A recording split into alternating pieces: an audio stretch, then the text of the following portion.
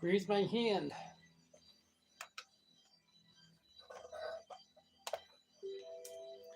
Got starving kitties just came running in.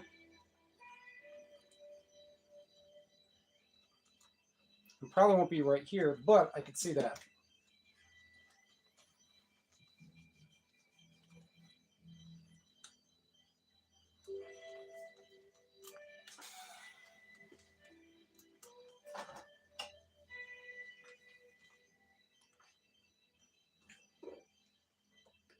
All right. Get this on.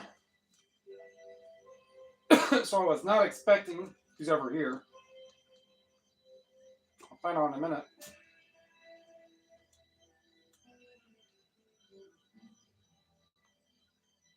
I'll get into the story on how I got one of these to start off with, but like 5 or 6 more I have to get.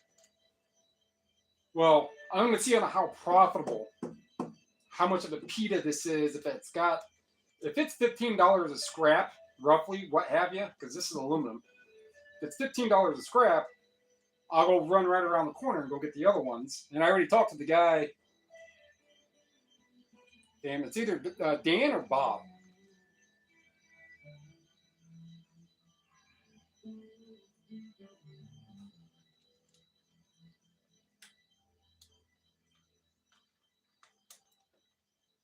Just me, just one person. All right, so I'll mark this and I'll talk about it now.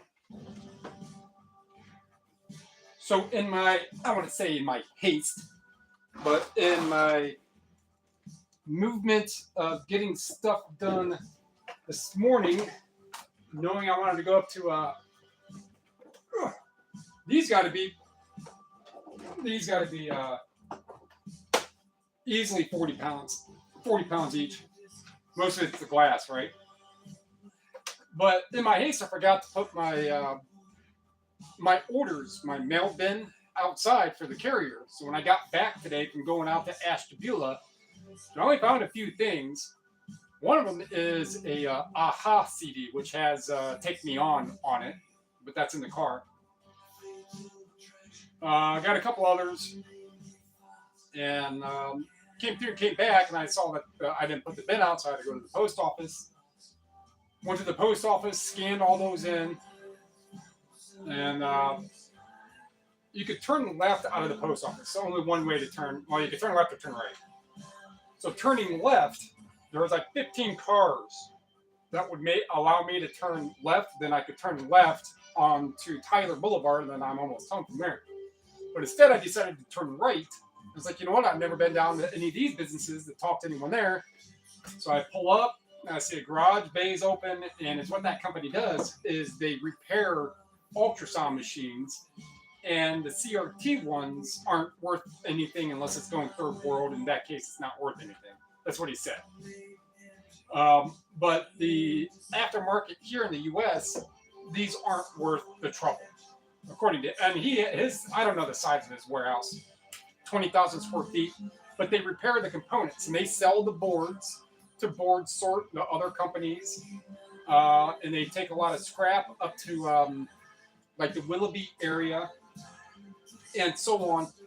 So anyhow, just because they get a little more money from there because it's much pure material, but they get better money there. So before I even talk to anyone with the open bay, I look inside and I see 5 or 6 of these things, and there is a couple of them that are a little different. And I say hello through a couple times to kind of bellow through the warehouse. Eventually, I think the guy's name is Bob. He comes out and I tell him, like, hey, my name's Derek. I live right back here, literally right behind the post office, but across the tracks. He's like, oh yeah, I know the place there. I know somebody lives right up there on Maple, which is the road over here. Like, all right, well, that's where I live anyhow. I started scrapping this year. It's only a hobby. I see you have some stuff in there. And eventually he's like, dude, I don't care. He even went in there and grabbed this cord. You can see how, it's kind of bent. He grabbed the cord and pulled this whole thing up. I was like, I'll take at least one because I'm not going to put 6 of these, which is a big chunk of weight in the back of the Ford Fiesta. I was like, I'll take it home. And this is even a flat screen monitor too. Because I'll take these home, and if they're feasible and scrapped, I'll come back and get the other ones. If they're not, he's like, "Oh, trash comes on Tuesday, so whatever's in there from that time," and he goes, "I'll give you permission. You can jump in that dumpster. We don't have anything that's gonna like poke through your shoes or anything." So that is the quick crux on how I got this, and then what will eventually be otherwise 5 or 6 more. And these things and maybe a few other things they toss out like that. He goes, "But if you swing by, you open up the dumpster, if there's something in there you want, help yourself." But for the most part, what they can't repair us for a board, they keep the boards, they keep the CPUs, they keep all that stuff most of the time. And he goes, "Yeah, you just happen to stop by that one day when all this is in there, because usually we don't throw that kind of stuff away. For this to be a big old speaker box, that's pretty chunky."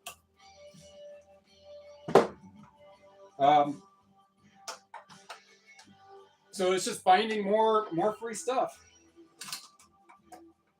And talking to I mean, heck, I've only spoke to some people down across the street down here on East Avenue, and this one guy, Bob, is responsible for these things. And if I just rotate those, I have plenty of stuff. Now, I can't eat up a whole lot of time taking one apart, and then there was 5 more, and then every week he's throwing away 20. I can't invest my time in that. I mean, my eBay stuff is already done. But this is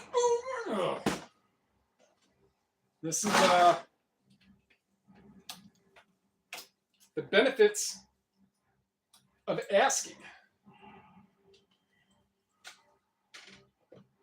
I mean, yeah, it could probably keep what you wanted, get what you easily could get off there, like these cords. He even says he has a whole bin of big cords, but he just sells those for, well, he gets $1.20 a pound because he takes in a whole bunch and he doesn't cut the ends off. He's like, "Yeah, I know they cut the ends off and they reclaim the gold and stuff out of it." So I was like, "Yeah, if it's in a dumpster, I'll take it. If it's beside the dumpster, that's all yours. I'm not touching it. It's got to be in the dumpster for me to even, because I don't want anybody to question it. Because it's in the dumpster, technically it's abandoned property." So Bob is cool, and the other guy, I think he said his name is Joe, another taller guy. And Joe was explaining some boards to me. And he said there's a company right up the road up here that also buys boards. So I may just have to go up there and be like, "Hey, this is what I do. I've never separated boards. If you could show me a little bit, it'll make my future endeavors easier to selling boards. That way, if I don't have to drive a little more than an hour south of here."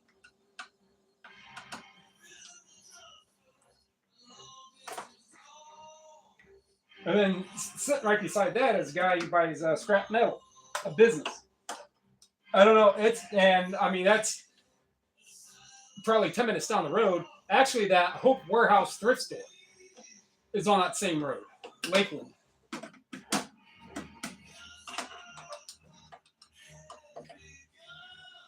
So if this one is fruitful and gives us some good stuff, I'll stop out there this weekend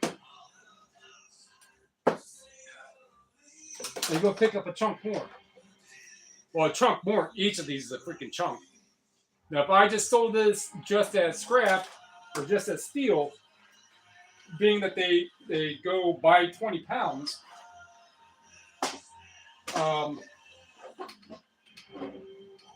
if one of these happens to be at that price, but anyhow, let's say they are 40 pounds, 9 cents a pound, right? It's less than $4. I bet you I can get more than $4 for all this scrap in here. Especially for my time. That's why when I started this video, when I hit live, or hit start, I should say, that's why immediately I started taking this apart so I can get an idea on the timing. All right, that's 20 pounds right there. Joking. All right.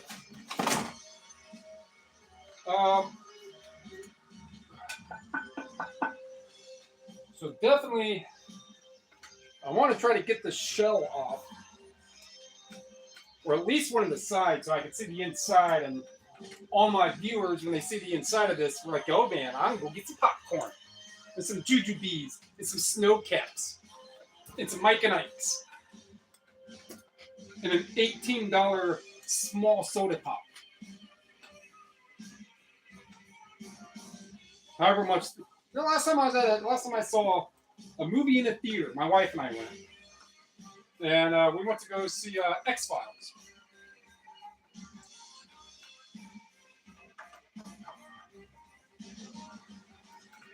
And that was when we lived there.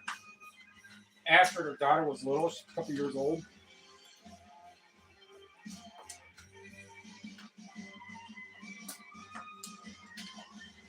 Well, this looks like those ones. Hopefully it's one of those ones. But this one has some goop in it. There's some nut goop.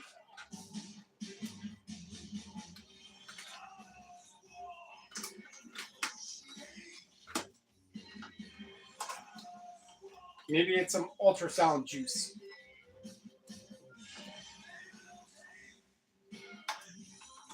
And I told the guys, like, you know what? That's a pretty good business to be in, because half the population on this planet, pretty much half the population on this planet is going to end up pregnant.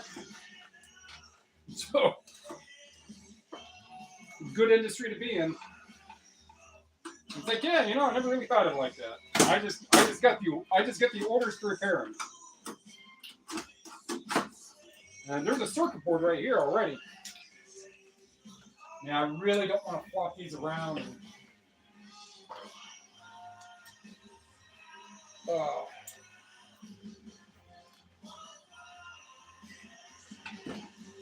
Walk it over here. Nuts. There are some.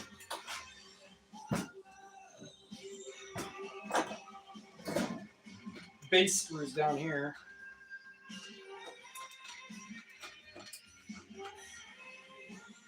Yeah, I gotta get that. I have Tears for Fears in here, or not Tears for Fears. Simple Minds. I should probably get a whole like specific '80s artist 5 disc in there. So I have at least Simple Minds. I believe I have a Tears for Fears. I have a Talking Heads. And I just got that Aha. My wife says when I play this stuff, it's like a bad '80s movies on repeat.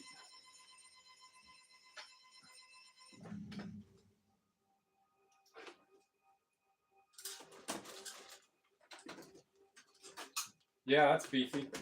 I'll tell you that, this little panel alone. Nice little chunks of aluminum.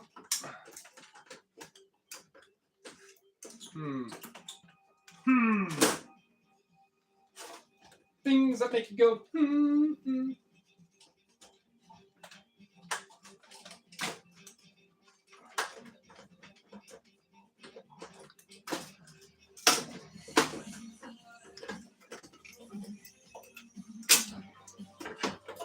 So that is board number 1 of 1, 2, 3, and a couple micro ones.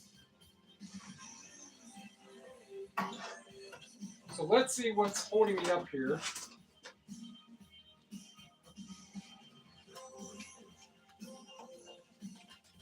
Yeah, all kinds of micro coils down here.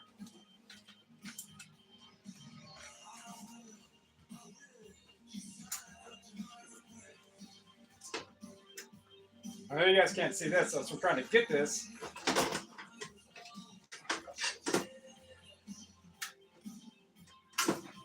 Nice big MOSFET.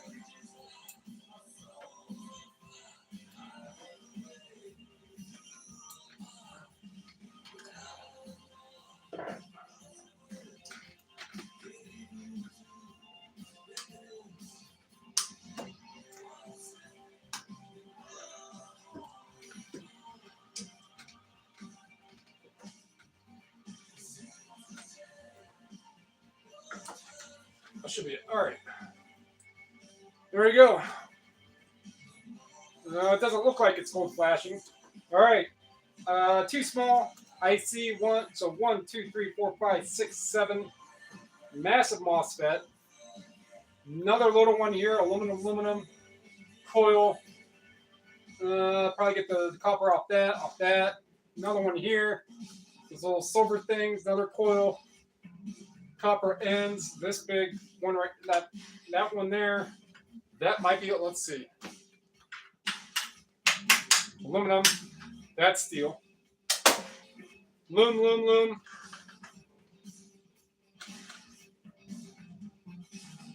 Bigger resistors in here. So the first one took probably 10 minutes to, I mean, now that I know how to take it apart, and it just slides, right? With these little slide teeth on it. Yeah, that in and of itself. So I'm going to want to take these off so I can get to the MOSFET so I can pop them up. So that's going to be a bunch of aluminum. It's not a whole lot, but that's, and then this other board I see has 5 more pieces of aluminum. 1, 2, 3, 4, 5, 6, 7, 8, 9, 10, at least 11 more ICs that I can see. This other board has bigger coils, multiple exposed coils, some switches, some bigger caps. Not much of any IC. I mean, a lot of it is hidden. Another like bigger exposed coil where you just put your screwdriver through it and just pull the wire out. So, as soon as I can pretty much take one apart, I can understand the process and I can narrow it down to where it's like, oh, I pull off this panel, that panel, and then it's done. I mean, that's the primary one. I want to get these freaking things out of here. But these are bolted on this panel. And this panel comes out. So maybe all of this will slide out. And I don't know if this wraparound cord is copper or not. What all's in here, whatever the amount is, it's free. They're heavy. But right now, a couple pounds of aluminum, at least, maybe a couple pounds of copper. So each one could probably be $10 plus whatever the remainder is going to be in steel and dump weight. And then whatever the boards are. So, the best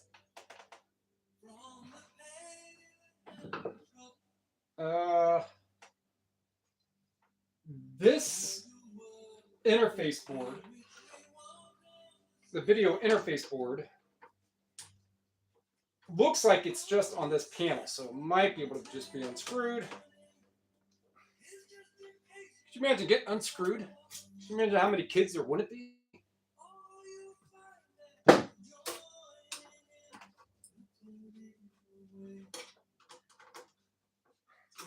So if you've been on any of my live streams of late, you know I've had these same 5 CDs in here.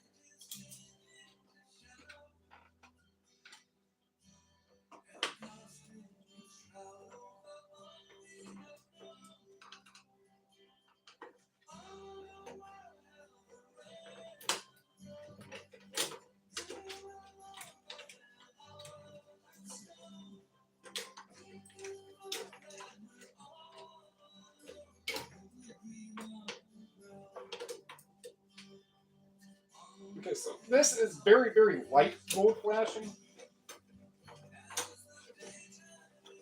All right, so aside of that, there's only 2 screws holding this off, so I'm not going to bother with all that. I'm trying to undo the wire so I can have access to it easy. I don't know if that's even gold. If it is gold flashing, cool.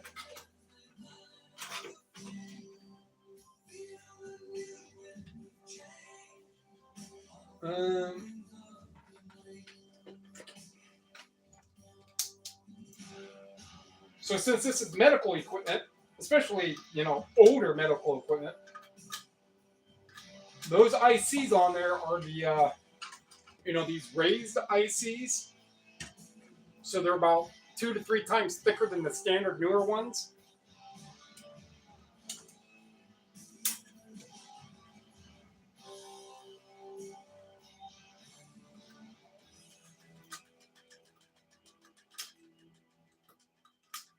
And if you hear what sounds like a faint helicopter, it's my Venetian blinds for the sliding door.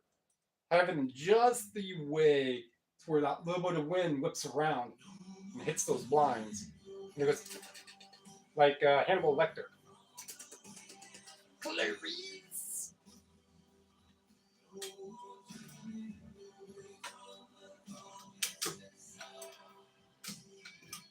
Yeah, talking to someone like him and that type of business, to get associated with, I mean, this is a lot of work as opposed to just having like a 20-pound bucket full of brass. This is work for it, but it's, you know, it's free. You get $1 a pound for these wires, cut off those ends and their bolt connectors. That's why that wasn't going to come off, because that's soldered.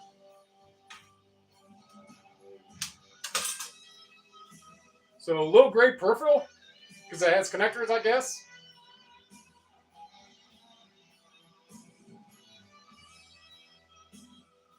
I don't know if that's gold flashing or not, but if it is, I'm flashing in the gold.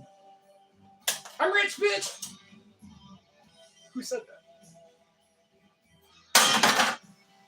that?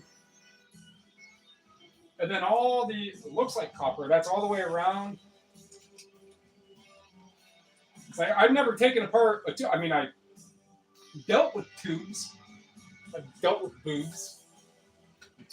Yeah. You know, way when ago. Back in those were the days. But man, that glass is fucking heavy. They said, no, most of these might be brass. Nope.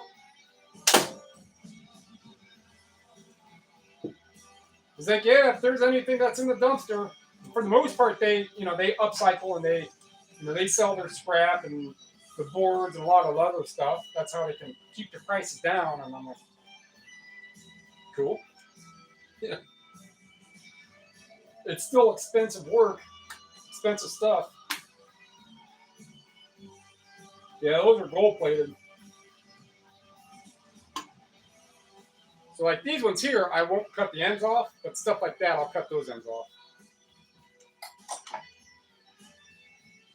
I want to try to get this just up and out of the way. And there looks like, or might be 6, no, more than 6.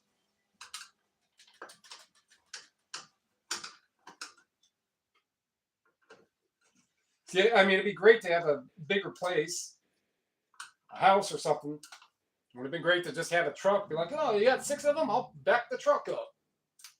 You just load it up, and I'll deal with it all later. But yeah, it reminds me of growing up. So my mom had several cars. Like back in the 80s, she was a police officer, and she bought a retired Crown Vic. Or not a Crown Vic, was it no, it wasn't Cutlass.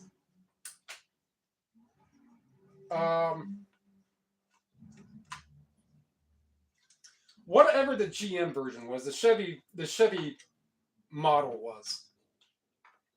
So she had one of those, and then shortly after that, after we moved, the kids were a little more grown. She bought a Chevy Beretta, like a GTZ. Someone sideswiped her and took it out.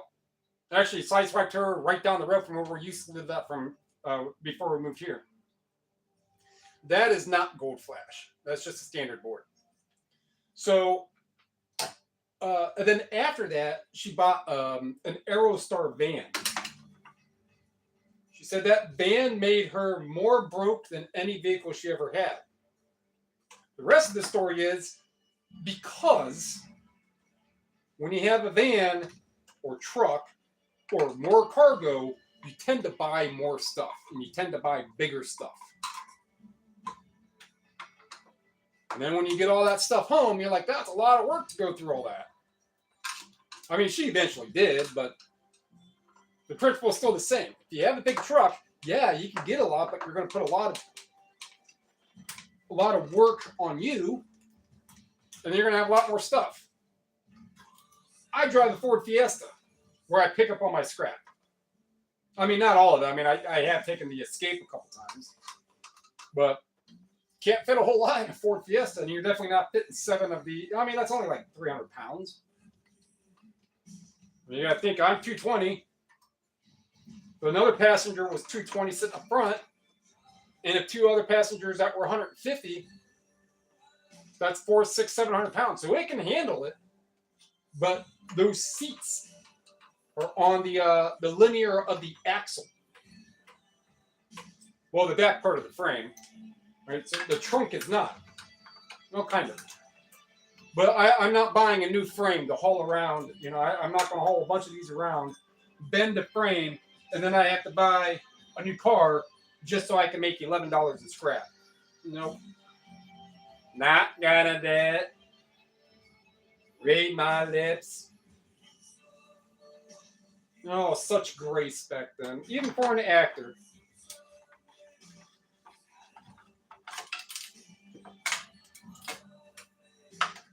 Alright, maybe these risers are aluminum? No. Junk. Well, however much that is in weight. But this is aluminum.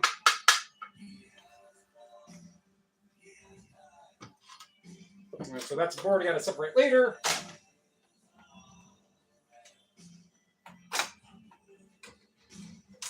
This bracket, whatever this is, that's aluminum with the circuit board on it. It's like, hey man, let's use aluminum in this thing, and when it's all said and done, it's still going to weigh 50 pounds. I mean, if they would have used steel, I said this in yesterday's stream. For whatever I was taking part, I don't remember. Like, man, just imagine what this thing would weigh if they used steel.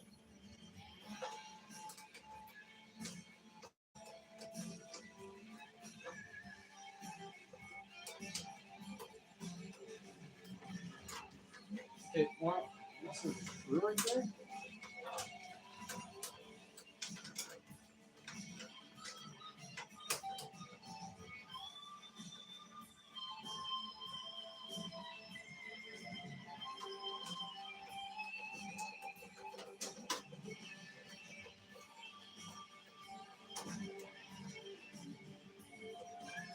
Oh, I think there's a little flat down piece of metal. Indeed.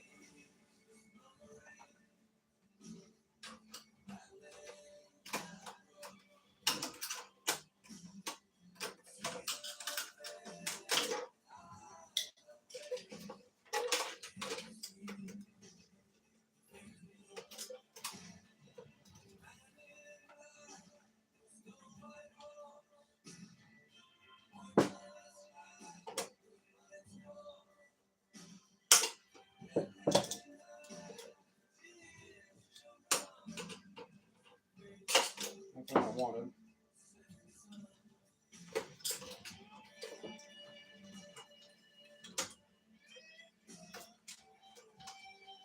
Yeah, a lot of pluggy wires.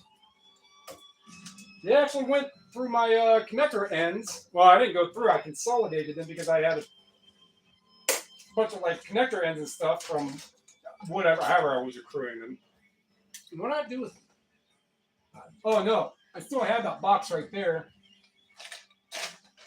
But those are like board connector ends. So if the board was, it's going to be a standard 50 cent per pound board. You know, I cut off the USB, stuff like that. Because I think connector ends are $3.25 or $3.75 a pound. Ribbon cable, so I have that anymore. What the fuck I was saying? Look at these wee little. Well, spools of copper. So I'll just cut that off right there. I'll just go as number 2. But that'll pop right off. That's aluminum. Brewing.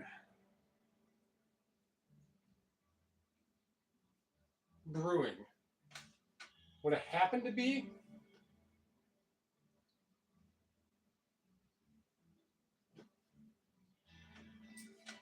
Would have happened to be someone that is a name very easy for me to remember. Because I always just talk. I just talked and talked and talked and talked. I don't. I may have said. I don't think I even brought that up.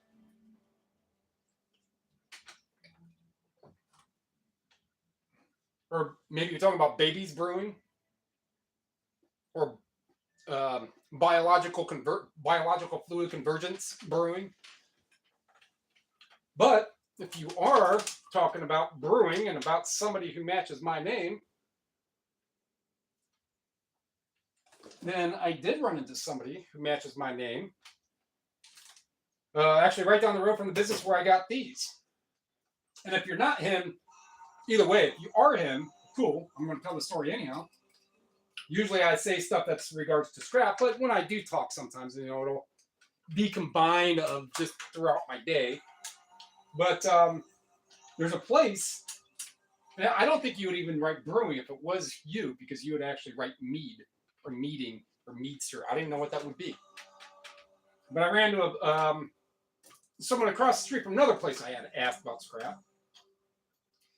And I had no idea. I didn't know what meadery is. Meadry, mead. So I stopped by to talk to business across the little parking lot area, and I talked to that guy for a minute, and I went over, and there was another plaza there. Guy had some car, or different. The plaza there had some cars. Then I tap on a door and open up, say hello. This guy by the name of Derek, my name as well, answers, and I introduce myself, and we ended up talking. I ended up asking a bunch of questions about what he does. The place is called D&D Meadery. Meadry, Meadery. D&D, like Dungeons and Dragons, except for it's Derek, and I think he said his brother's name is Dominic. He started like a year and a half ago. You tell me about a little bit about the sales and the convention of sales and the stores he goes to, and the bars and restaurants to sell his stuff. And for the most part, my understanding is that for the vast majority, if not all, this guy at D&D, if it's not you, if you're not the guy Derek I'm talking about, then I'm telling the story. If you are, then I'm just going to tell the story anyhow. But he sells 375 milliliter bottles of mead, not wine, not beer, mead. There is a difference. He let me know there is a difference. That's why I ask questions, because I quit drinking 6 years ago.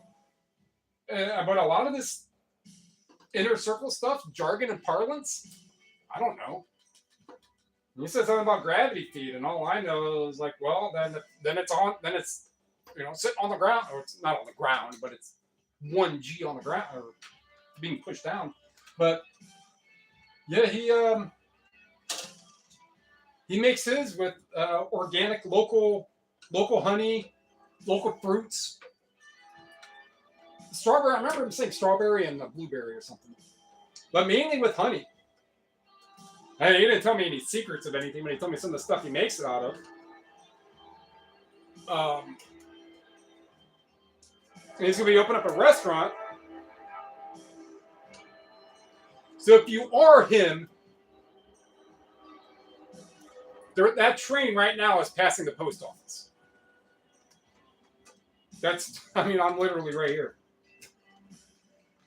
But yeah, very fascinating. I mean, I could talk to a mechanic for a little bit about cars, but something I really don't know much about, I started asking questions. Cool guy, young, bigger guy. And he's got to be probably 6. If that's you, then you know your size. But if not anything, it's like probably 6'2", probably 280. Bigger guy, real, calm, interesting. I got him to smile once. I forget what I said, but I got him to smile once. But very intent and focused on what he was explaining to me. Well, yeah, the business just started a year and a half ago. But he sells these bottles of this. I don't know. It's not custom. What am I looking for? Handmade. hand done bottles of mead. So about half the size. Well, it is half the size of what you'd usually get for pretty much the price of what you would pay for a full bottle. And the business just keeps growing. And he has some marketing tact, TACT, tact. It's like, oh, it's a new bottle. Somebody see a new bottle with a cool design and read a couple words on it, and it's the same price of half the product, but people are going to spend $20 anyhow. And people are, I don't want to say eating, are drinking it up. And if I still drank, I would be more than happy to give them money for a bottle and bring it home and drink it. But I don't. Because I got cash in my pocket from scrapping.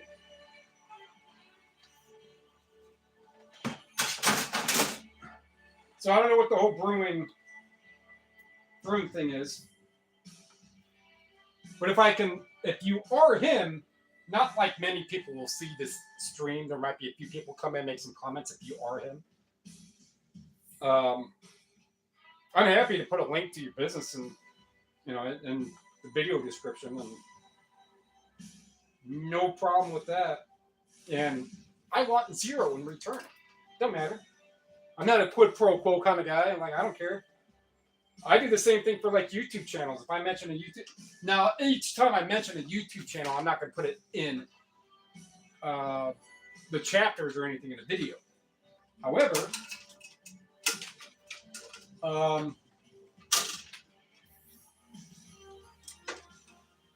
if it's something new or no, it wasn't us. I was talking to somebody else at the post office, and he knows a guy. The other guy used to be an employee under me when I managed a window and door company up here. And now the guy I'm talking about owns a tabletop card game store in Madison. And the guy I was talking to at the post office, he used to own a smoke shop.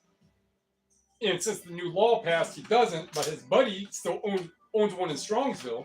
But he was telling me that he's like, yeah, I went up to this card, and he was telling me, he's like, is the guy's name happen to be Saxon? He's like, yeah, how do you know? I was like, I was his manager at one time at a different place where he worked at. So, anyhow, if at any point I verify that whoever this at Brewing, if that's you, I'll link it. I'm going to assume you have a website. Yeah, and yeah, apparently, I don't know about if it's only Ohio or if other states or if it's all just federal, but you do need a license, a specific license to sell alcoholic beverages online. I would have just thought that just a standard alcohol or liquor license. I have a joke about female and female relationship, kind of what that is. If I were, well, a couple of them, but I mean, I don't want to make any. It is a joke, and there is truth to it. It's not derogating any group, but it is one specific gay or lesbian group. So I don't want to. That's not the kind of person I am. I may be a dick sometimes, but I'm not like that. Well, let's just say if you have a lot of women in a drinking establishment, you need a liquor license.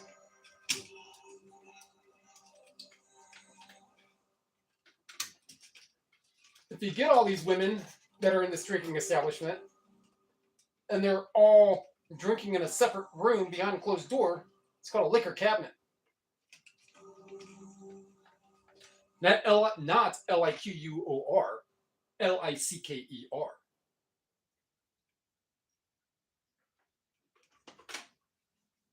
All right, 5 people.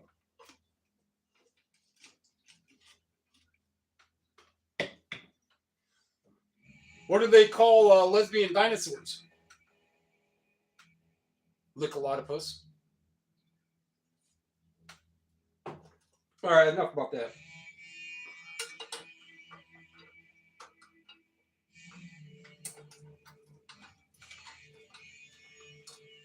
So I don't know what the baby that comment. Now you've got me just completely befuddled about if that's the guy who I went to at the meadery, because it would just be very odd. Because I did tell him about my YouTube channel.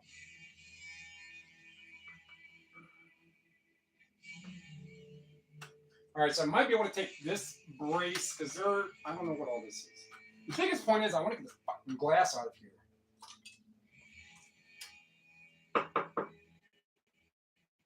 But this cord right here,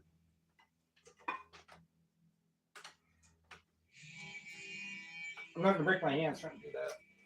Not right now, at least.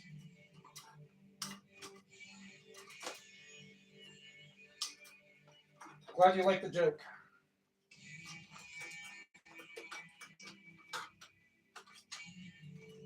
As long as I got stuff to take apart, I'm here every day. Well, actually, earlier today, coming back from Ashtabula, and I was going to go ahead to the Goodwill up here in Menor. But before that, I see the stand. It's on the curb, so I stop and I pick it up, and then I parked because I passed it up and I parked in the apartment complex parking lot. And I come back, put the fan down, I'm like, well, I bet you they have dumpsters here. And then I found a smaller microwave, not like this big old KitchenAid. This KitchenAid right here is probably 70, 80 pounds itself. And it's like a $4,000 microwave got for $50.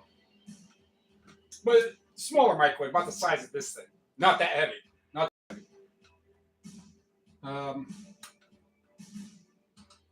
Like I said, I went to the post office and I had to go right because going left was just too much traffic, and didn't have the patience because I had to go to that guy's house up the road because he had stuff in the garage. He wanted me to help him clear it out, or at least take the metal. I knock on the door and no response. Now, I'm not in a super hurry for all that, but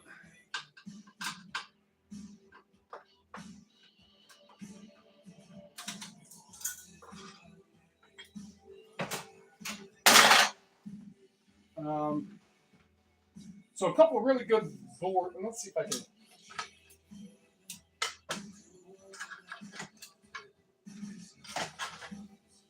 There, now I can show them off. It's like being the first one on the block in 1986 and buying a Fiero. You're going to put it at the end of the driveway so everybody sees your Fiero. And I say that because my brother has a Fiero. Actually, he has two of them. 86 GT 2M4, or not 2M4, 2M6. I believe it's the six cylinder. And he lives down by the blimp hangar. And he's got a bit, well, he has that building. And then there's 3 or 4 bays, and the last bay has a lift. And then the other bay, he keeps his boat in. And a lot of his electrical business stuff. And then the rest of the electrical business is down in Worcester, which is maybe a half an hour from him. So I don't think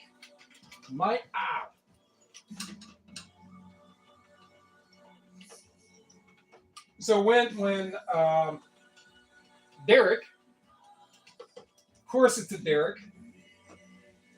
And if your name is Derek, you know somebody by the name of Derek. And if you ever watched the show Orville, you know what I mean by, of course it's a Derek.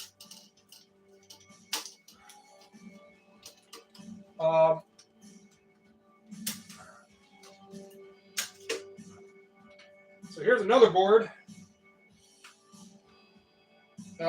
Looks gold flash, but it is not. Let's see. All these 1, 2, 3, 4, 5, 6, 7, 8, 9. I don't know. 10, 11 ICs. And each of these looks like there's 2 ICs for each of these aluminum blocks. Besides that, no, there is 2 ICs for each of them.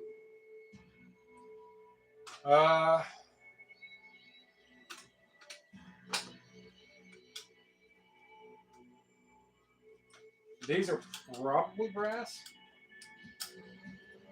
Figure that one out later. So that's another good board. And I got to move this baffle, plate, brace, whatever it is, in order to get to those couple screws. And then this one right here has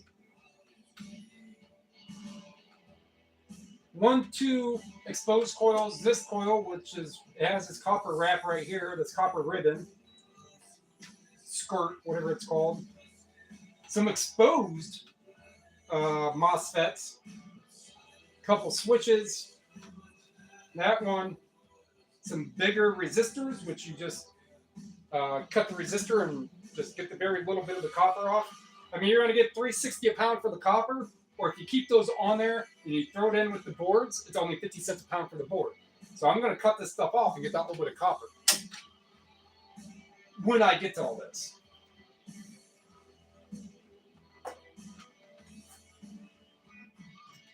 All right, time to flip her over and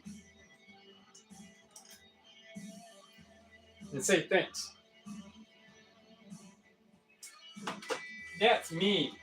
That's sexist. Ooh.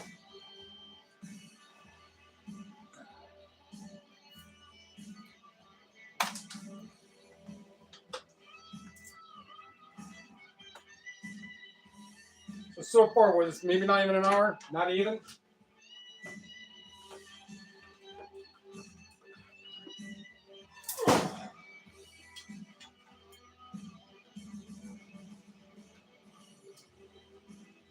So this, actually, I think this whole block right here in aluminum, that might be like a 15/16. I have my socket set over here. Let's get the rest of this off.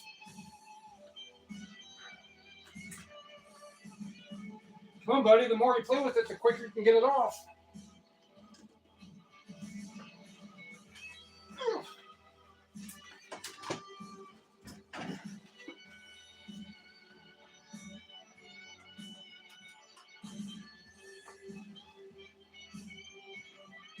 Yeah, so when I was rewatching, so sometimes I'll put a couple chapters, 4, 5, 6 chapters in a live stream when I'm said and done. And I get to the part yesterday when I was talking about it turned out it was the band. The band is called Hot Action Cop. And the name of the song is Fever for a Flavor. Ooh, can I get a little sticky sticky? Ooh, can I get a little snippy snippy?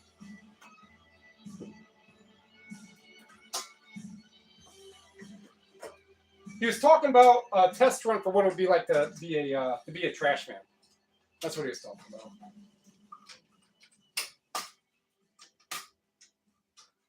Oof. And so the board here, all those big resistors, MOSFET. Let's see.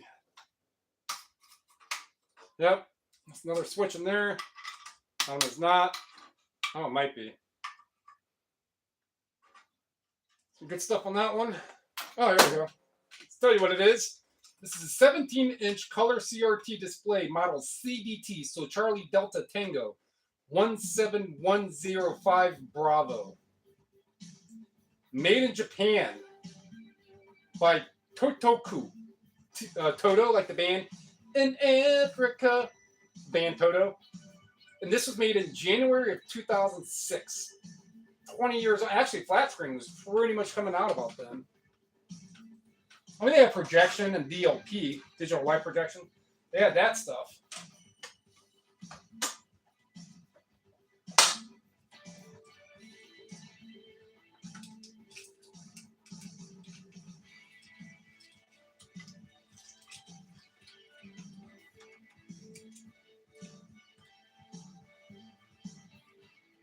Yeah, just had like 8 people here.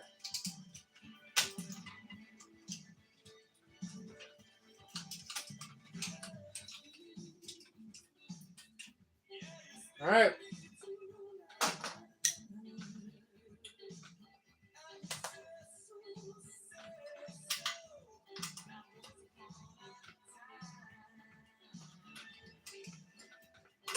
Good old cathode ray. It's kind of hard to steal. Kind of hard to believe that this technology for television, for monitors. When was the cathode ray made? Maybe mid-30s. So for pretty much 80 years, it was glass and scanning of light that goes over the monitor. And that's how you get the image at 60 hertz.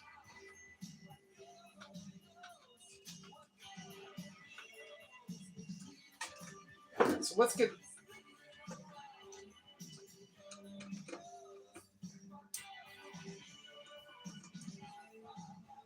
So the basic teardown so far for this, now I can't forget about the brass and the fuse. The basic teardown for this so far is less than an hour. I mean, I spent a little time concentrating on talking. But for scrap-wise, I mean, these boards are going to take some time to do, so it's not like a solid time frame of oh, I got the stuff, I was able to disassemble it and process it. It was, I made exactly $15 an hour. That's flash. It's copper band, right? But the size of these resistors that are in here, especially these larger ones, with the gauge of those, of the copper that's on there, and the little bits of copper that are on this, and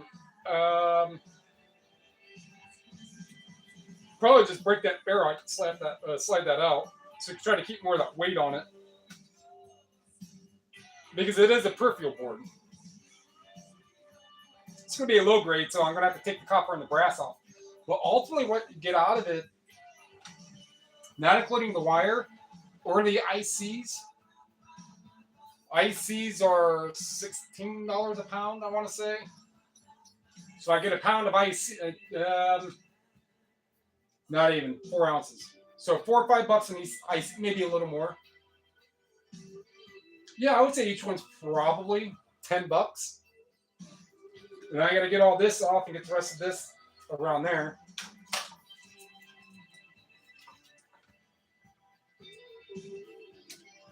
See if these risers are... Nope. But that's some strong steel for... I mean, that's, I don't know the exact size, 1/16 of an inch. Got a tad. I'm in it for the weight, baby.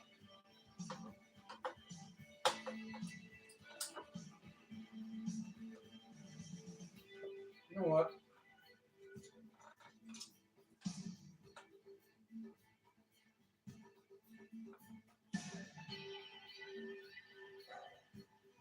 Oh, brewing. That's the name of the person who commented. Their handle. I just thought it was kind of strange that I thought that was the person's comment. And I was like, oh, that'd be kind of strange because I just talked to somebody around the corner about brewing mead. And his name is Derek, just like mine. Spelled the same way, the cool way.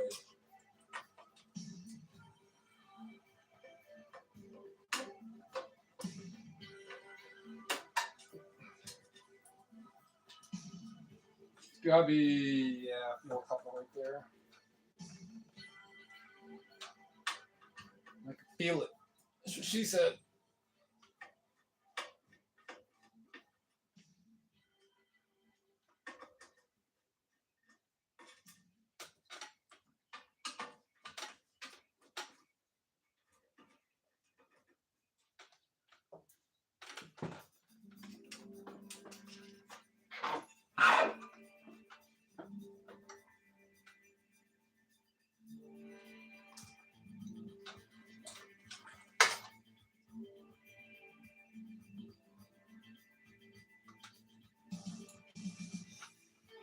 Yeah, I haven't even been at that point, and it's wanting to go. Yeah, if I can displace this glass from all this, everything else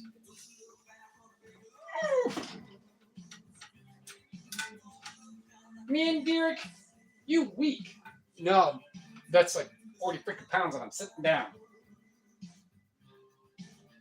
I lost one of my weed vapes too, which is good, or not good, which is fortunate. I mean, I have like 3 or 4 different kinds that are sitting around just waiting to be completely killed. But that one guy was saying I met at the post office, his buddy has a weed store, or a vape store, I should say, a dispensary up in Strongsville.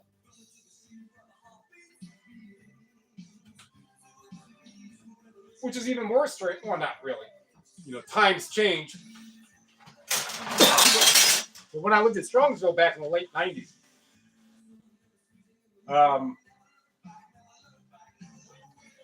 I worked at it's called a Brown Derby, Ground Round. So this steakhouse. And depending on the time and shift and all that, I would walk around town, and the police department sits right in the Strongsville Square, in the courthouse and all that. Water tower right there, and police department's right there. So I was walking by one time, and there was a pot plant growing in the police department in the window. I could see the pot plant growing in the window. So I stopped in, and I was like, "Hey, I don't know if you guys know, but you guys have a pot plant growing in your window." It's like, "Yeah, it's staying there for evidence." Yeah, back then when weed wasn't as tolerable as it is now, no, it wasn't evidence. That was free, chill, and relax for you guys. It probably was evidence. I don't know. So get size for that.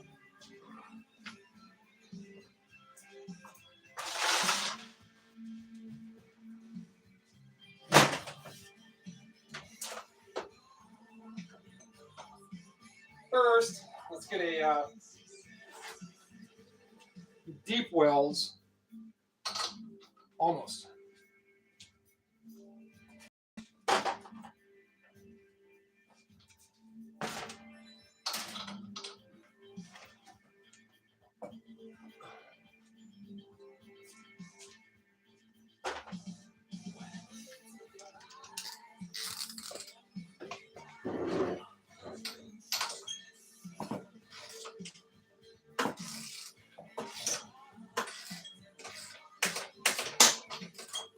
Good old nylon locking nut.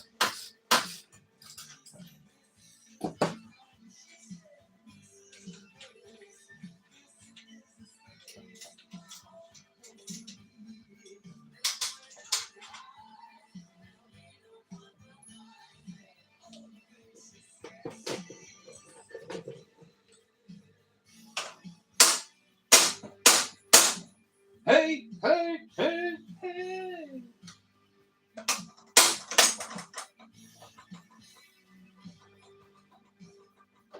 All I need is this. Out.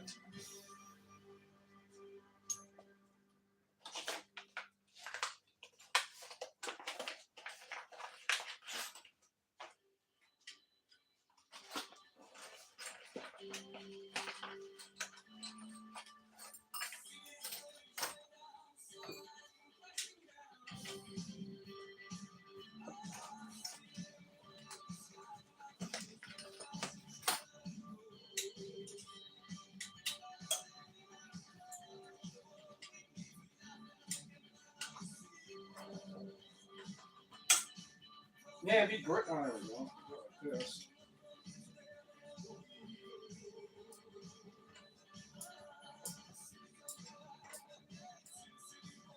Watch this be a bolt that goes all the way through.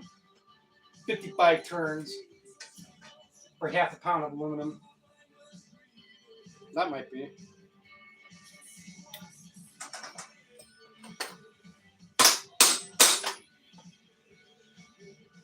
That's not. Well, it goes that way anyhow.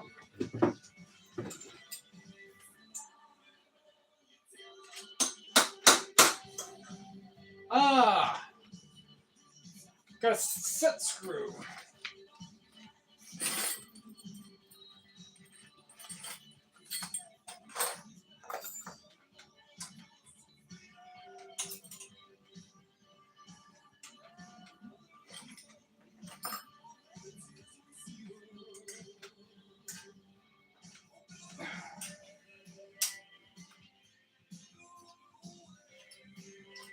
Well, I don't know. Hold on. Let's see.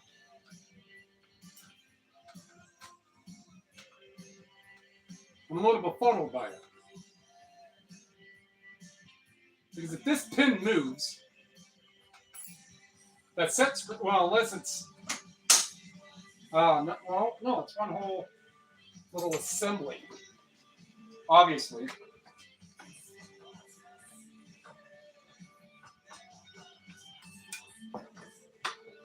There's another nut right there. Anyhow, so I need to get these other ones here so all this is substantially easier to finagle. So got these smaller sockets.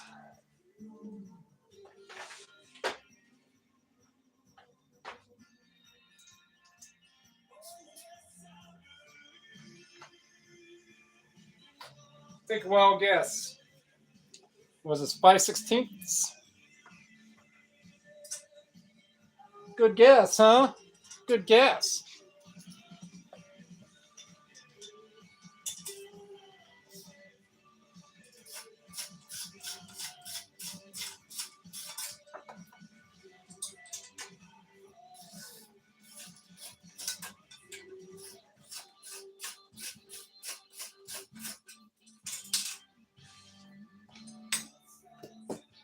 So, all right, so if I do this, you want to make it a simple transfer. You'll just soup. And I don't want to be hurry up and trying to get my feet out of the way before gravity of 40 pounds decides to take effect on my toes. So, safety first. Move all this stuff. Well, most of it.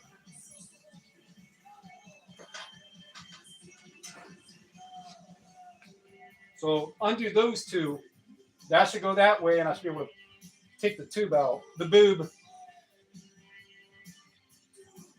Gotta finagle the boob. Scratched it. Oh no, I scratched a piece of trash.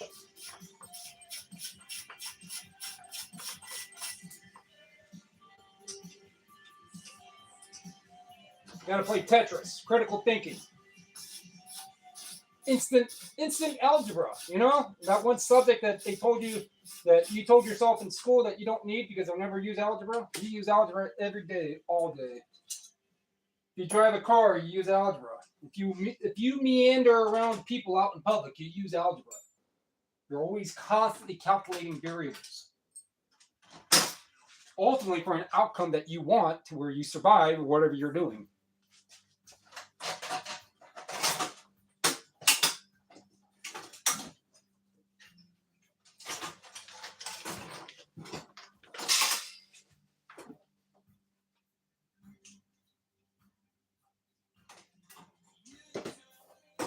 It's one nice boob.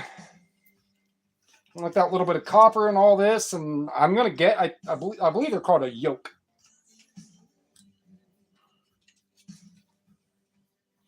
So, however, I'll figure that out. That's not a right now problem. It is a problem, not a right now problem.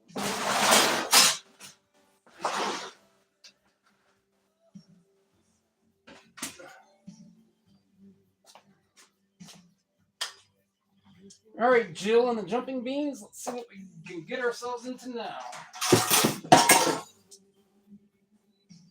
Guess what happens when we take all the fasteners off, huh?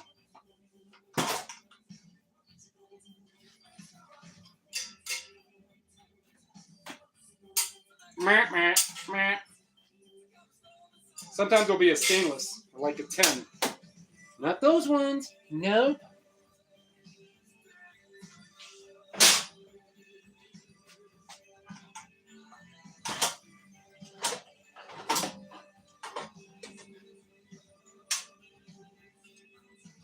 Nuh-uh, you're going with me.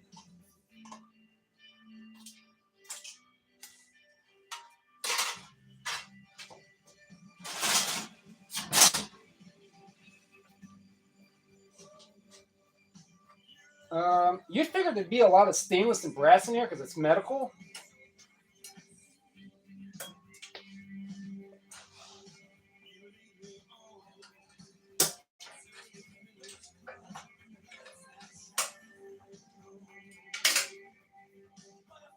Toss that in straight up, even with that ferrite.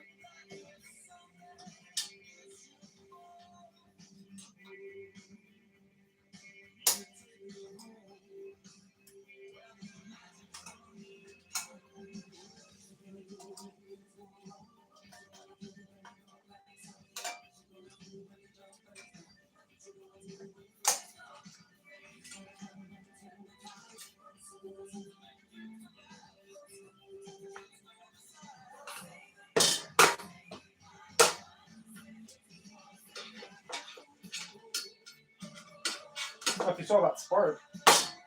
Oh, it wasn't. It's me just scratching the coating.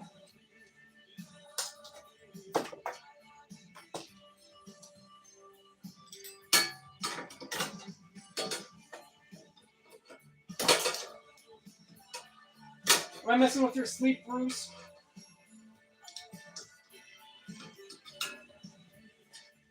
You probably can't see my cat Bruce back here. One of the several kitties.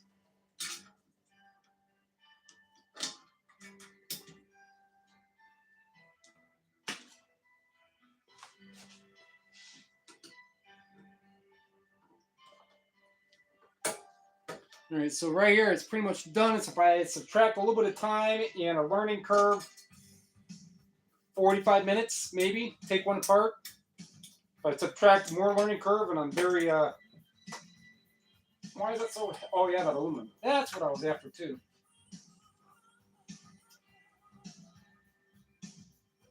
But these are welded nuts.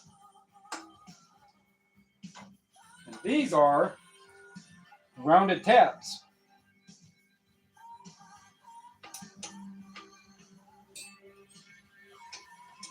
Oh.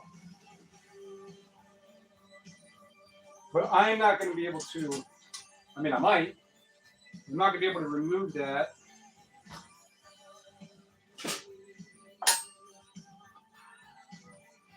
Not that size. Now I really don't need this for much of anything else.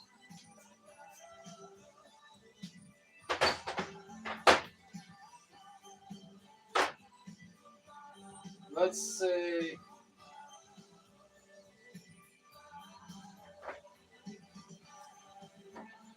so it's 14 mil. It's gonna be 13 or a half inch.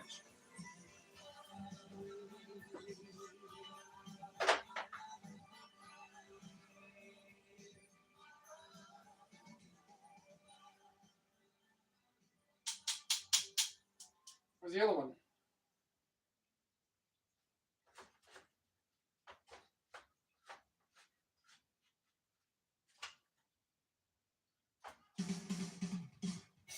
Oh yeah. Never mind.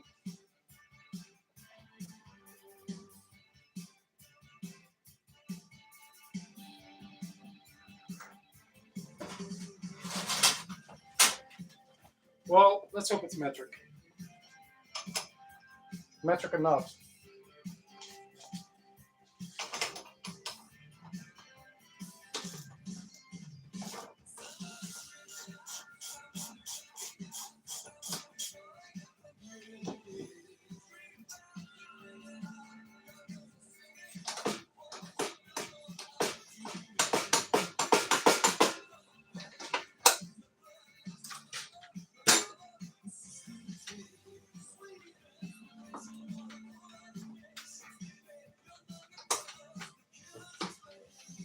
If I get that out, that's, I don't know, I mean, I don't know how much it weighs in aluminum.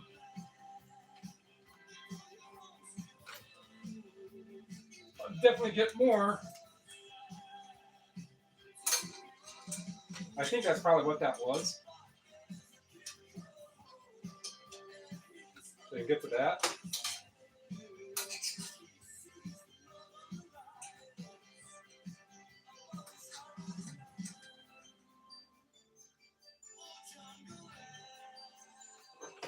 I guess it won't be too much for it.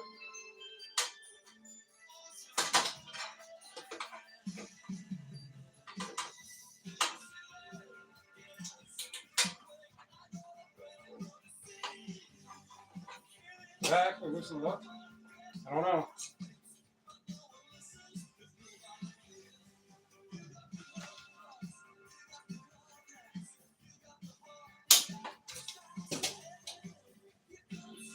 Well, I didn't break the Allen wrench, so yep, that loosened it.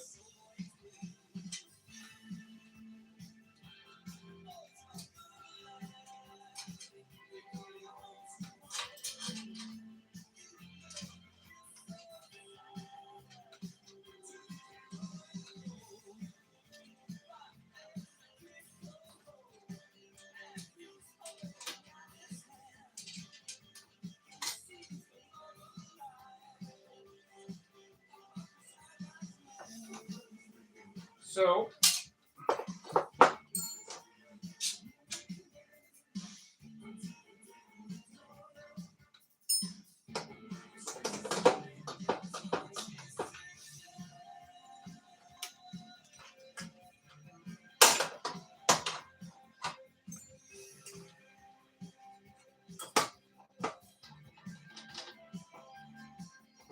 oh, there we go.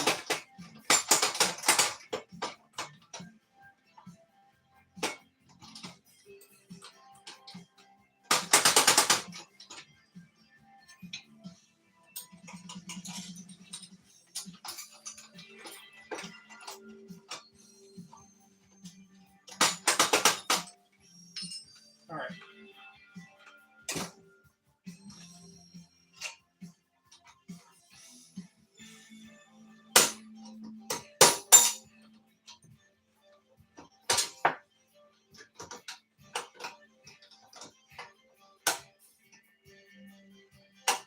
So that smaller side should be going through.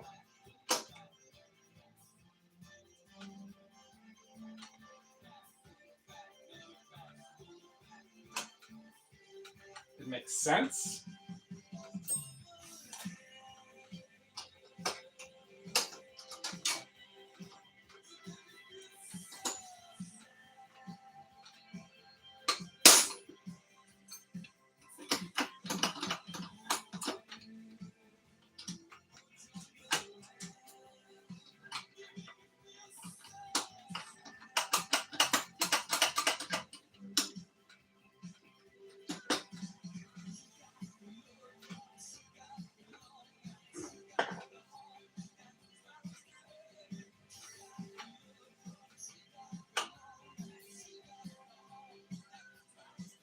Now I know with what I have, I will not be able to bend this steel, let alone try to.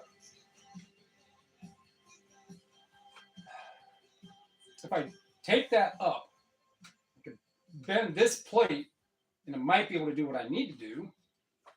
But if it is not going to cooperate, and I know it's not one of the, it's not one of those things I can type online and be like, hey, how do I take this off of this? You know.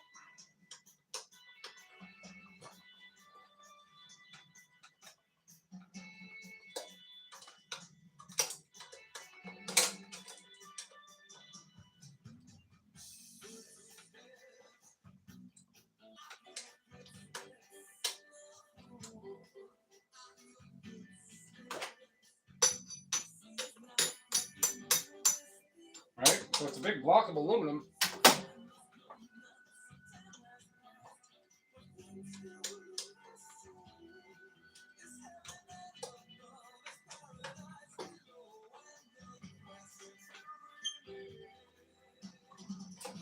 Gotta use that gray matter.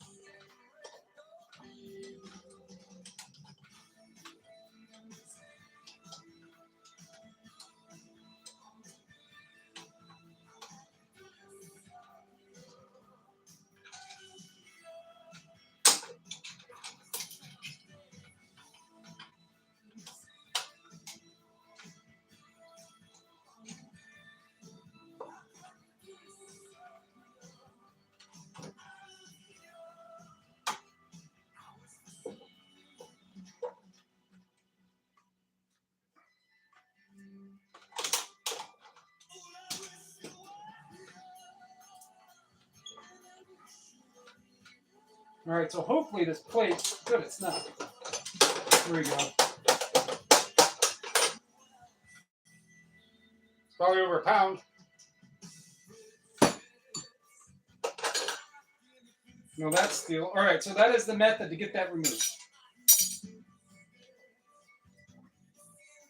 And nothing else on there. All right, so at least I know that. All right.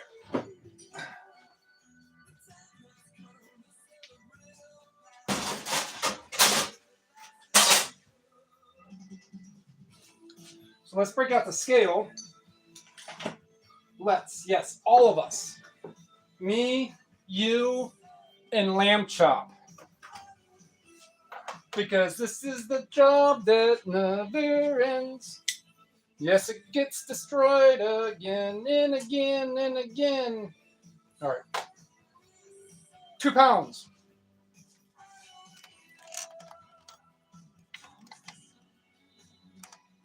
Where's my finger? Yeah, 2 pounds. 1 pound, 15 ounce. So that is $1 of aluminum, at least at that.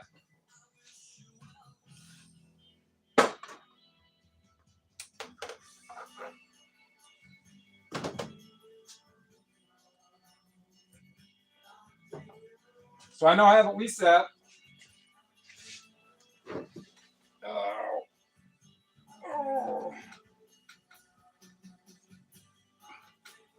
Man, get noticed for young people.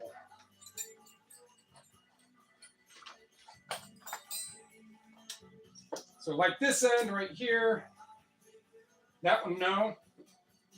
This end I'll cut.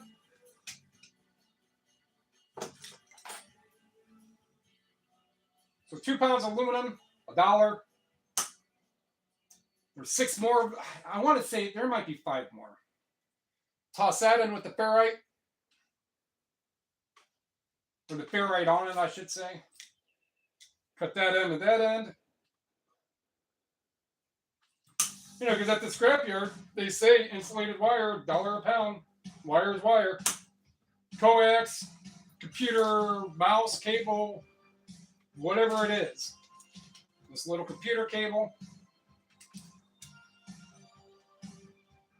With this little speaker on it. So those are too small. These ends right here are too small for me to worry about.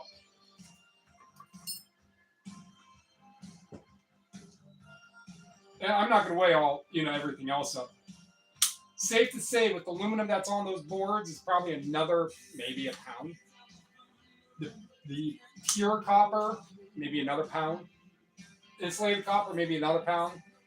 So they might be $10 in non-steel stuff, and then all the steel, and then all the other. Oh, that's not including the actual the tube, the boob. Can't forget about those tatas. So this one, no, that doesn't have enough, and it's silver point. That one's not.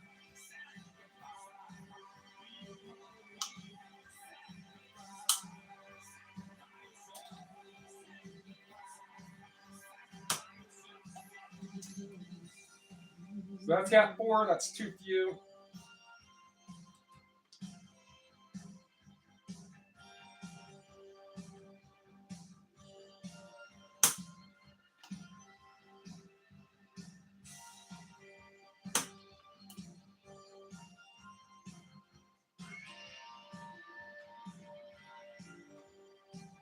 Get $2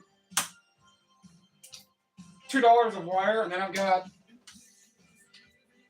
these here. All right, so that's a connector end. That one will stay. That'll stay on. Sometimes with these, I'll just try to get my pliers and yank that out so I can get the brass out of it. But if I can't, then I'm not worried about it. This connector end right here.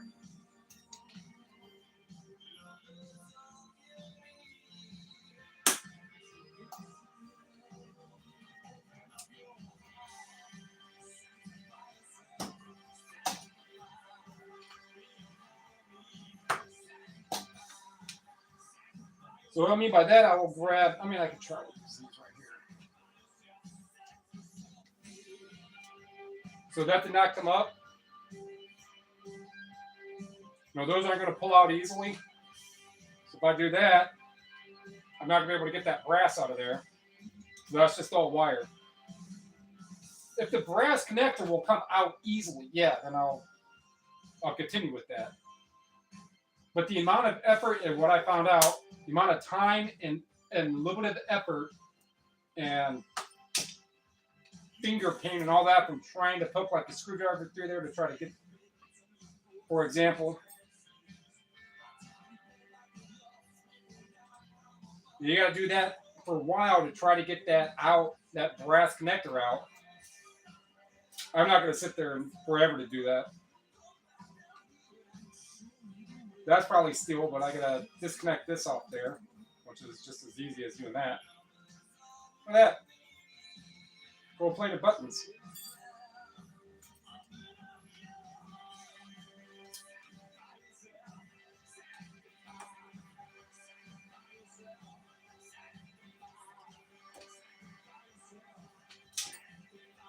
We have another board. I have to. That could. I'll put it in the process later. That, yeah. So I was processing boards down from like non-gold flashing. It's a nice piece of milled steel. Oh, I'll give it to my wife. It's an M. Because my wife's name is M. That's all you get.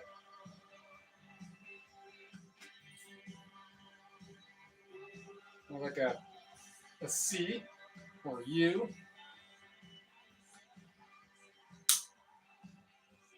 Now, if I do that, it's just going to be some other little piece of something sitting around. Ooh. Non-magnetic. It's probably stainless. I mean, it's milled down like that. That's nice. That's a bonus right there. If it wasn't stainless, it's 9 cents a pound. Stainless is 30 cents a pound. If I choose to put it in with the stainless.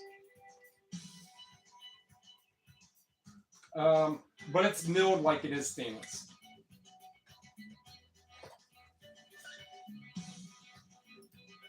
I don't think they'd use brass for something to be, yeah, stainless. I don't think they'd use brass as something to be a backing brace part of something to hold a mount for a CRT TV or a CRT monitor. It's not going to be aluminum. It's way too heavy to be aluminum. So, stainless, 30 cents a pound as opposed to 9 cents a pound for, yeah, triple my money right there.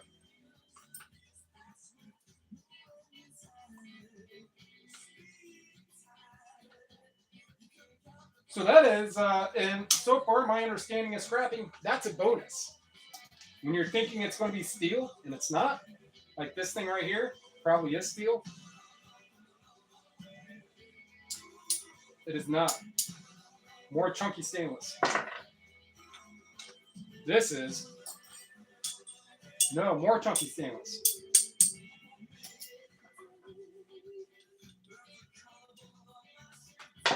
Nice.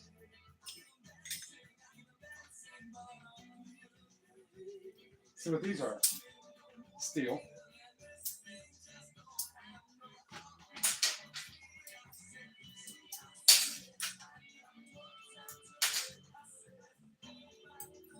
Get all these Alan. Alan, what are you doing here? Alan, go. Alan, move. Why did everybody name their kid Alan? It was a cool thing to do.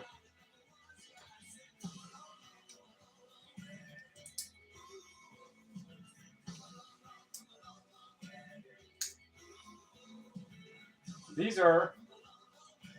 Ooh. Oh no, just that part. So those are going to be electrical contacts, so they're not gold. Chances are they want to be foil.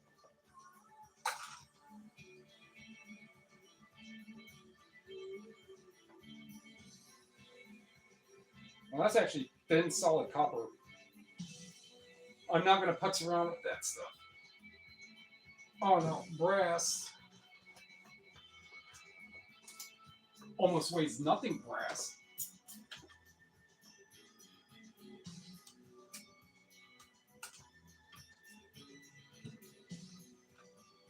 So this brass in here, no, and no. So that'll go in like that. Yes, I'll put this one.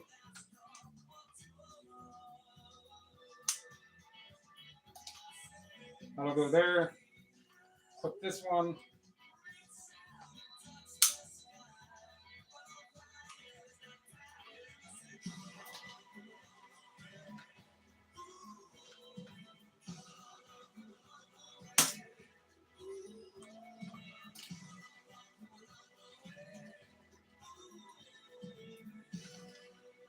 Get some brass off of that.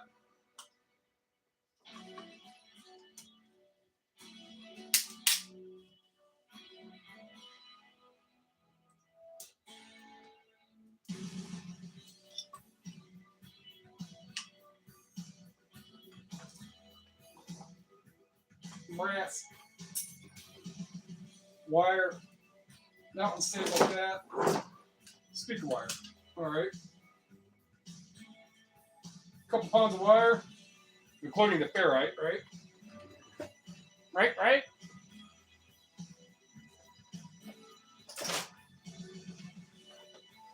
And that doesn't include all the stuff that's on that yoke.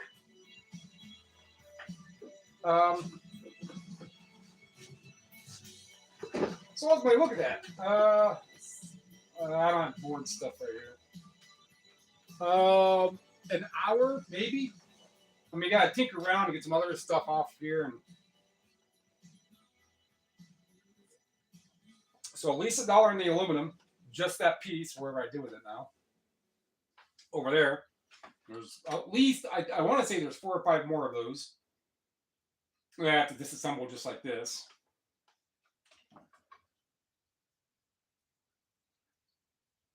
And do this first. It's pretty unlikely it's going to be steel, but some contacts have done. There you go. Just that little point right there, but they weigh almost nothing. It's putting that in brass is not going to ruin the company, ruin the scrapyard. So these are going to be boards minus the stuff that has aluminum.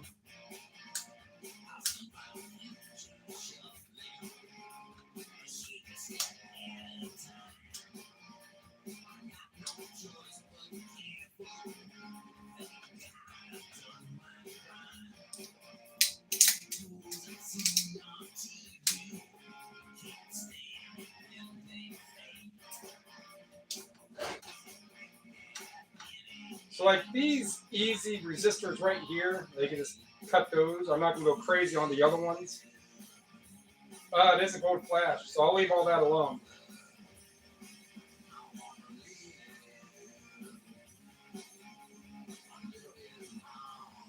But I'm going to take boards up to this place up the road, which is much closer than an hour.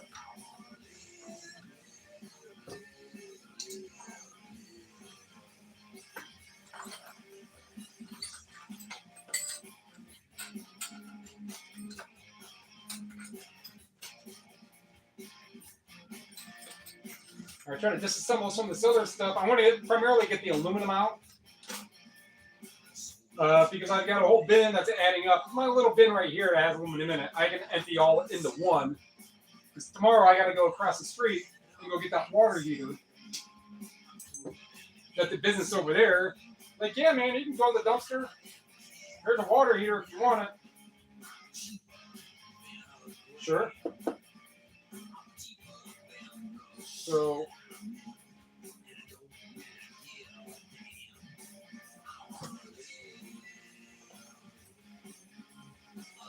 well, that water heater is like 120 pounds, so that's a free $10.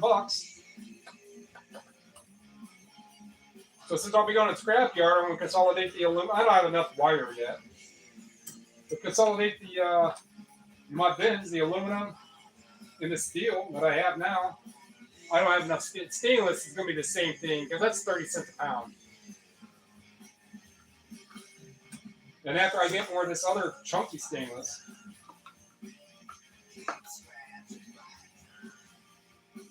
yeah, that's definitely a bonus. Stainless and aluminum. When you think something's going to be steel, it turns out to be stainless. Yeah. Or you think something's going to be XYZ, it turns out to be aluminum.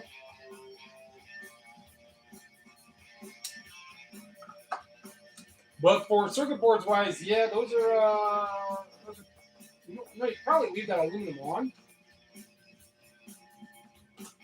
There's ICs you want to take off.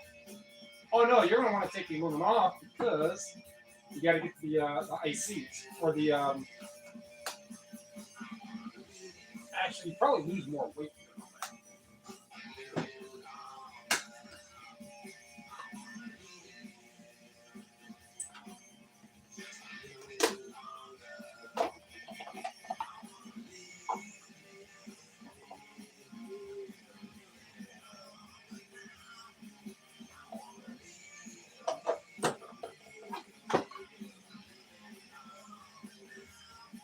No, you're not taking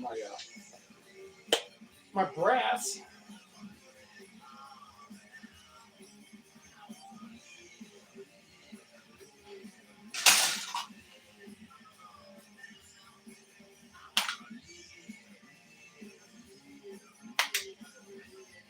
At least I got those with the copper.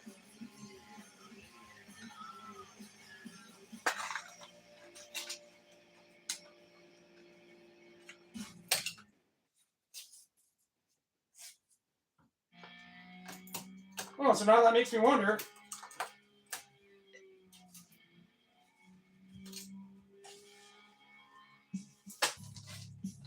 Makes me wonder if that brewing might be that brewing company, D&D Meadery. And he just came in here and was like, oh no, Derek, yeah, you told me about your YouTube channel. And I remembered the name of what you said it was, close enough, and I found you. And here you are, taking stuff apart. Yeah, that's exactly what you're doing. Yes, sir.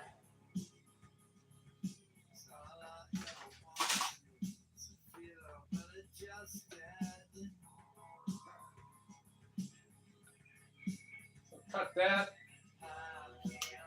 Copper.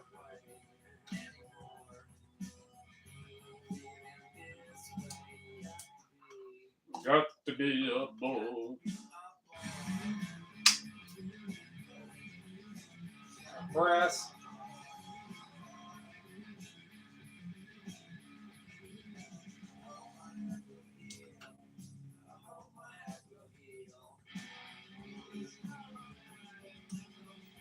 More brass. But I had two of them down there. Oh, there are. Insulated wire, insulated wire.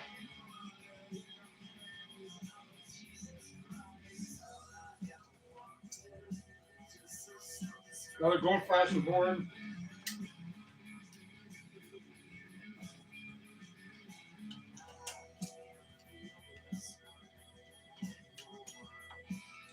Yeah, if I can, and aluminum, these little bits of copper.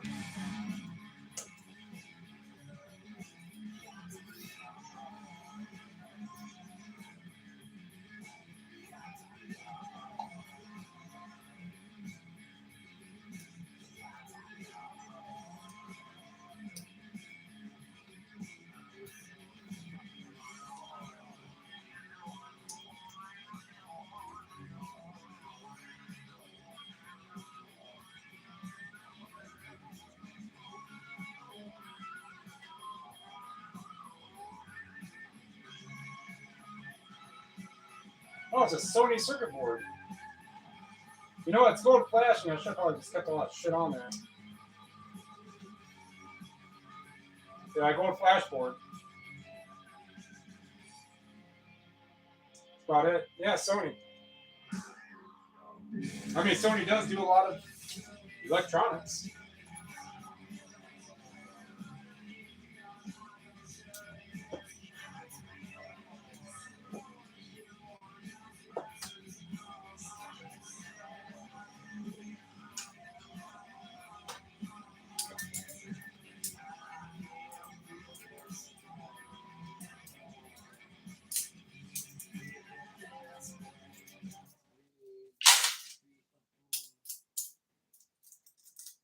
Yeah, there's a place right up the corner. Because when I talked to Porter, I forget his name, Chris or something. I think it is. When I talked to them, I was like, hey, I've never done this before. And they're like, well, we're not going to help you go through it. X, Y, Z. You need to bring it in pre-organized. If not, it all just goes in as mixed at 50 cents a pound. Well, that's a great way how to help people understand. And, oh, it's online and you can learn. I was like, you know, if you just put a screwdriver and a hammer on a picture on the internet, and you're like, hey, use those tools. What for? How? Which? What? You need to be a little more explanatory. There's just pictures. Half of the things on board sort for what they're supposed to explain pictures-wise don't have a picture. They do have video links, which helps explain a little, but it's also one of those where a lot of people actually need to see it firsthand and be tactile with it. I'm not dissing board sort by any means, but in the industry that you're in, that majority of people in the world have no idea that you could sell circuit boards. And if you want to make more money, you need to be a little more accommodating for all kinds of other people, because most people have no fucking idea. None.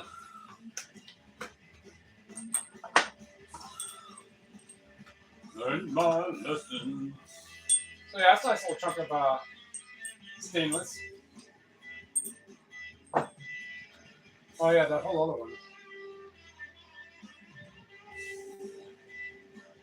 Little IC on this board.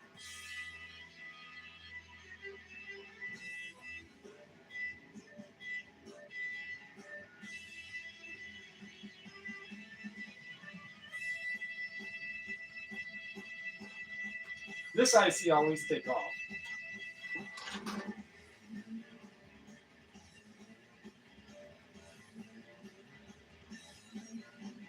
Oh, Bruce. Yeah, my wife went up to the, so she bought a membership to the Rock and Roll Hall of Fame for $100 for the year. It goes many times as you want. There's free parking, which really isn't heard of in downtown anywhere, any downtown. And so she went up that way.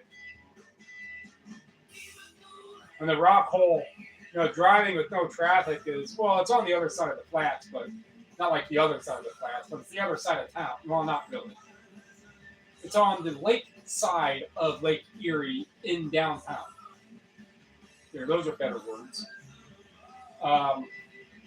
So to get there from here just to downtown is like 20 minutes. Just to downtown. I went over to Throgs next bridge, over to John downtown, and then you go over, you go to George W. Probably paying $20 in toll just to leave the city of New York. I was out in New York 2003, maybe. Lived with,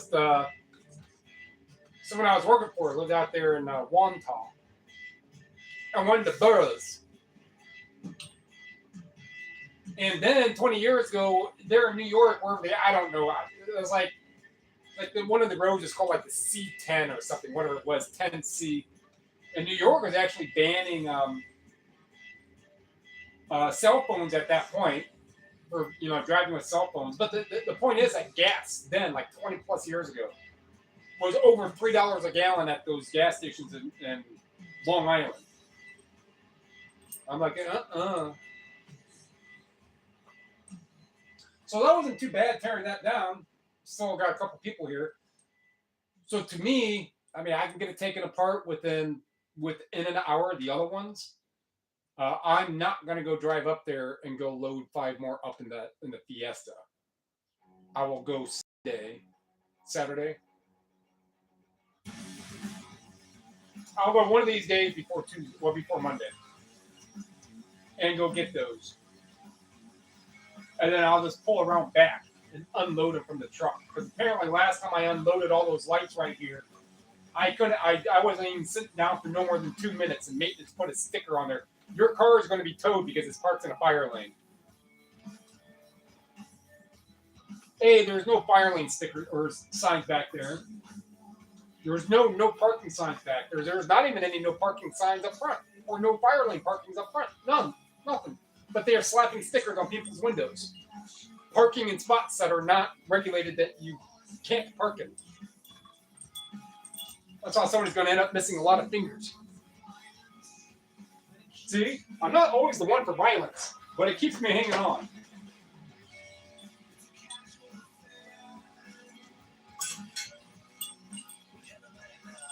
It's like trying to enforce a speed limit rule on the Autobahn.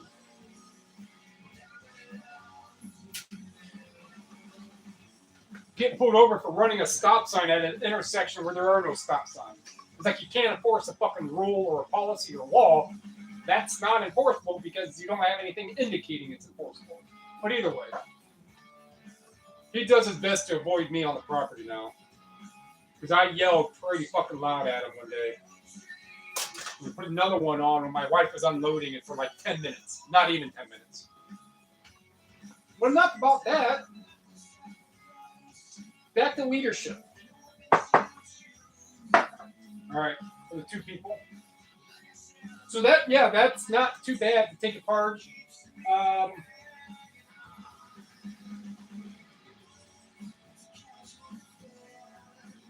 I think the best thing for me to do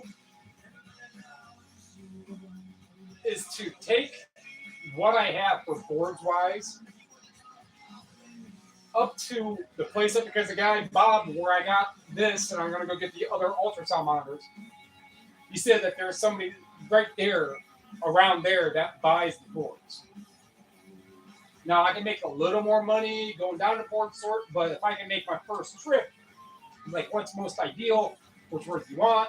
I know about ICs, so I'll take those off. But the aluminum, the MOSFETs, trying to cut that little bit of copper out. If the board sells for $4 a pound, why would I cut out the copper? Or let alone the things that have more weight than the copper that I'm trying to get out. Why would I cut out a MOSFET to get that much copper when the whole MOSFET's that big? If it's a 50 cent a pound board, yeah, that's when you go to town and start ripping everything out. Well, almost everything. It's all like this right here.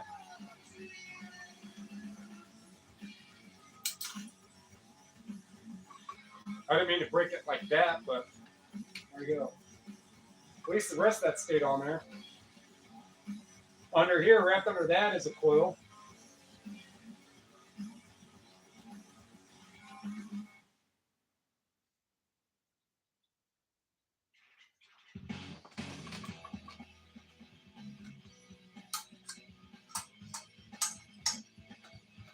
Bloodhound Gang.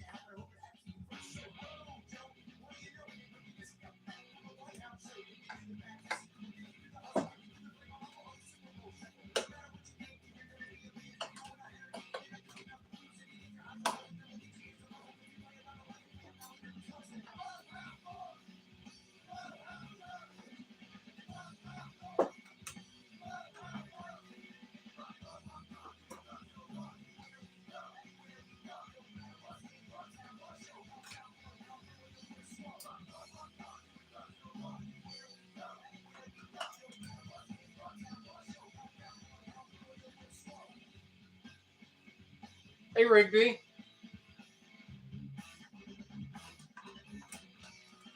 So the other kitty, so Bruce came in earlier. This one's Rigby. Rocket is a little black or white and gray Siamese, snowshoe Siamese.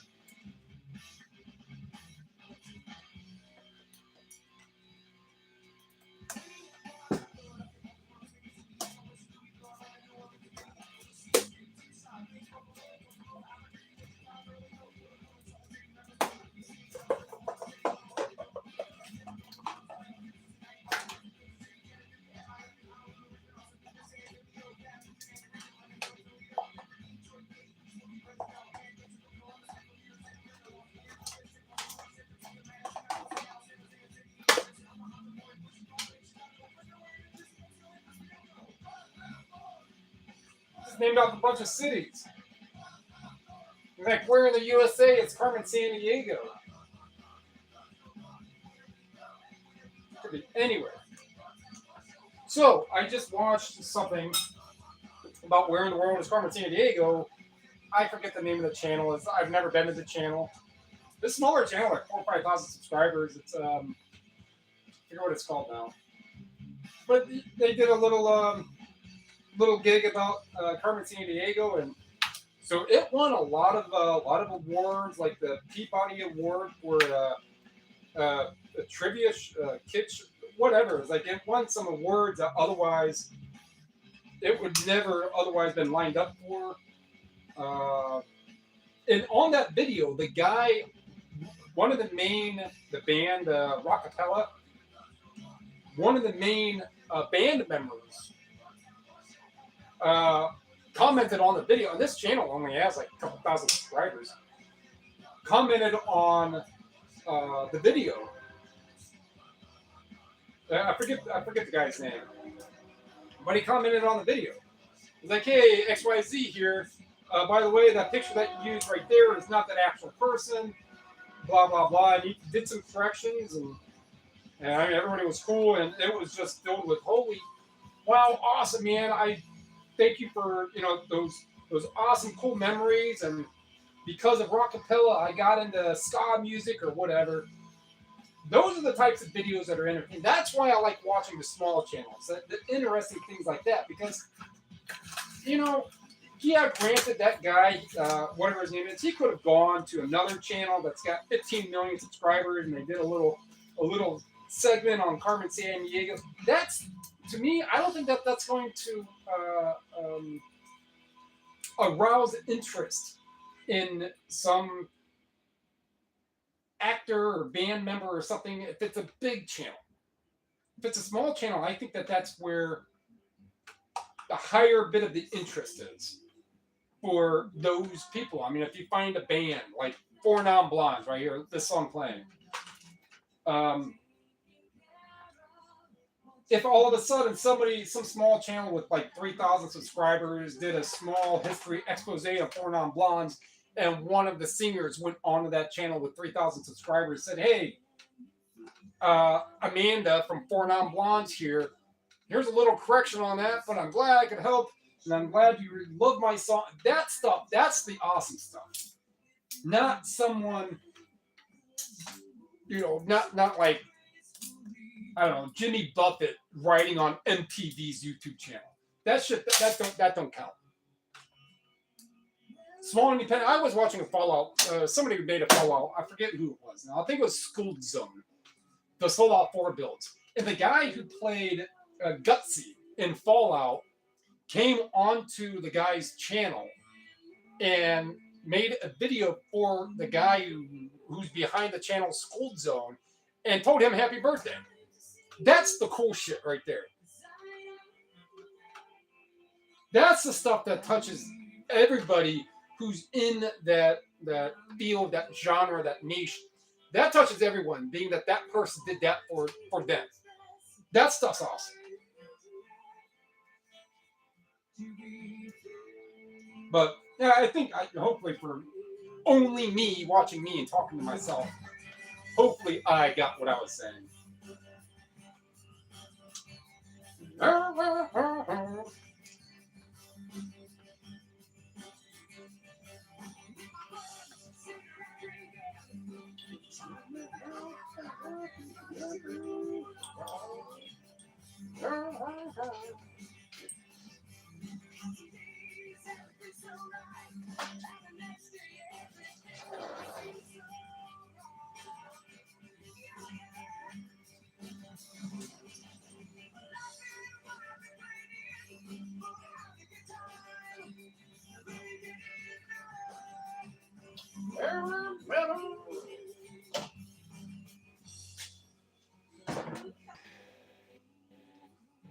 Oh yeah, I still have that boob.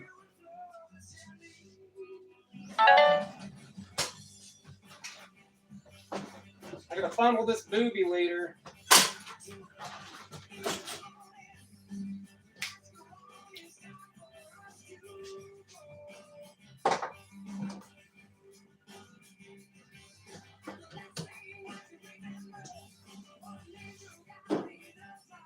Damn it! I just cut the freaking Allens away too. All right, first of all.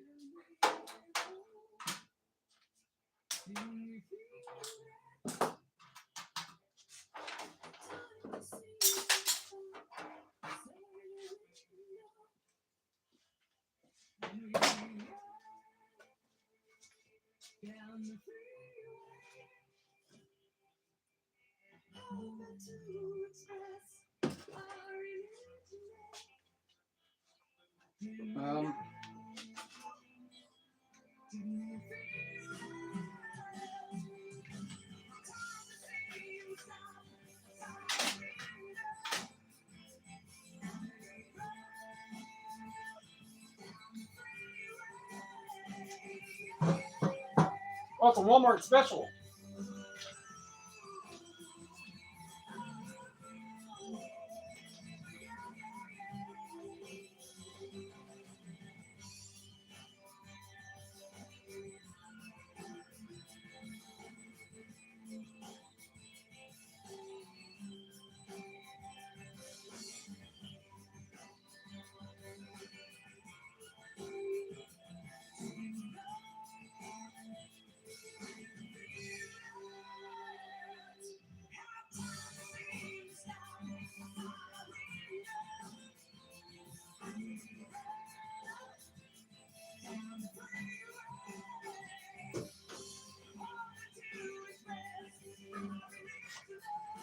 So ultimately, taking that monitor apart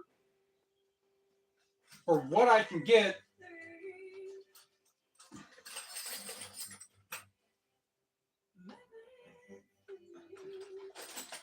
out of the, so let's say they're 40 pounds. Let's say they're, I don't think they're 40 pounds. They might be. Maybe a tad more. Well, let's just say at that. Let's just say they're 40 pounds.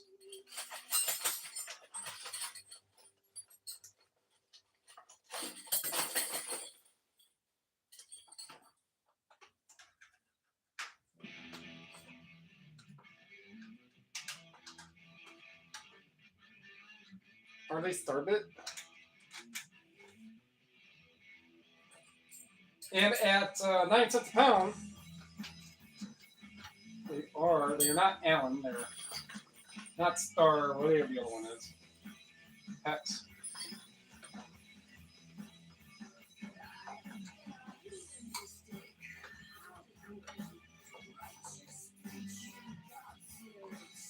Down just a little, I don't know, I'll figure it out. So that's not even $4. So I get a whole bunch of those. And get all those at 4. Let's just say there's 6. That's $25 pretty quick.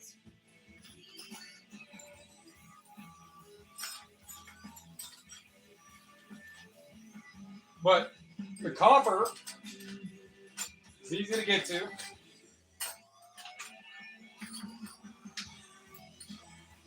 The aluminum, right now, I have to see if the boards are worth it. I got to go to that place so they can kind of guide me and teach me. Come on, Yoda.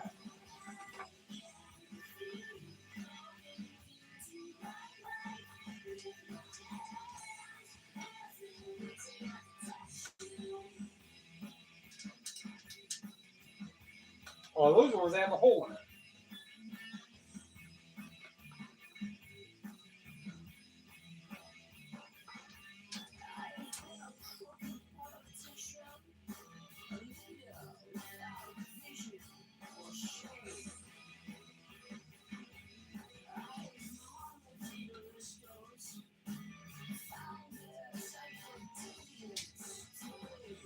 Huh.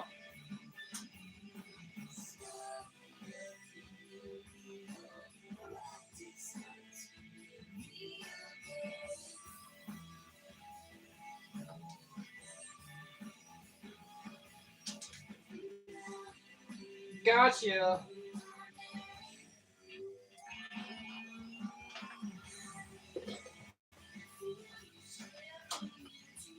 But I have at least $1 of aluminum in that aluminum brace I took apart.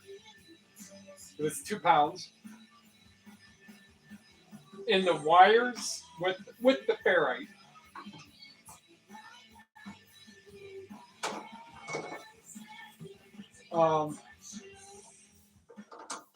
So they're probably $3 in wire. So that's $4 right there. I'd only get $4 if I just toss them in straight up as scrap, as steel. And I've got all the boards and everything else, so.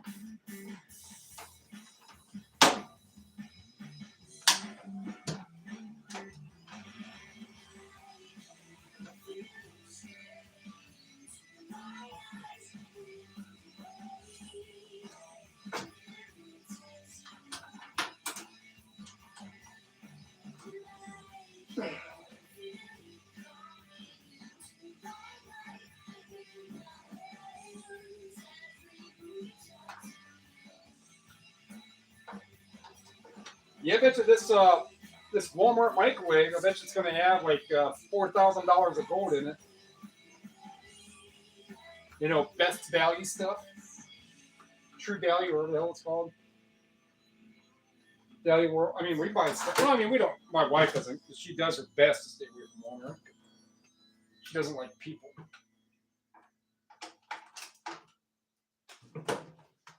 That's why she has a job that she doesn't get micromanaged at. I mean, it doesn't pay a ton.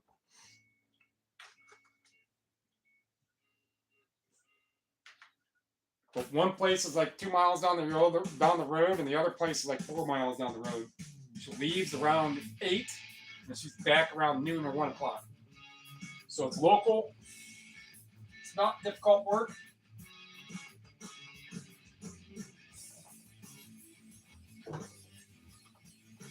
Oh no, I just fucking want this thing off.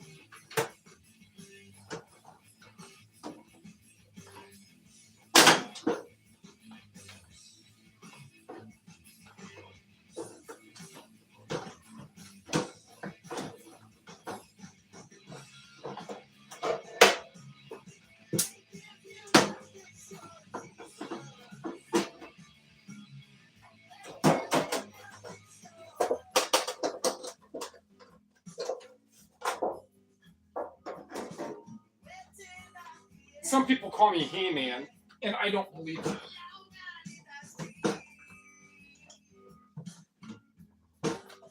Another magnetron. Another big old transformer. So I will need to get this.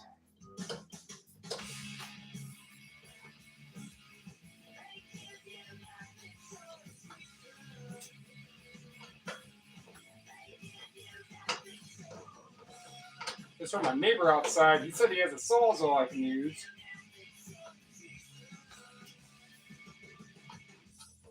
But as soon as I know he has one, I'll just go out and buy some blades. Now I'll even be nice, and I'll go back across the street. Right across the street where I got that satellite from. And I took it apart. And I found out that the guy is actually, I'm not going to get into that whole story again. You can go at the beginning of yesterday's scrapping live stream. Listen to that story. But to have an auto parts store and a tool store directly right across the street, and it's a real small ma pa, I was like, the square footage of it is probably a couple thousand square feet.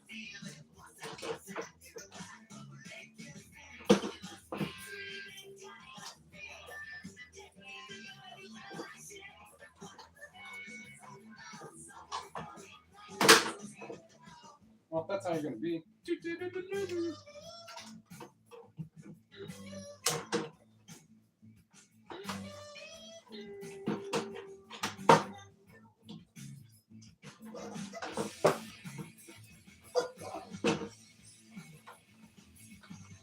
Boy, they make these with almost no clearance.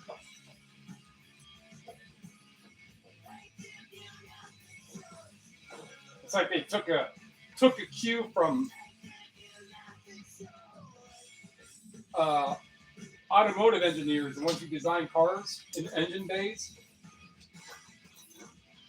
Man, there's no room. There's no clearance. Yeah, because that means people won't want to work on it, and then they'll just abandon the car and they'll buy more.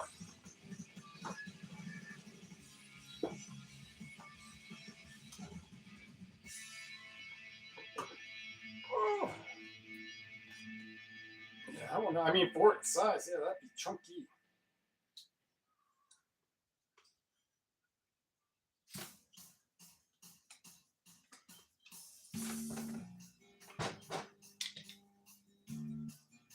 Usually that's what people, wow, that is an insane amount of weight loss right there.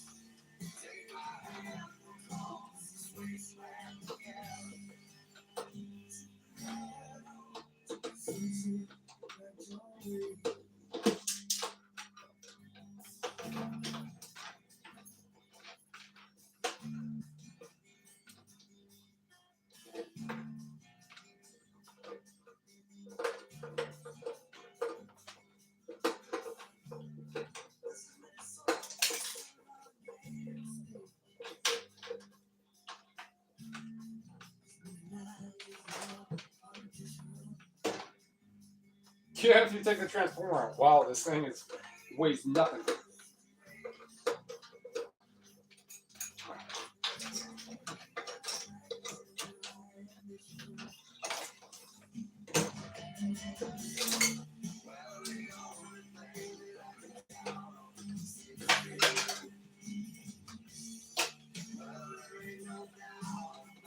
I wonder, I doubt it.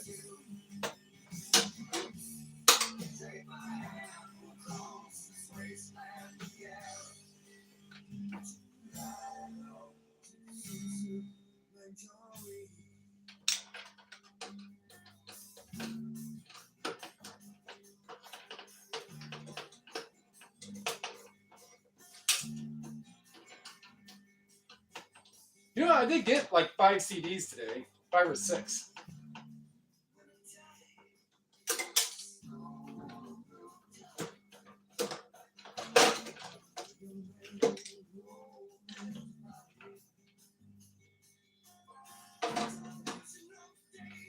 So I think that, so there's a little motor under there you can bother getting if you want.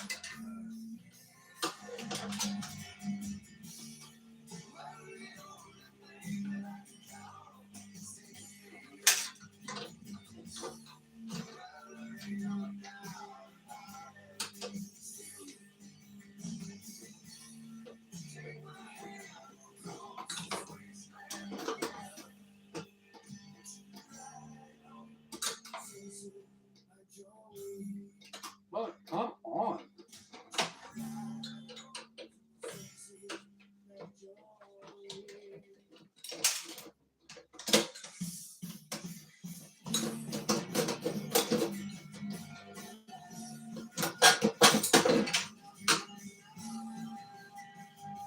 Negatron number do so.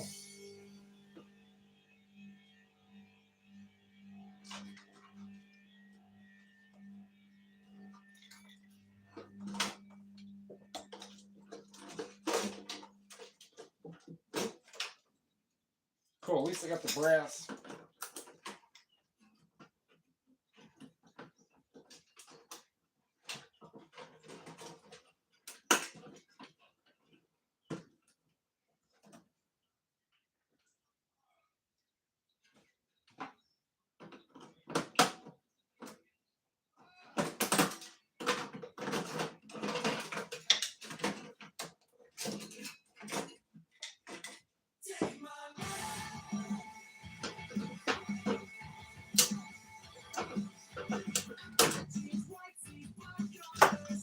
And this cap's aluminum.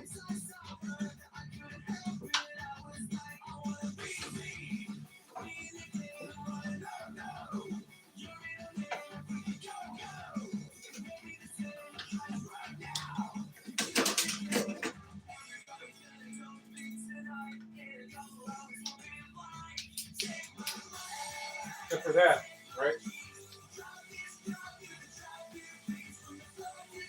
So I'll get tossed in aluminum.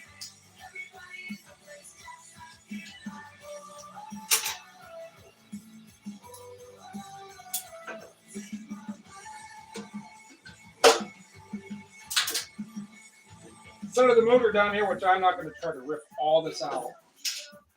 Just to unscrew that motor.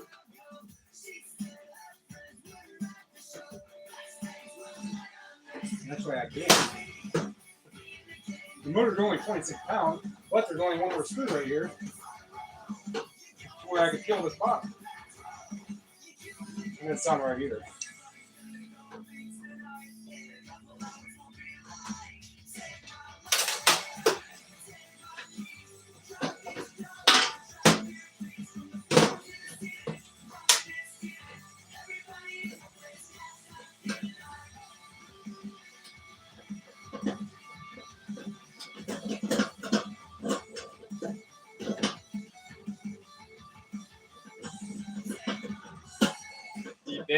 Be quiet and careful when you're hunting motors.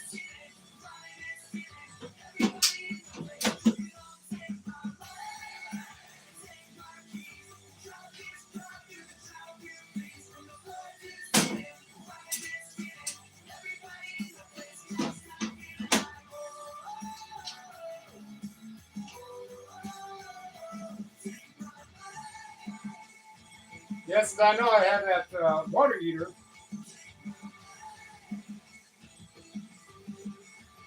I'm getting tomorrow. I've been putting a lot of the steel in smaller containers. So things like this, which is real small, you can put a bunch of steel in. Well,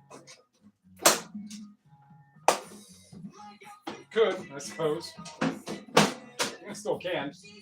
But put like small steel in here. Put small stuff like that in there, and then you just pick it up and put it on the floorboard. Instead of that, I go with like big 60-gallon bins.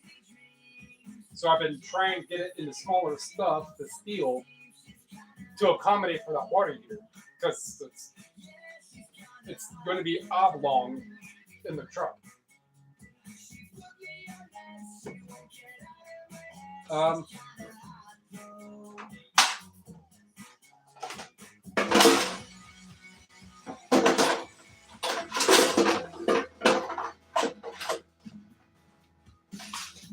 It smells like dirty ass water.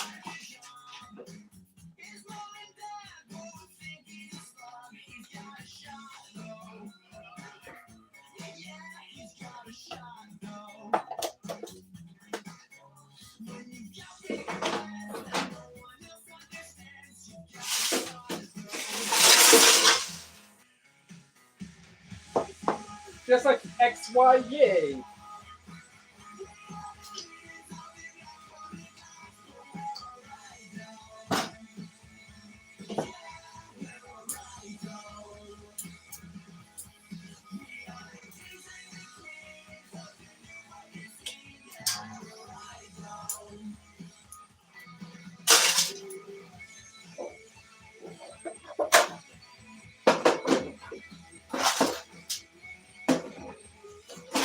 See, now I'm closing it. Okay.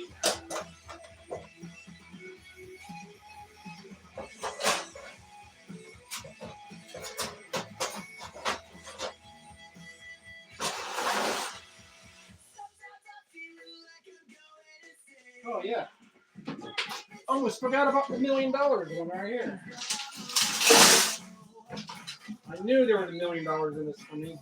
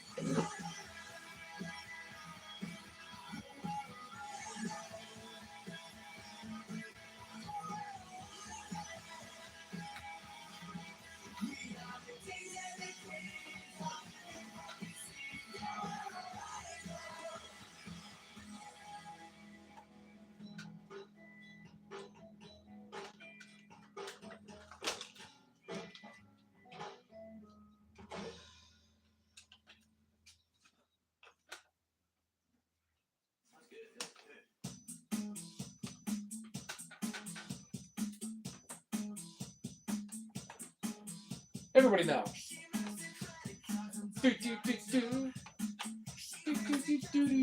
Duran, Duran, Duran, Duran, Duran, Duran. Duran, Duran.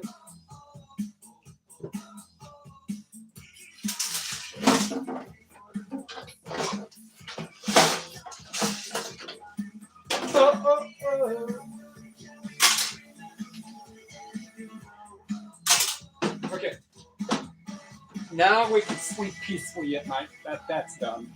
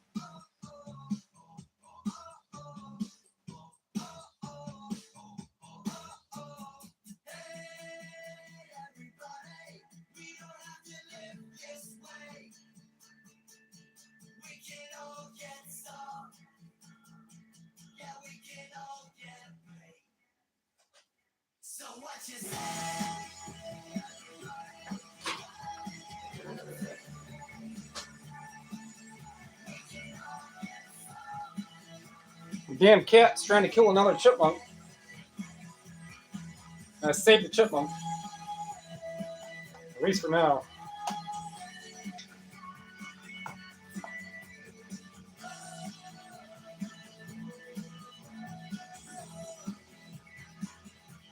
I mean, at least with the 5 cats we have here, they might get like 1 critter a month.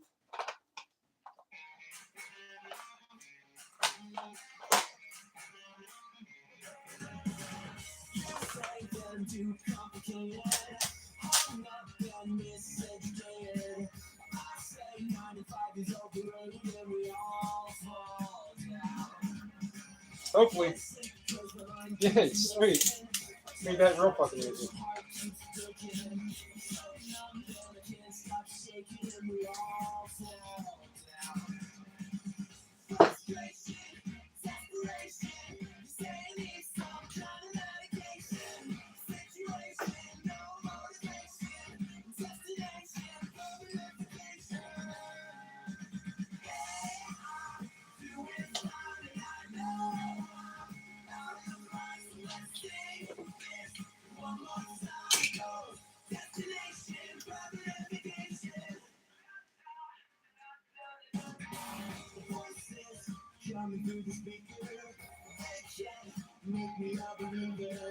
Yeah, let's do this the easy way. Sniffy.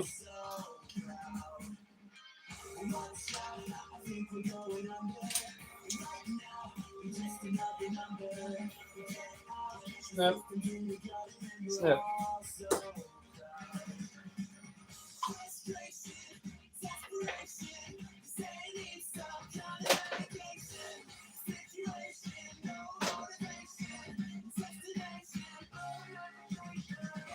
Yeah, this is just way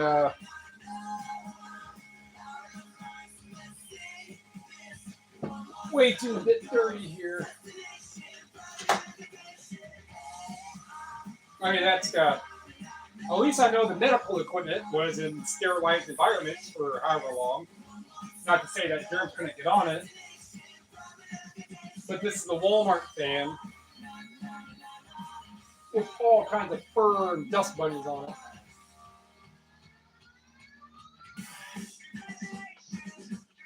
Putting on my gloves just for this is like it's like putting on your seatbelt so you can drive from one parking lot to another. May as well.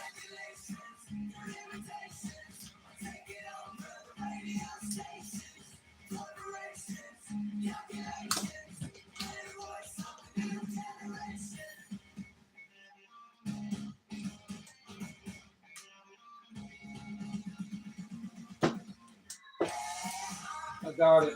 Yeah.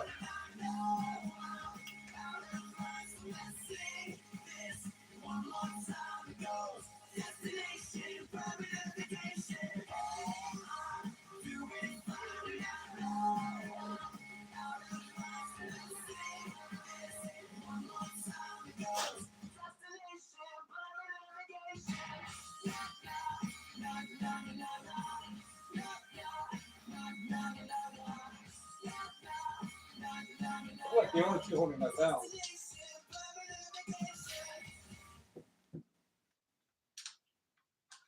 Of course, that regulator's in the way.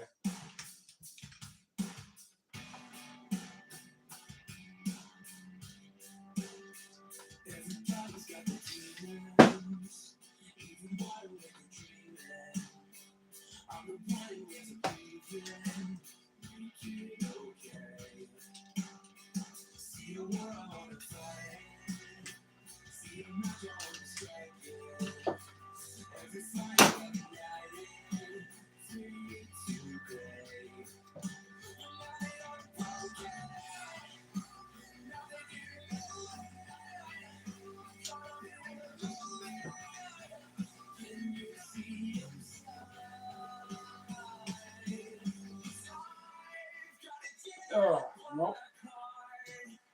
Why is there fucking always one? Always one.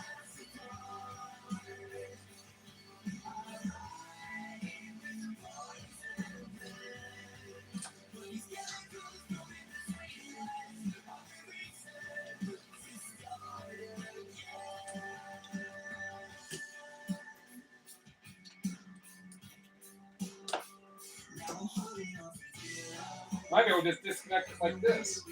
Just add a little bit of screws on there.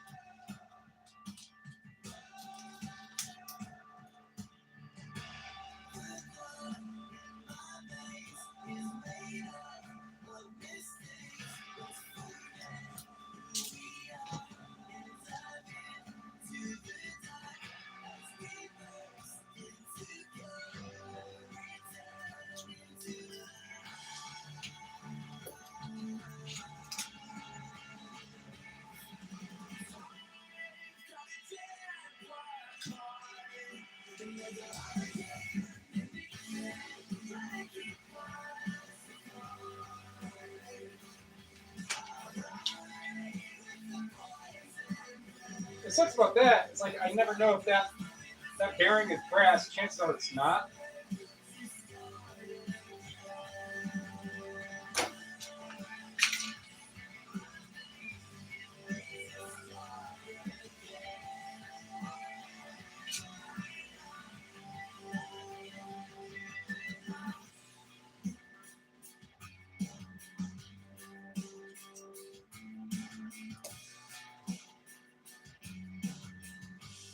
Yeah, I don't think a Walmart can is gonna brass bearings.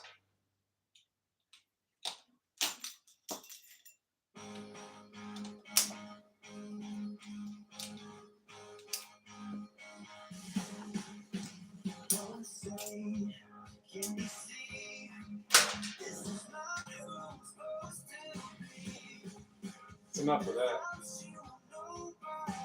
These things, I took one apart before, bought that out, just cut these and just went around there and got all that.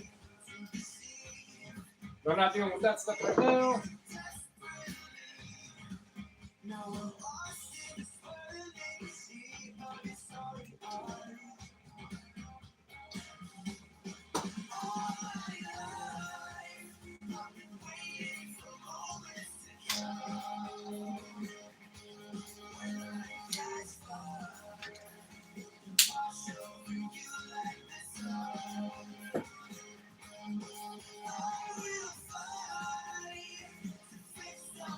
Get out it.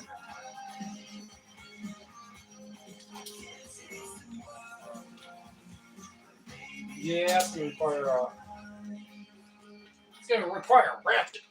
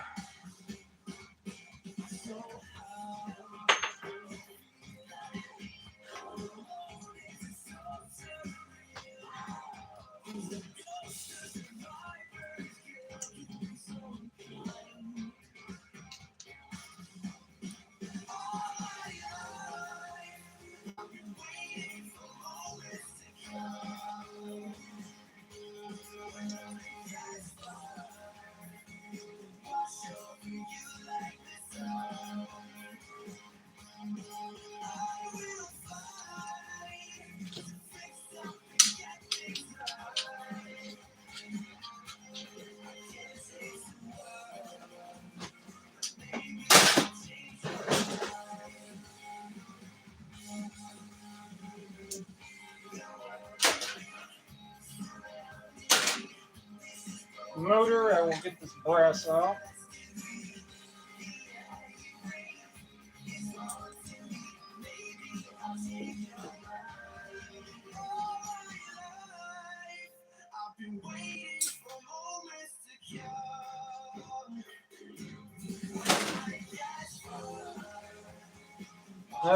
Get this brass off, let's go outside.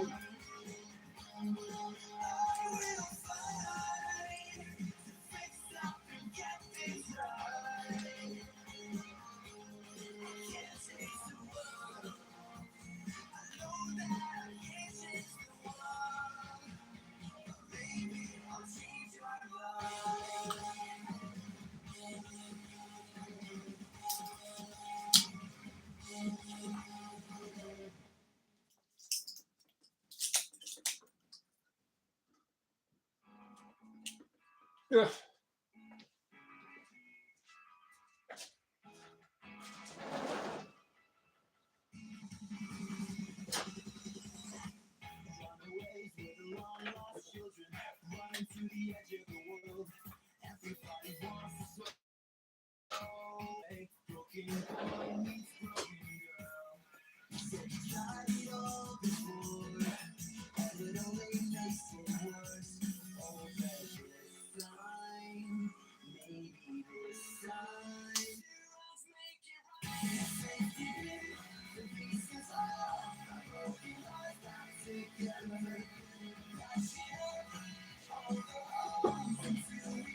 All right, brass. Sorry about that part. Down.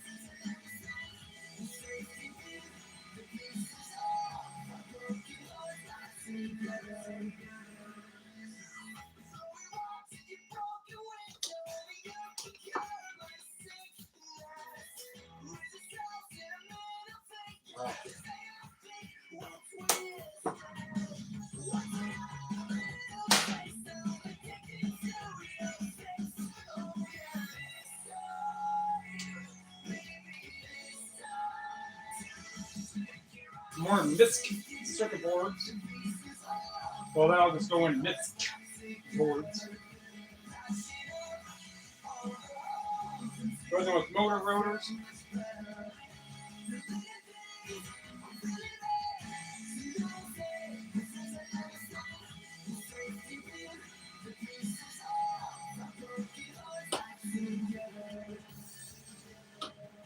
And usually I got like 8,500 people watching. We take stuff apart and talk to myself.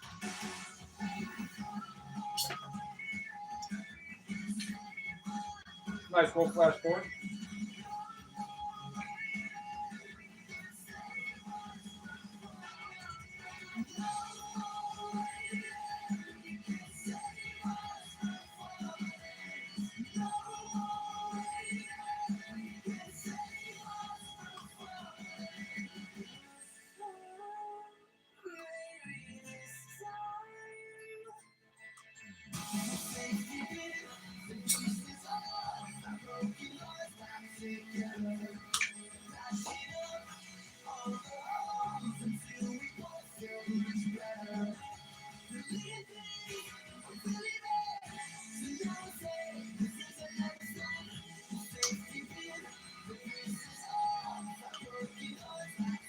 That's a nice bear braid. I doubt this place pays $4 for gold flash, semi-gold flash boards.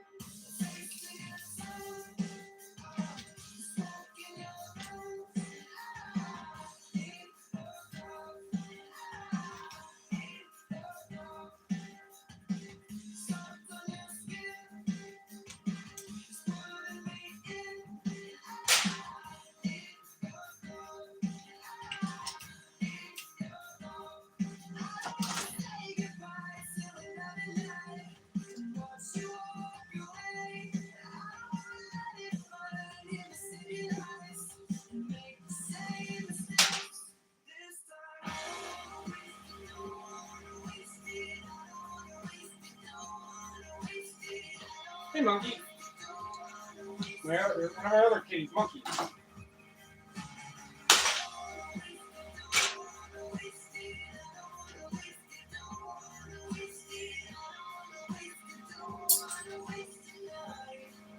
Take that over there.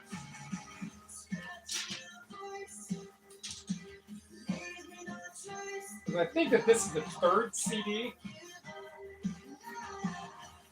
That's a steel frame on that.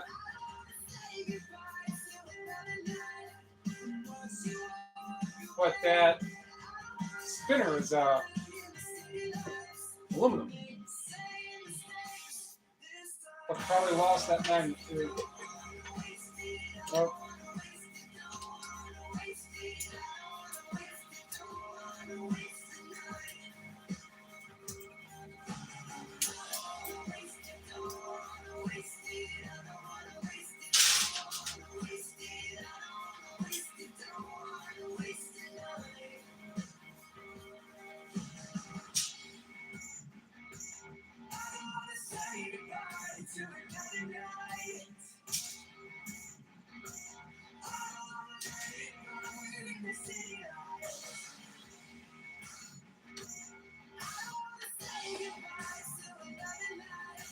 That's how that I'm pretty much done. I just gotta, the boards will stay like that for now.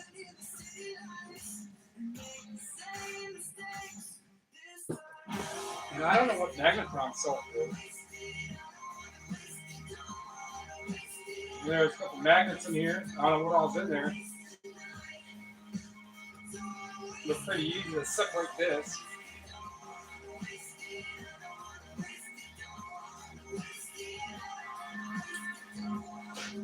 something else and just kind of crack open some other time to find out.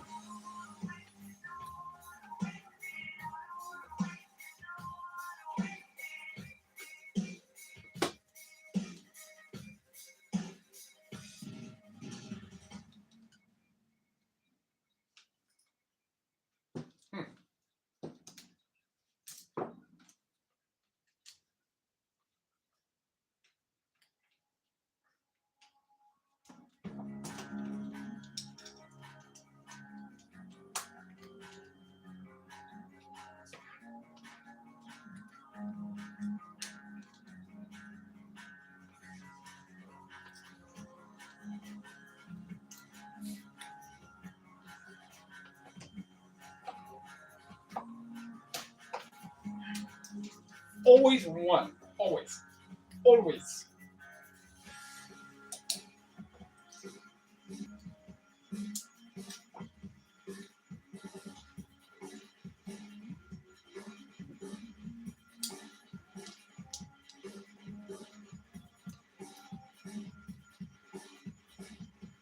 Does it feel like steel? Those might be brass-aroni bearings. Without going with motor.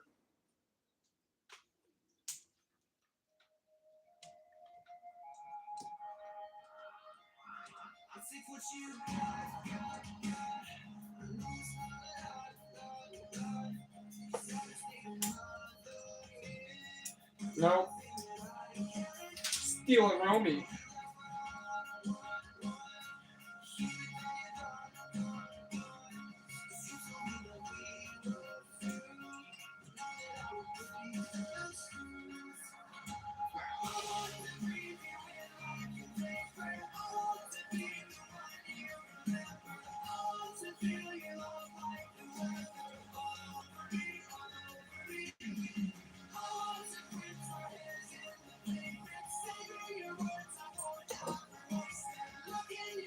All right, then I'll yank that little bit of copper out and break these off right here and slice down with a razor and go to town sometime, not right now.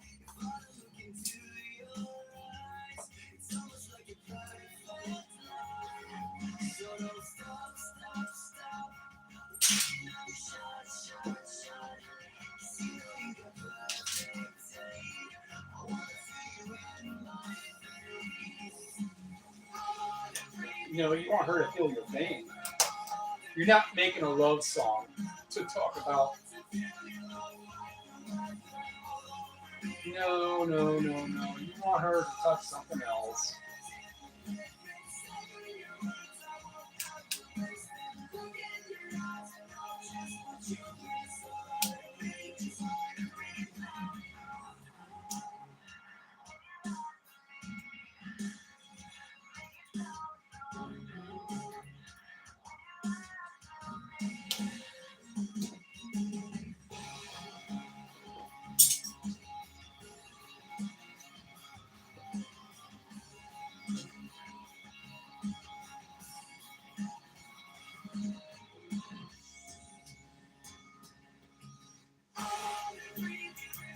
I don't know, is this an emo love song? You know, like Bed of Roses and those 80s ballads? Is this the emo version?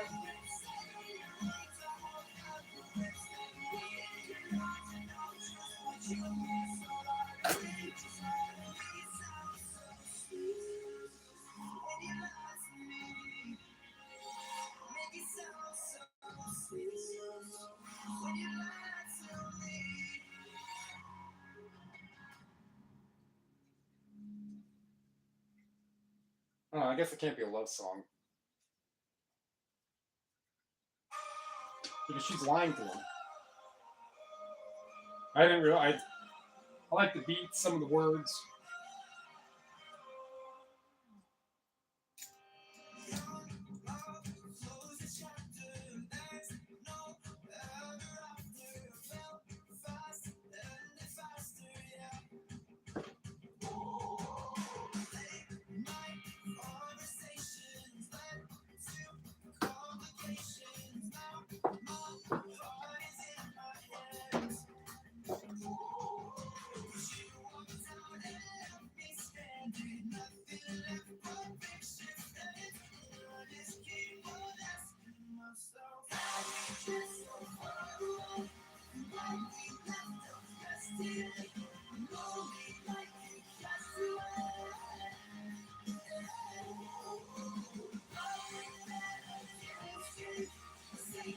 Here's a good one that's on here. It's like mom and dad, how did your feelings get so far apart or something like that?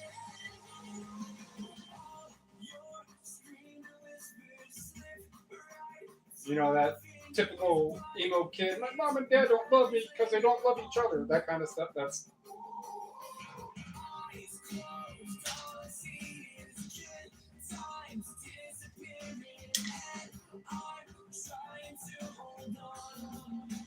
very bright bitches.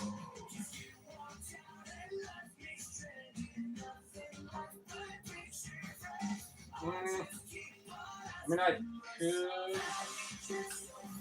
Yeah, I will. The other one's not so much.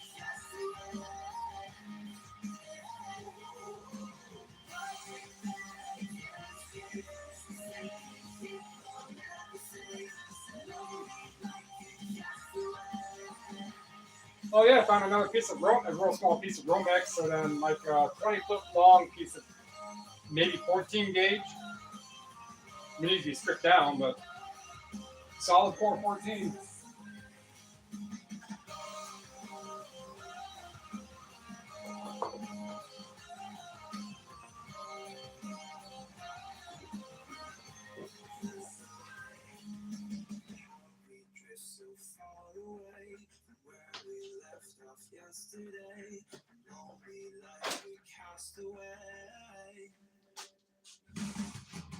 Let's go with motors.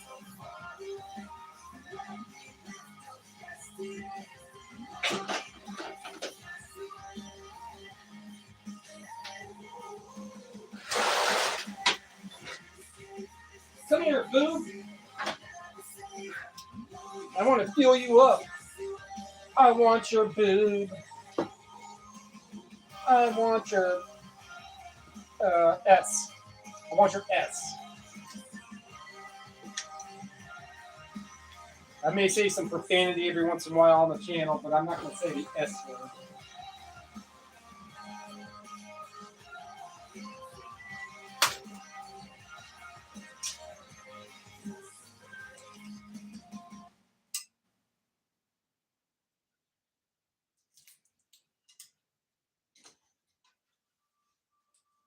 What is that, George Michael?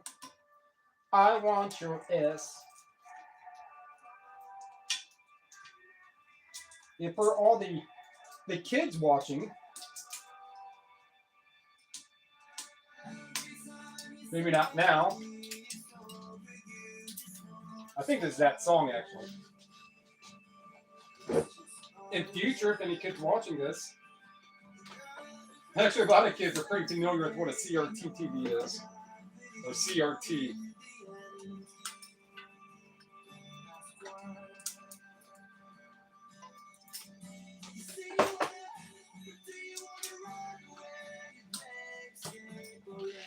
I don't know if I would have spent $4,000 knowing that these wires are held on by zip ties.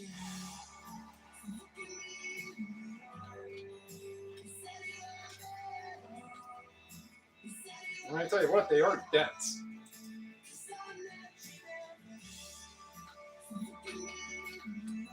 Before I do that,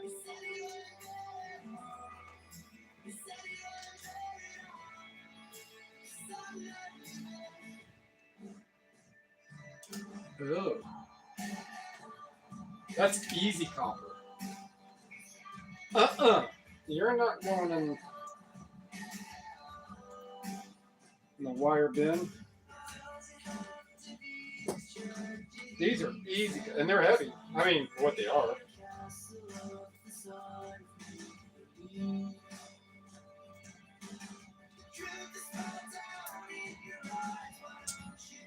So add whatever fair bright copper weight this is going to be.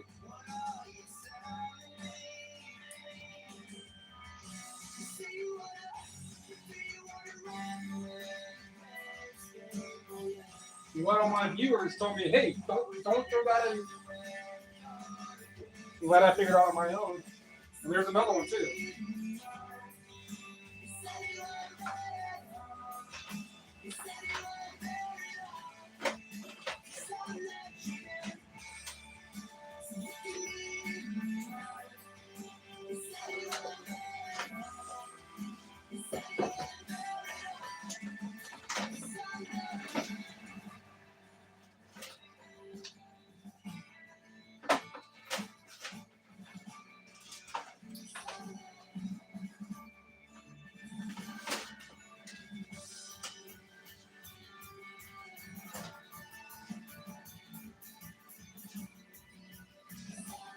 I need. Yeah.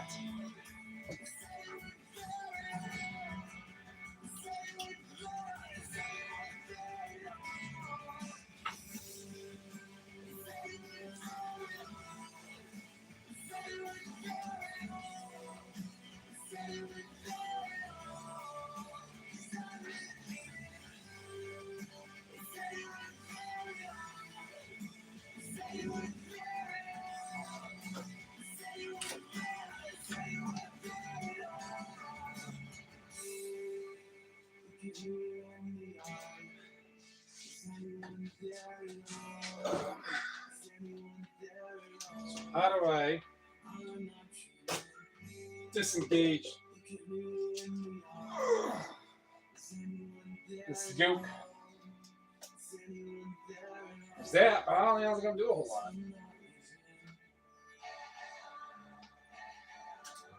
One way to find out.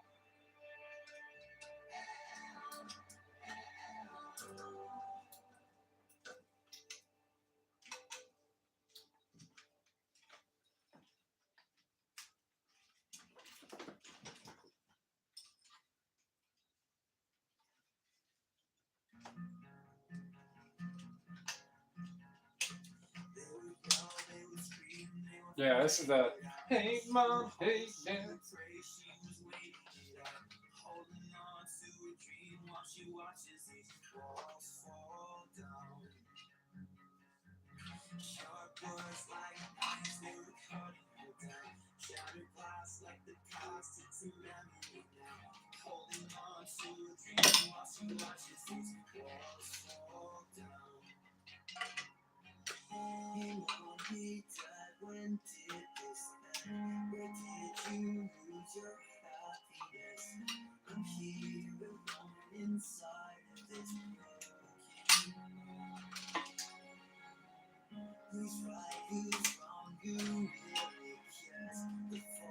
Looks like you had to get all the goo off the boob.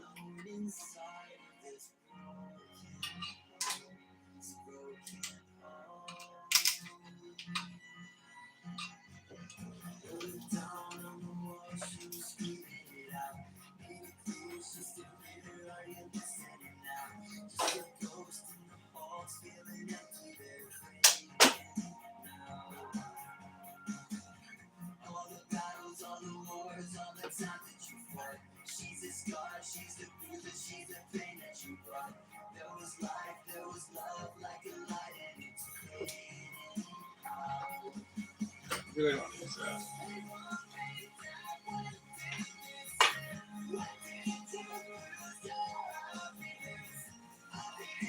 I like that little screechy pitch he does.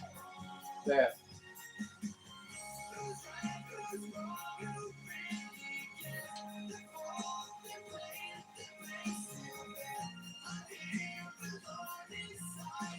So they were talking about my wife last night. I was like, yeah, I gotta change some of the CDs in there because Astrid, Astrid, our daughter.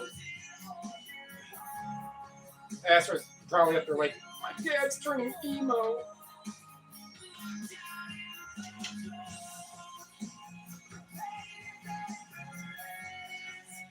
No, I just like the, it's kind of slower beat and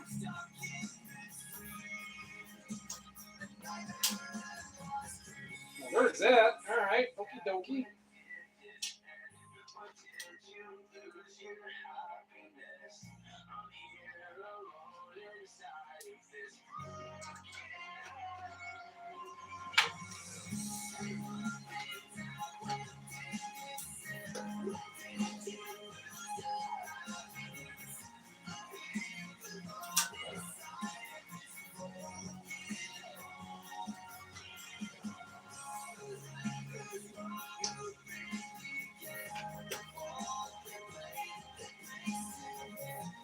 Oh, that's pretty.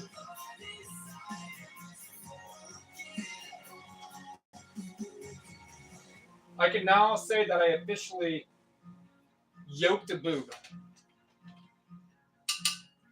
Sure enough.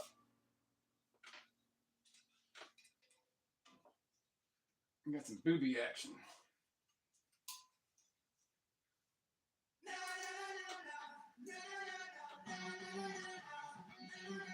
Now, if I go to the scrapyard with like 5 of these at one time, they're not going to be happy. But they also get straight up old school TVs all the time. So.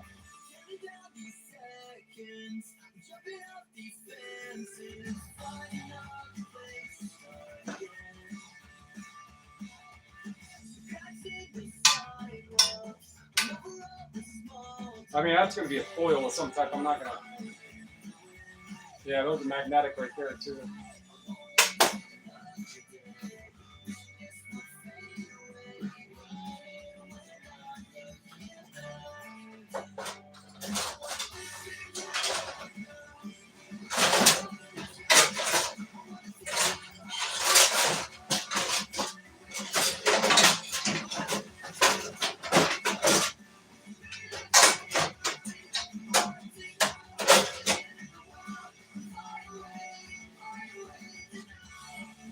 Right now, we'll never know.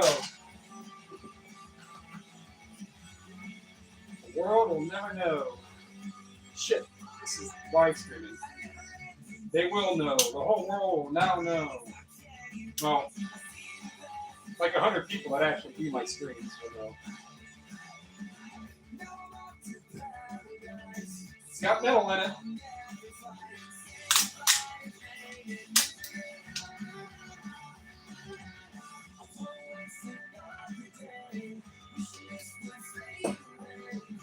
So how do I mean, it's not difficult to see on how I can decoil it. Despool it.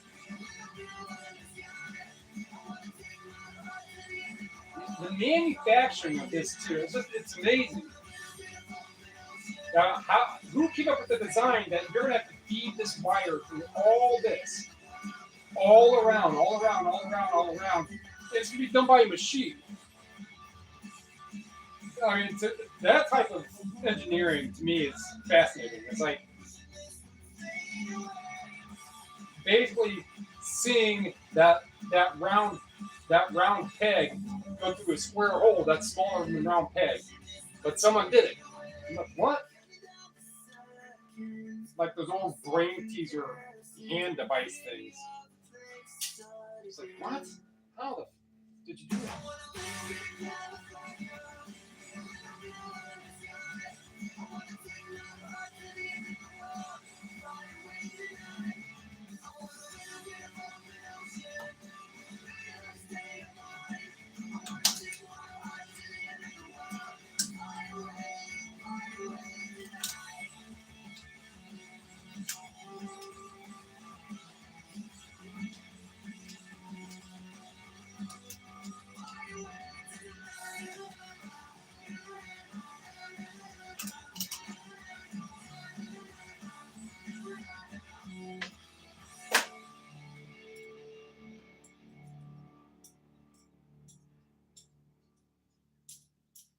I mean, that feels stainless.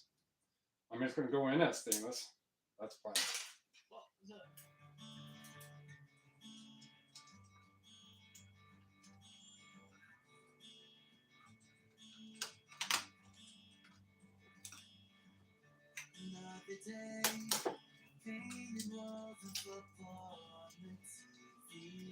So I watch another. I watch a lot of YouTube, all covering all different types of topics.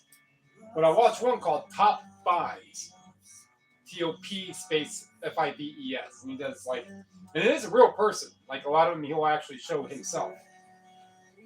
And he made a post something. I was like, you know what? I think it would be pretty cool if he made a top fives, but he basically does like 20 or however many it is, or 10, whatever it turns out to be. But it'd be cool if you made a video about very, very innocuous things that you use in everyday life. Not like, oh, this is why, this is the punt of the bottom of a bottle. No, like technological things that you really don't realize that's there in the background.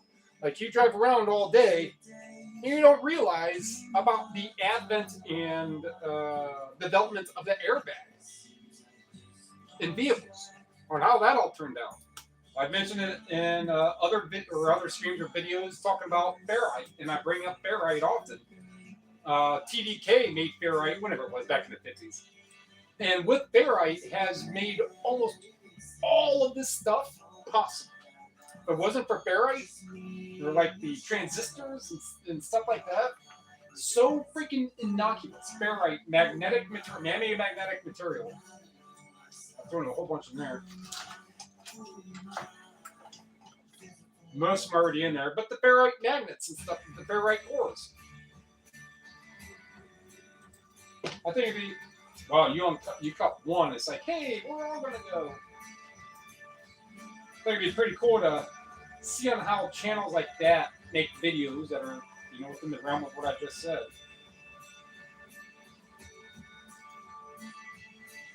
Just really, really innocuous things that you don't think about. I mean, I really want to go with the extreme of like LED lights, but yeah, you can easily put that in the mix. LED. Ferrite. These might be steel. Yeah, these are actually steel.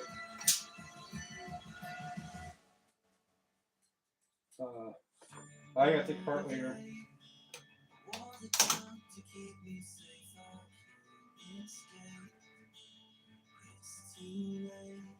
Yeah, so all this everything from these actual baby bump TVs. In case you're late to the show of only me watching. In case you're late to it, the this takey party stuff right here are UltraSound, old UltraSound machines. No, not machines, the monitors.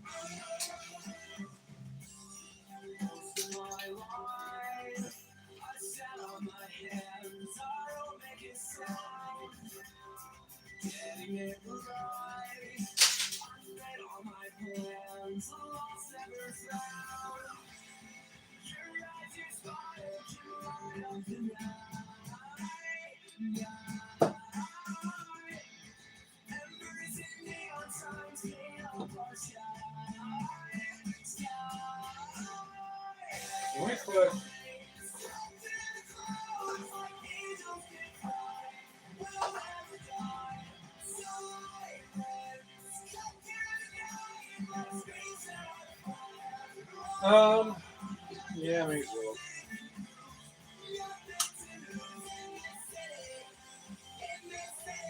Macapa.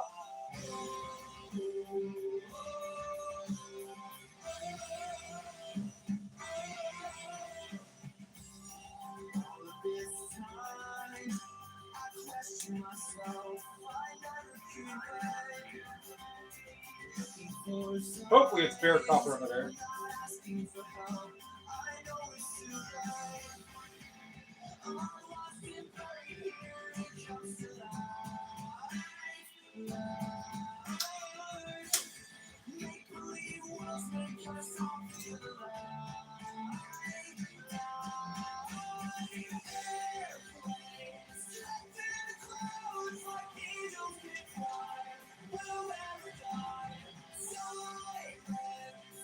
Yeah, I don't think that will come out the way I want it to. It's still going to go on stainless, and everything else in there, in the stainless bin, is actually stainless. There's like no contamination. One little fault isn't going to matter.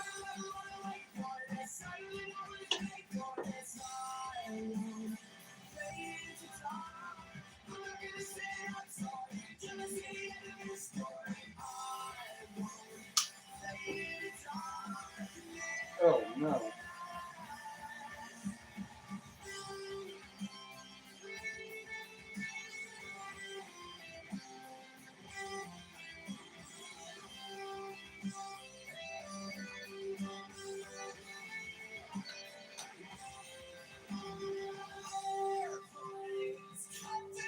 I mean, at least it's thick enough wire where this moves easily.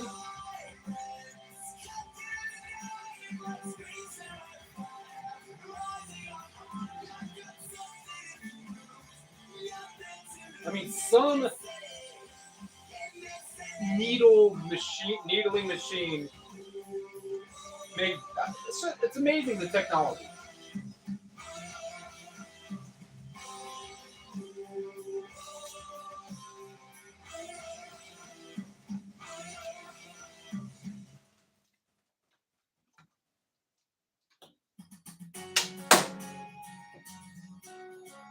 But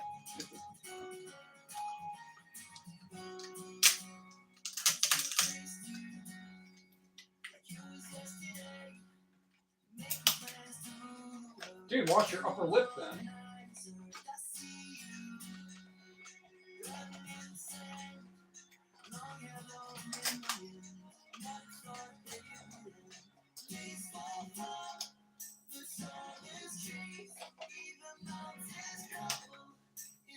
All right, non-gold flashing board. So those ones I'll take off. That little bit off there. Get those off there.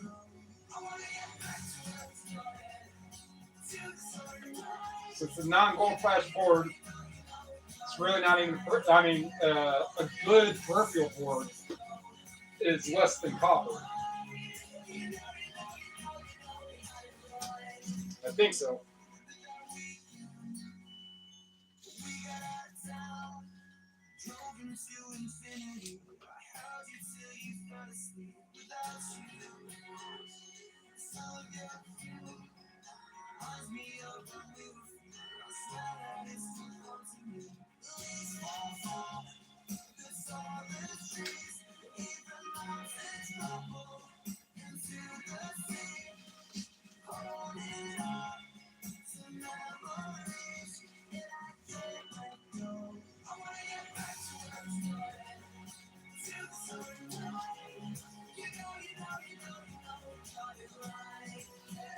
I mean, at least this is easy.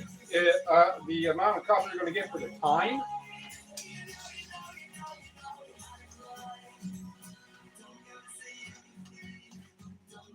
And it's $4 a pound copper.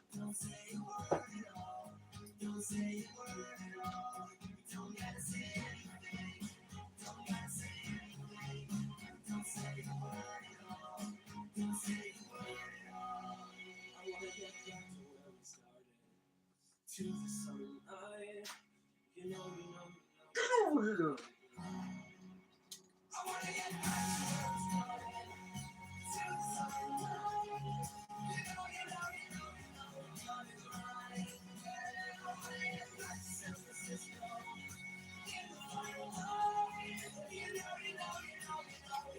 I mean, I guess you probably have these outside and just whack them open.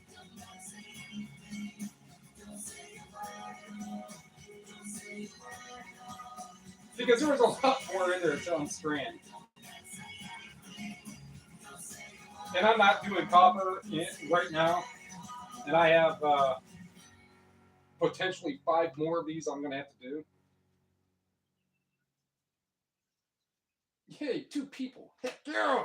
Taking the world on. Nice bear brake though. Stainless.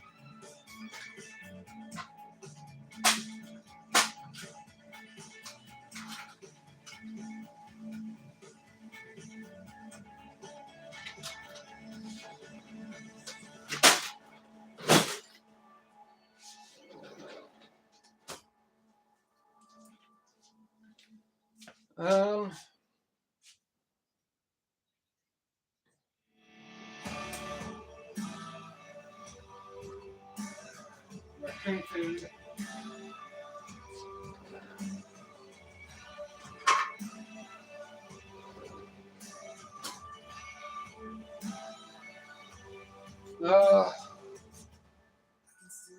One of the babes, I'm trying to get the very, very, very, very last little bit out of them.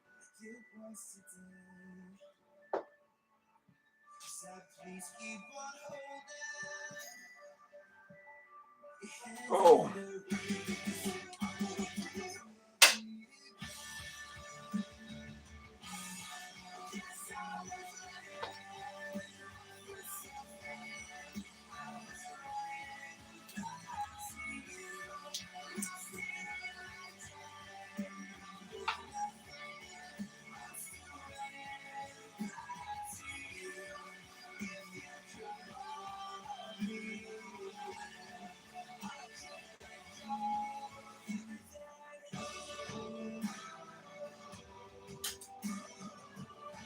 Yeah, I was done.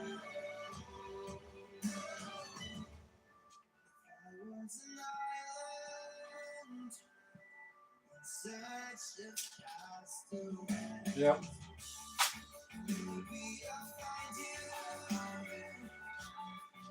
So this is a, man, I gotta get more fucking cool. You know what?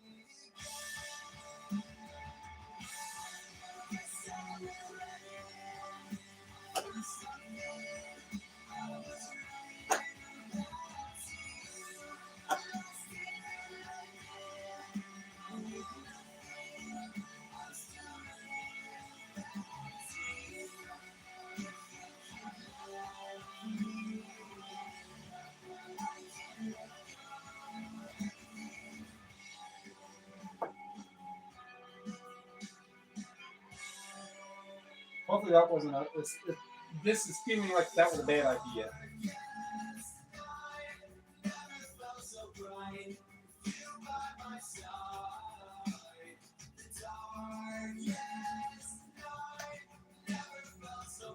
Ooh.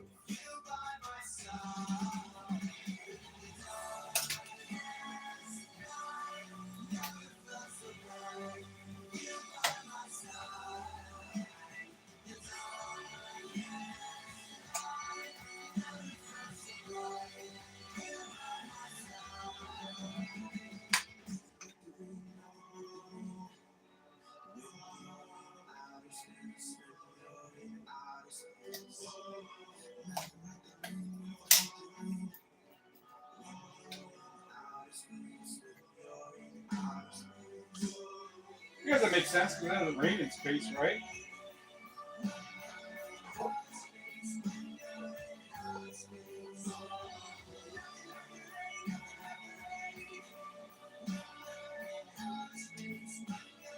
Yeah, there were just layers upon layers upon layers of this stuff.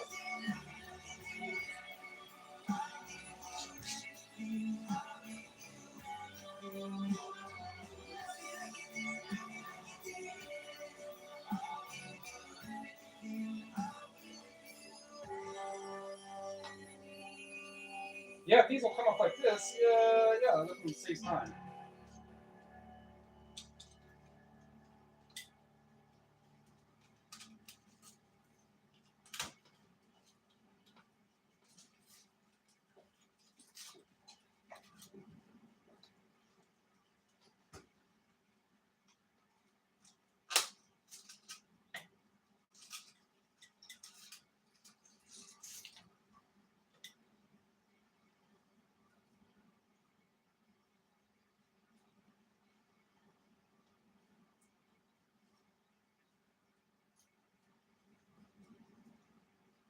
Oh, that's probably why this does that. Because like to emulate space, I guess.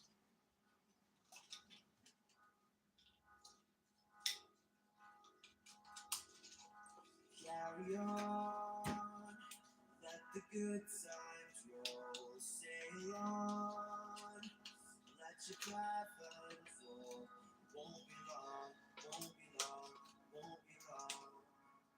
You know it's gonna get better, you know it's gonna get better. Say a prayer for the broken bones, 'cause you care.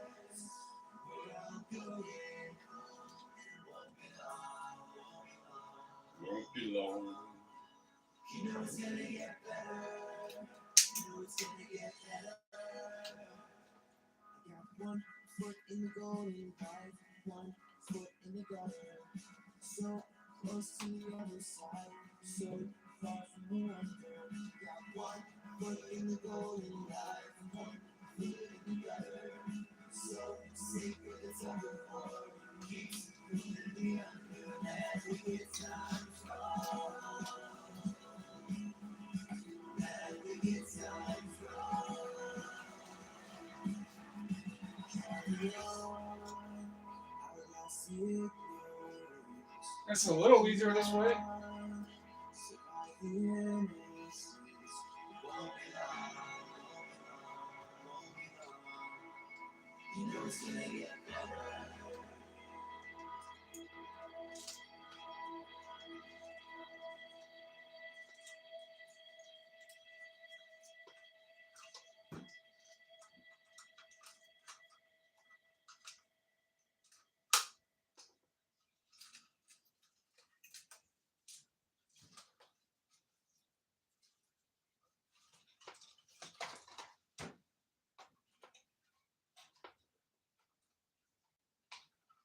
Ah.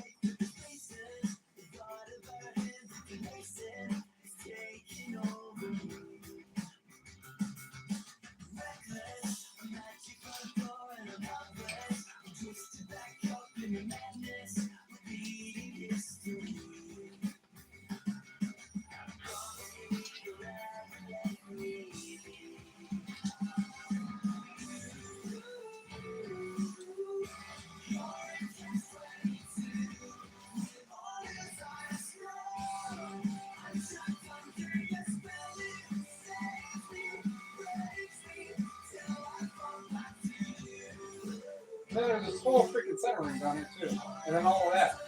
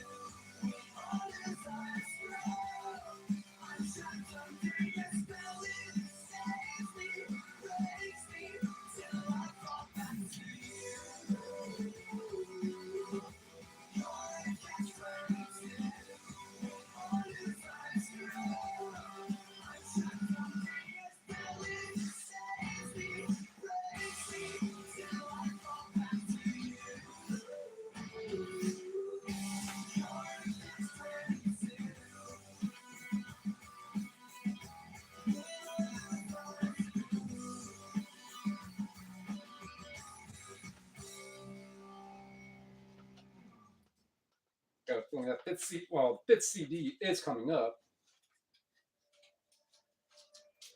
Play the scene over again before the credits rolling inside my head.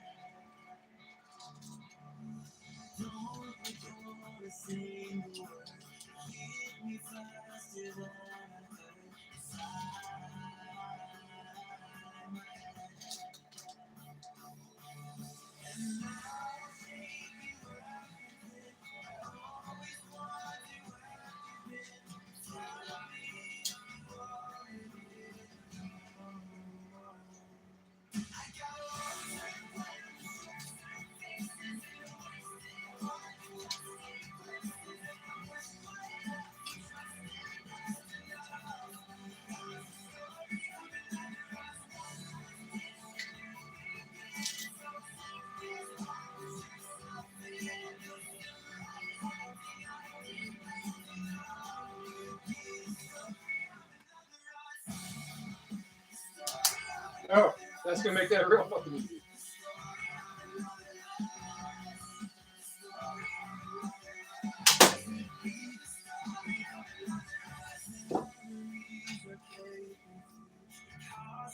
Because there's a big loop, a couple big loops of this stuff in there. For anyone watching who's done CRT yokes before, it's no surprise to you. But to me, I've never taken apart a CRT yoke.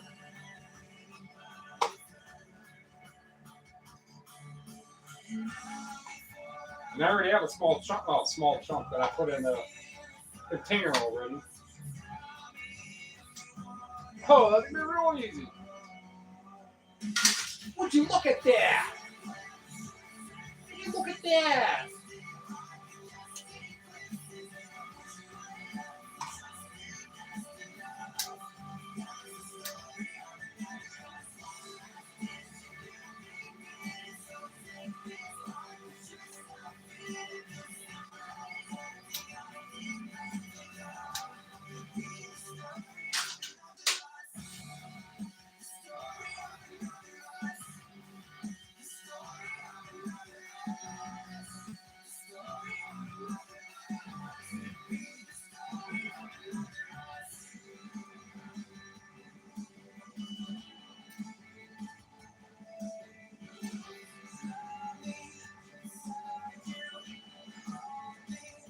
Why can't this plastic be magnetic and make it easier?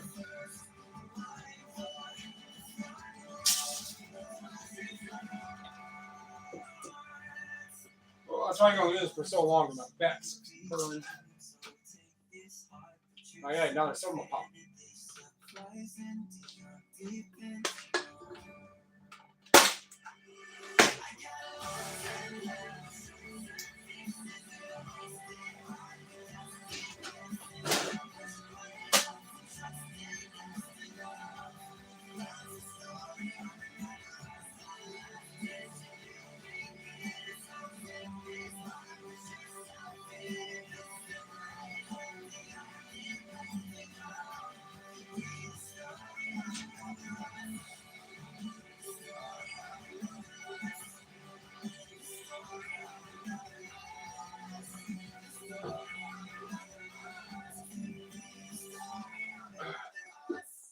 That is heavy.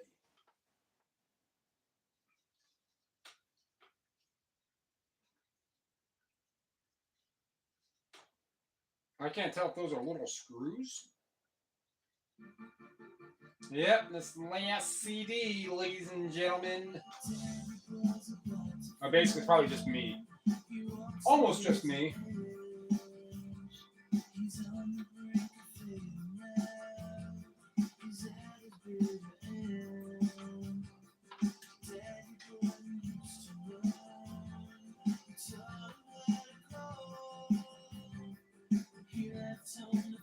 Those look like little hex. So, one way.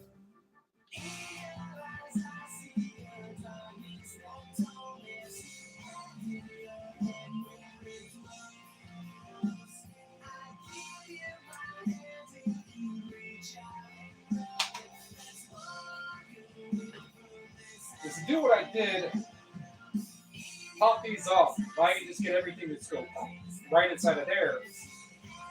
I would probably do the same vice versa. There's less to break on this side.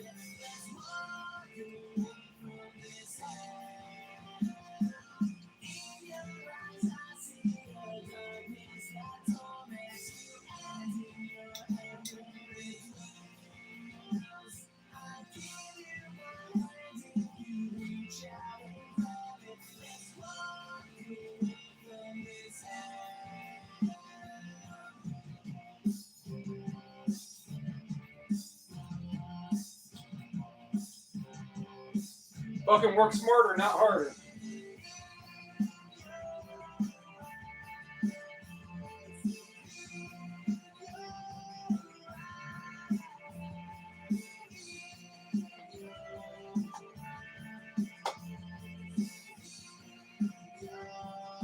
It's a big old piece of ferrite, too.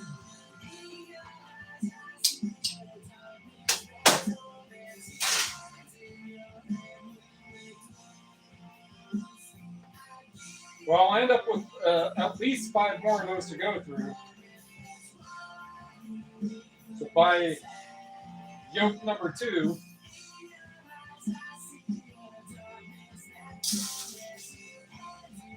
I will have learned how to make it much more efficient in time. But yeah, that definitely helped on that. And then the stuff that's already I already got, I got to get a bigger container for my bear break now.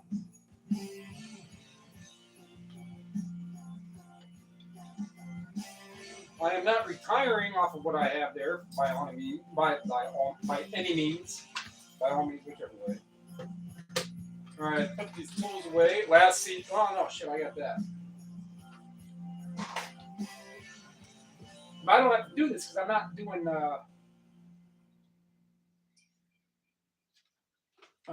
selling copper yet.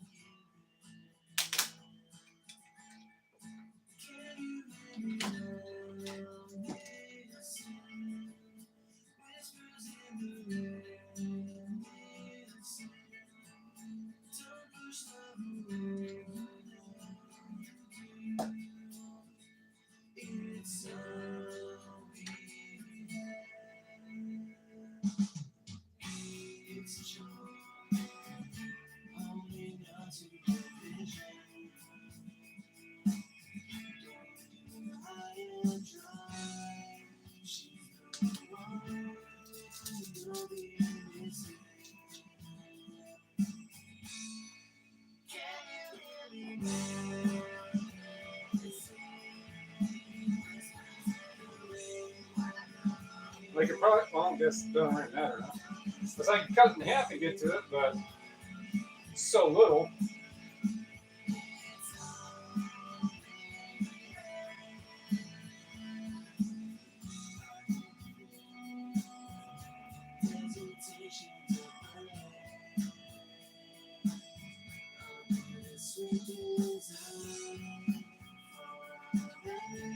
Yeah, a little off, close enough.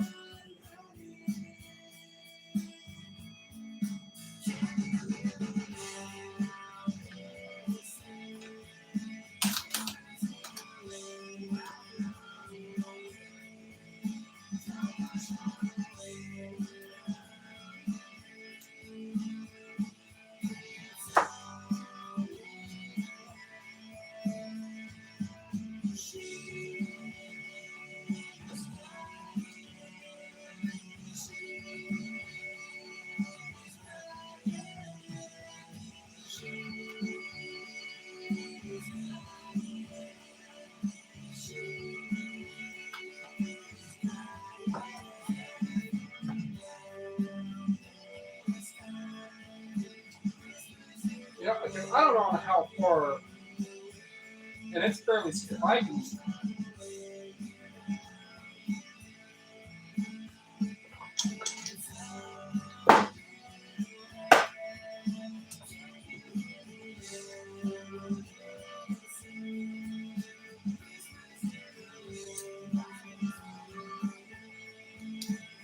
Even has a little, wow. I'm glad I did that.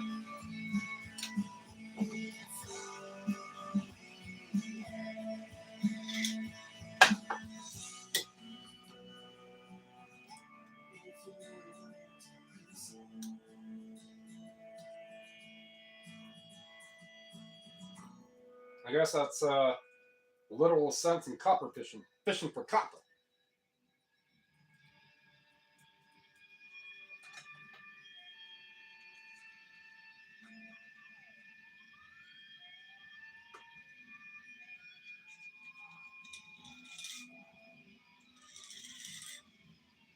that's something that would be interesting. Well, not fishing for copper, but magnet fishing. I've watched some, again, lots of YouTube entertaining things to do and watch and blah, blah, blah. But some of the magnet fishing ones, there's a he's a younger kid. Well, he was younger when I was watching those 5-6 years ago.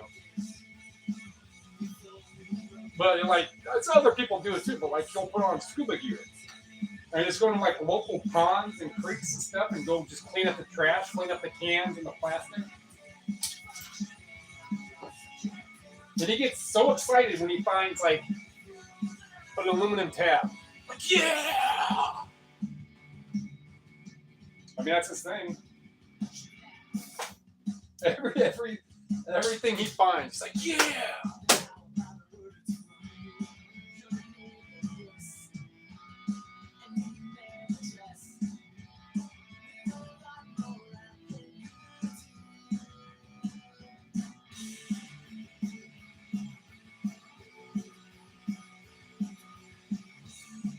Is that yellow enough? No, it's red. Like the actual, like the actual color of copper.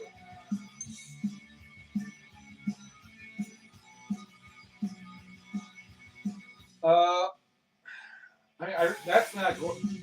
No. So that's part I'll have to, process down more later. Gold flashing.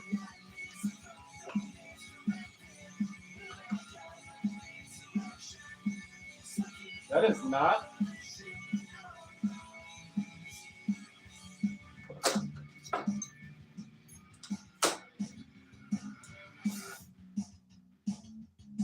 Oh yeah, this one I wanted to do.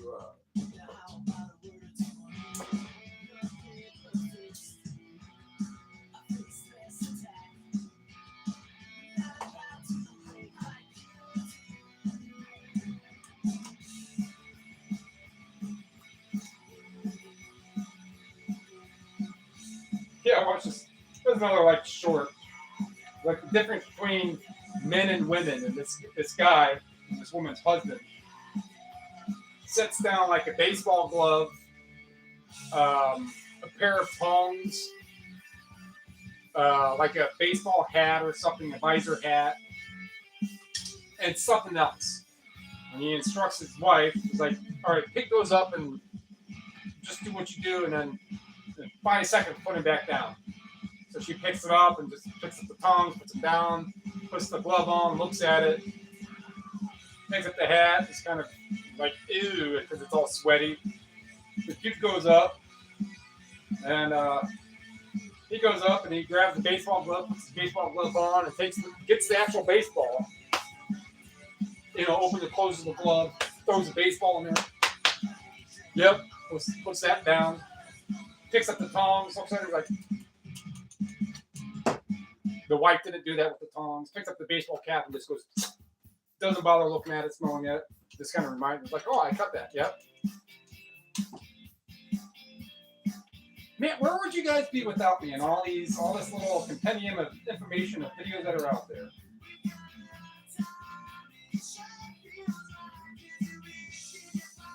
It's like that video about and it's made its rounds. The one about hey, I'm making this one video game, 007. I know it's not going to be a long stretch. It doesn't have to be anything exciting, but I need you to make some pause music. He's like, and the whole video is like, wow.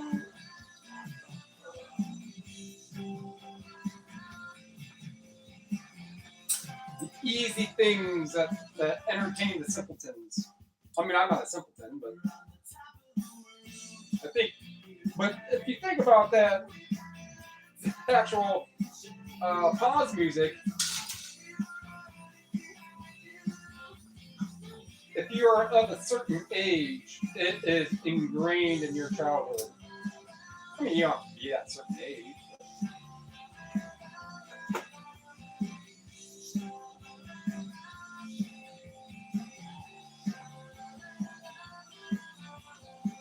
talking to myself again?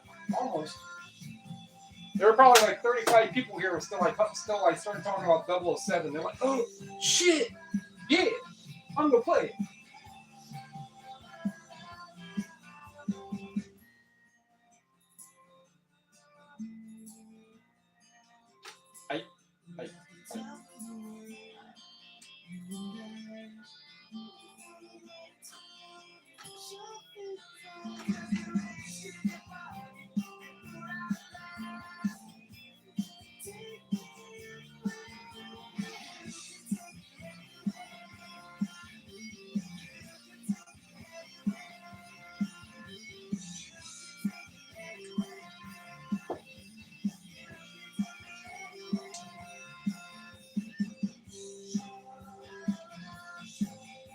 I wanted that to stay on, but overall.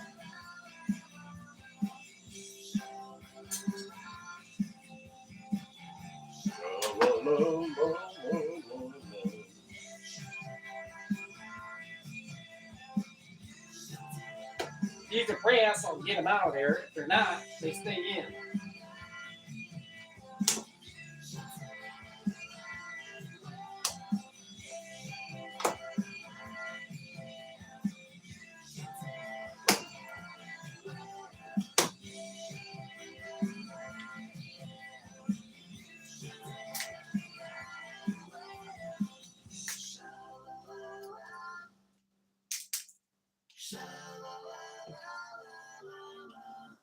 No, you're still bastard. I kill you.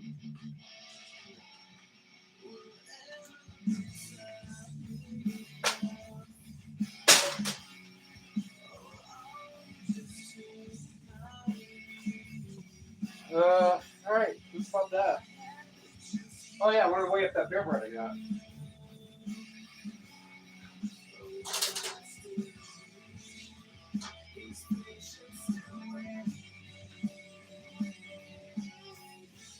Does that stuff look pretty? Oh, those old pieces.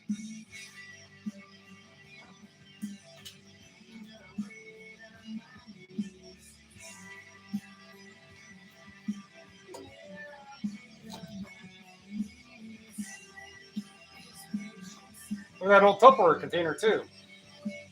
That's probably 8 pounds, 9 pounds. Want to be like 420 pounds. Minus a container, which is probably half a pound. 4 pounds. Time to retire, baby. That's $12. I can invest that in more copper. Yep.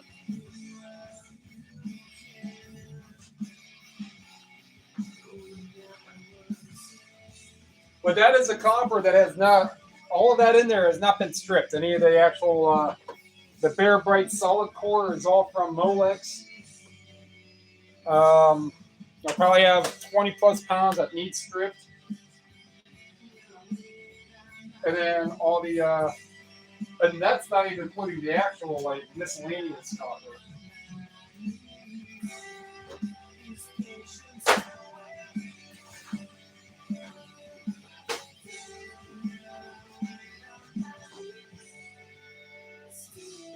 I don't want to put that in there like that. There is the misc copper. One of those old copper right there, right? Some of you be like, oh man, that's bare. Something in there is bare bright. I doubt it. I mean, there might be like a little piece. Like this stuff here, if I can get that out, that's going in with miscellaneous copper. Like these big coils from like circuit breakers. This thing here, like I can't get that out to get that aluminum out.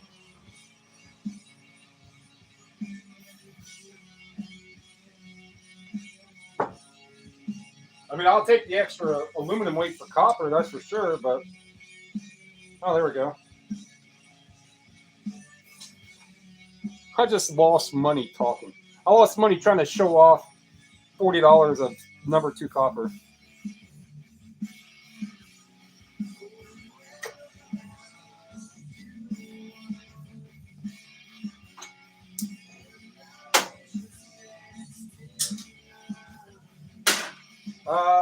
Yeah, let's see. Like the little bits and pieces and stuff that's going to get gone through.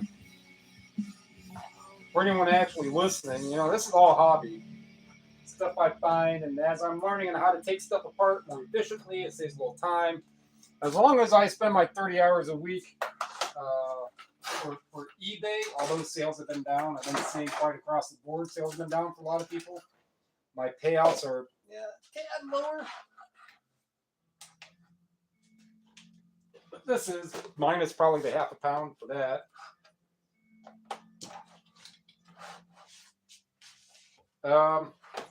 It exceeds the 11-pound limit for this.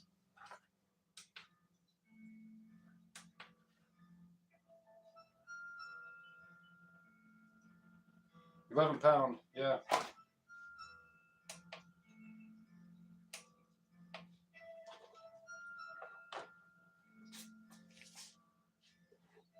Exceeds it. But that's got to be 20 pounds right there. So 70, 80 bucks, maybe. It's 20 pounds, $3.60 a pound.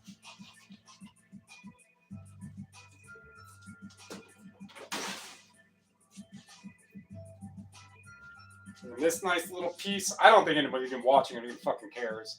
But this piece of copper that the maintenance here threw away, I'm going to guess for a water heater.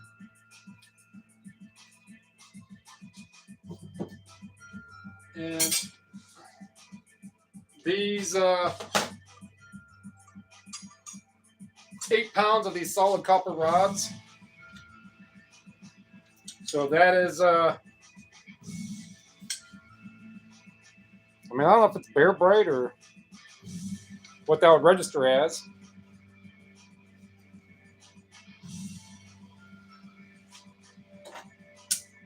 Oh, they're not even fucking solid copper.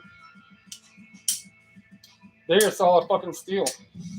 So you know what? I got these because they are copper looking, right?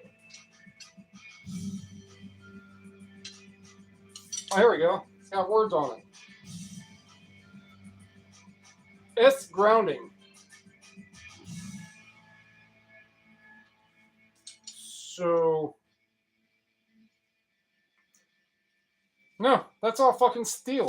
A little copper coating, I guess. Mother effer, man. I thought I was going to retire on that. Oh well, goes in that steel.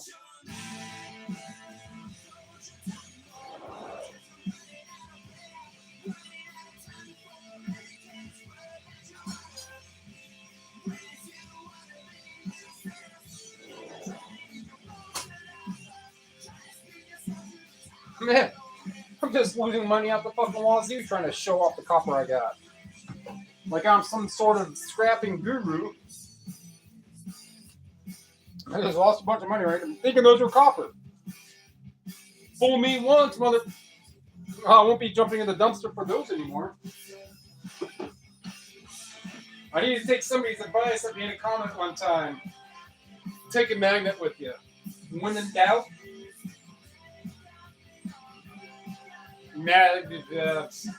clink clink on the metal. When in doubt. Got a partially learn my lesson with that one, huh?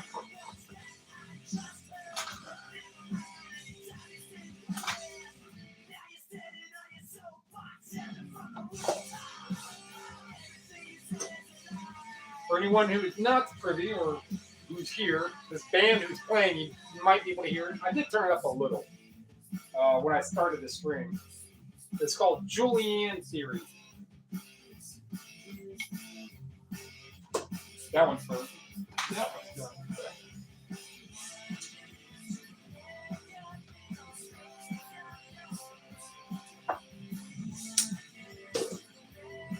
So what do I even do with magnetron?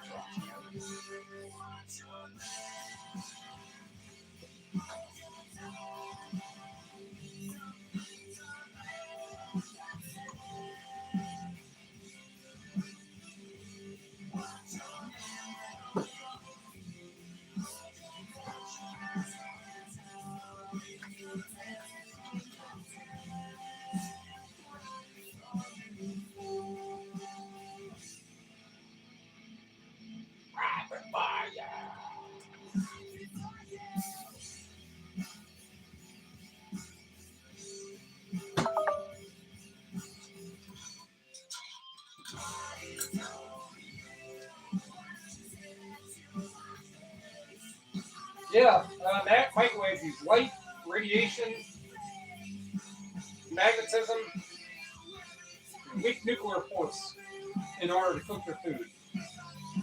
They are very, very inefficient.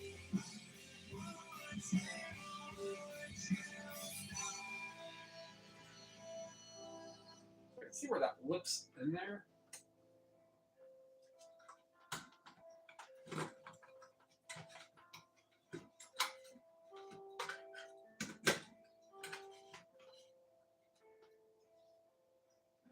And it just lips right there.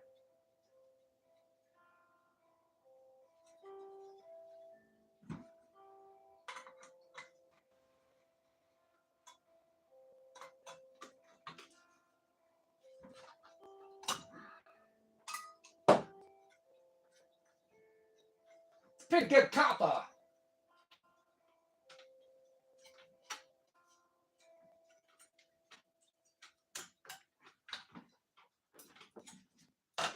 Ow.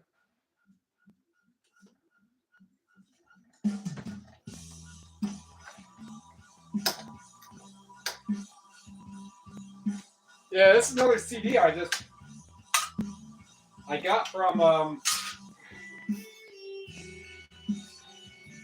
oh no, I got these ones at a thrift store. And there were these ones. There were 2 in the case, which is good.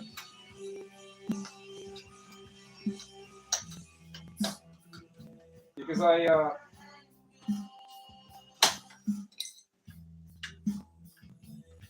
already sold one for $10, so I kept this one.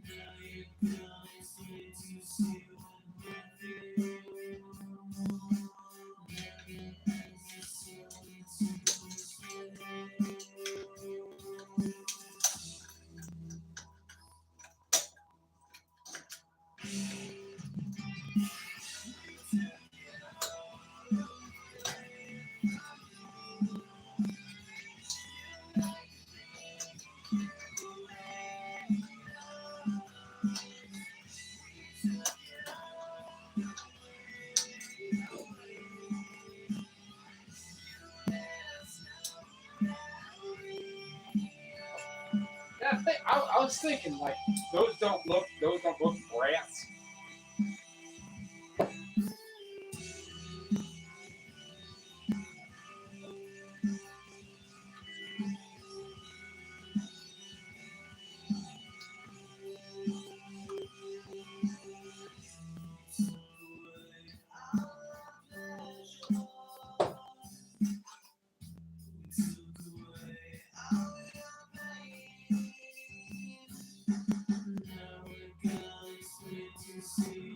You're being robbed. I almost said that when I walked in the door. Like, told you I'd be back before it was dark. I figured that. You know, I don't like driving at night. Yeah.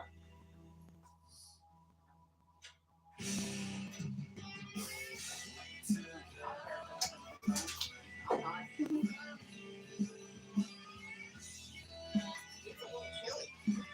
Yeah, were you here when I came back with the UltraSound monitor?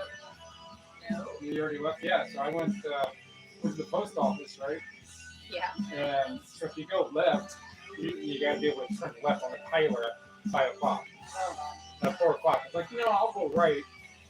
So I turned right, and I went to the very first business there because I saw a garage door, and it's a big business. And the guy, Bob, he repairs ultrasound machines. And I was like, it's a pretty good business to be in because by average, half the population of this world is going to end up pregnant. He's like, I never thought of it like that. I was like, why do you think you're always in business? That's a good one, though. Yeah. Did you read anything? No. Oh, no, I mean, I had what I had earlier. This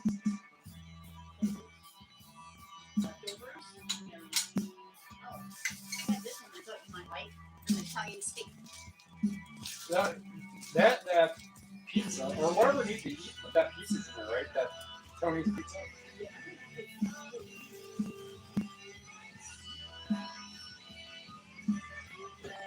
But anyhow, yeah, I'm talking to him. So before I even get to the open bay, I can see there was a dumpster there, and I look in, and there was a big And so that entire thing there, that shell that's diagonal in there, underneath there is a boot.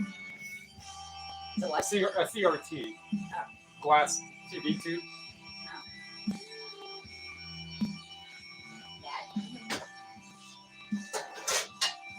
That thing? Yeah. Ah.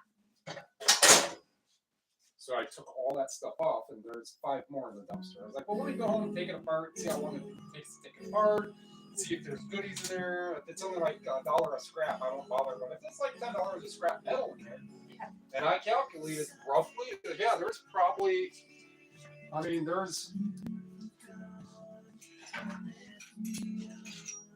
the solid aluminum, 2 pounds. Right, so that's $1 right there. Yeah. The little bits and pieces here. You just missed me showing off all the. Oh, I can't even rewind it.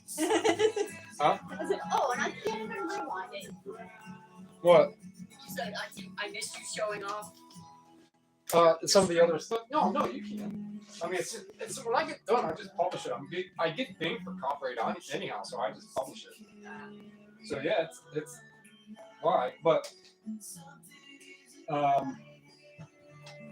yeah, there was like 5 more in there. I was like, well, I'm gonna have to come back. You know, I'm not gonna put 5 50-pound CRT monitors in the back of a Ford Fiesta.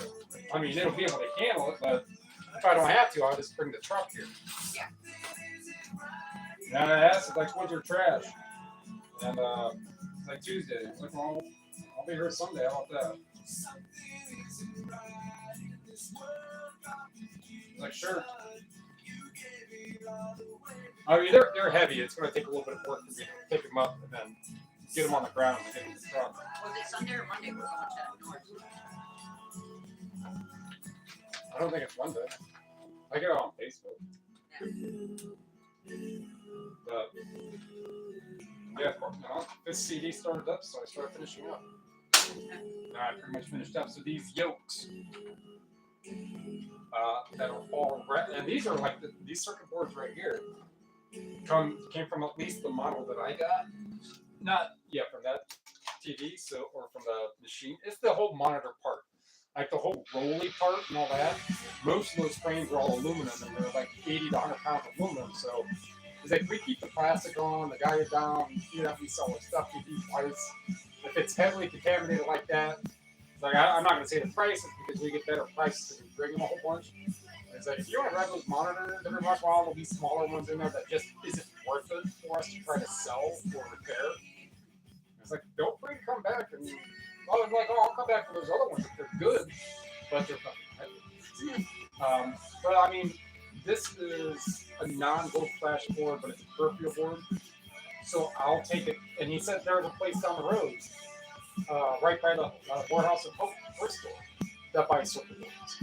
It's like, you're not going to get like the best price from them. It's like, but do you really want to drive an hour and have those people not explain things to you when you want things to explain to you to make it? It's like, yeah. He's like, yeah, go down there and say Bob from the alternate. He gave his company name, I forget what it is. But like these ICs, as much as I can get those off, and that's that board. That's from a microwave. That board there, non-gold fashion, so I'll take all those. So there's $5, $6, $7 of ICs.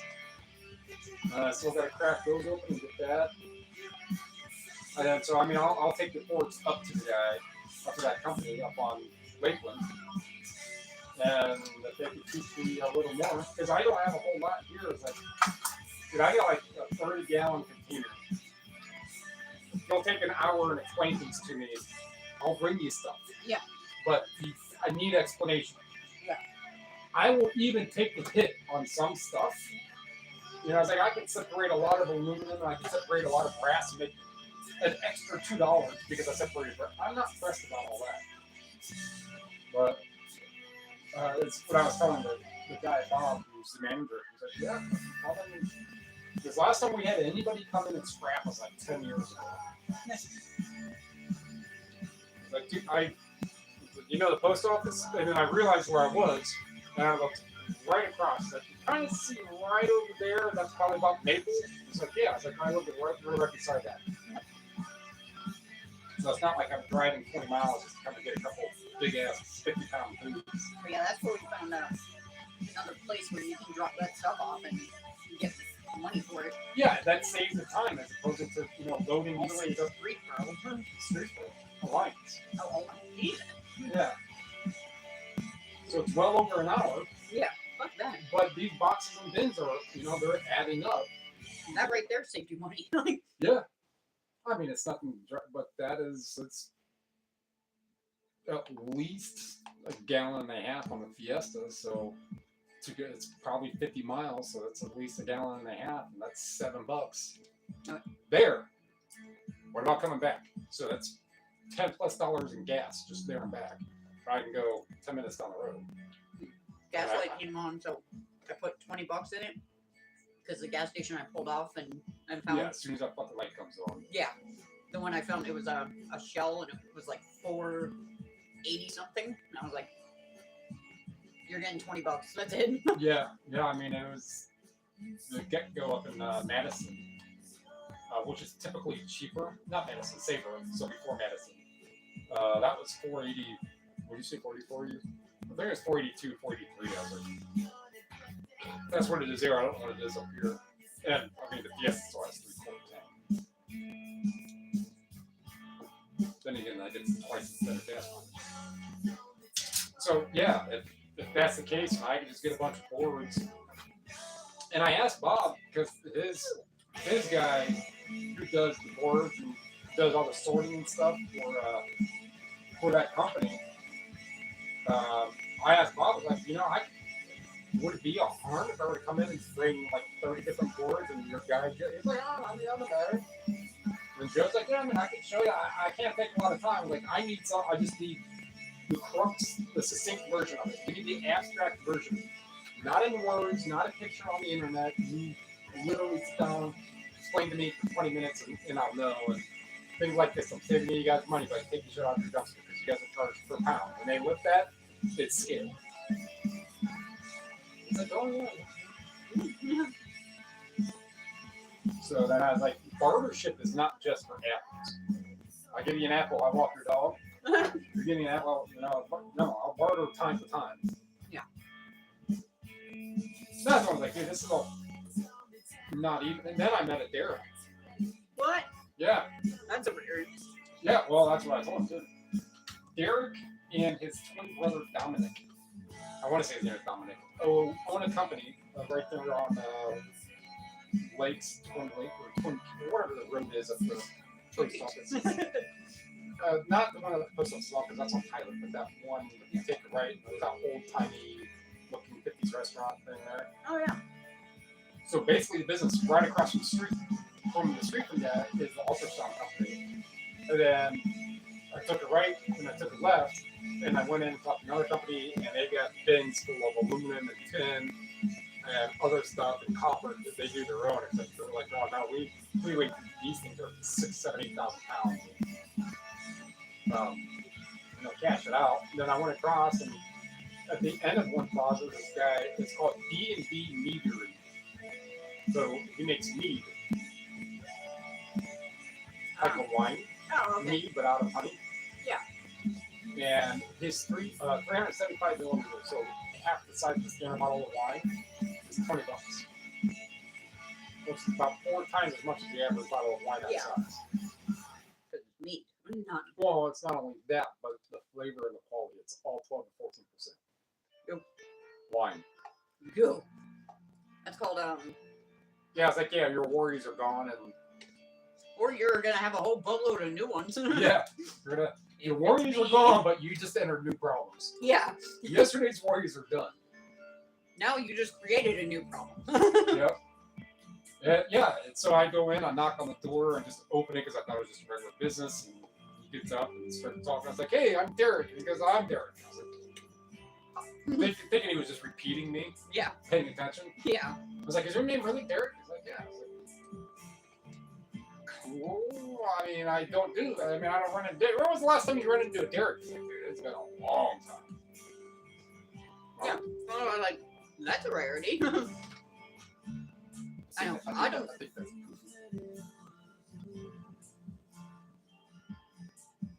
Goofy.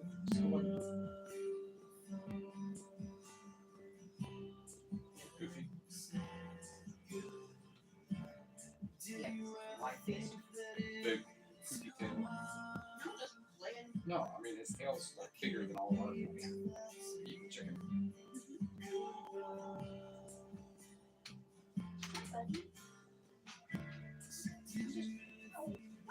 Oh, he was about to. He saw you stand up and. Oh, buddy. Oh, he ran. He'll be Yeah. Oh. gonna take off back to the woods. He made a left. Like he's in the next patio. He's like, I'm out of here. That giant just stood up. I don't know. I don't know if that's if he's a stray or she. I don't know. I mean, it's a big cat. If that'd be a girl. Yeah. Same thing we thought about Sunny, right? Yeah. That face is too wide. That's Yeah. a boy. Yeah, the cat is too big. It's the wideness of the face that gives. But he must have scarfed because there were like 8 pieces. Because I ate the rest of that stuffed chicken, and then I put the pieces down. I cut up the rocket. She ate most of it, and I was like, "Well, I'll put that out now, so it's not right here in my way." Ow. I feel like something. Yeah, I'm gonna make a loud sound.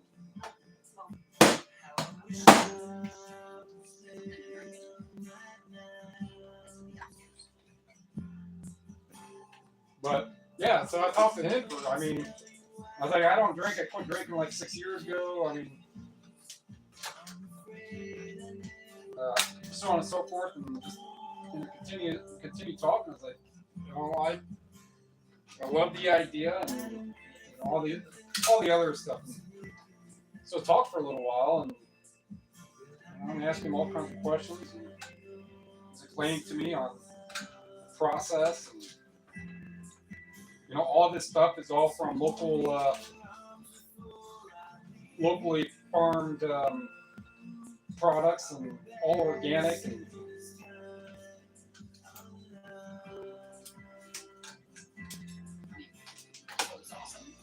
so, but the one thing he did tell me is that down in the Grand Valley recreation area, that area is known as the Napa Valley of the East. I was like, it's some of the biggest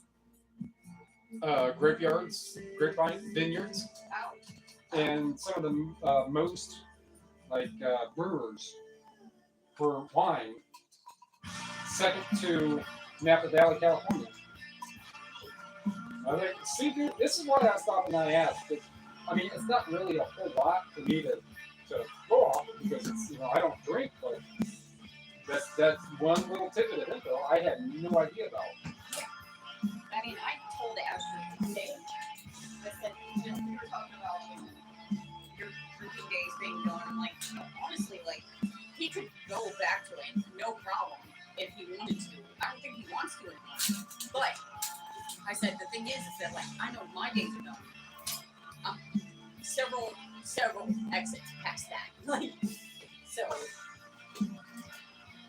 I was like, no, clearly, you really want to begin, you know, volatile.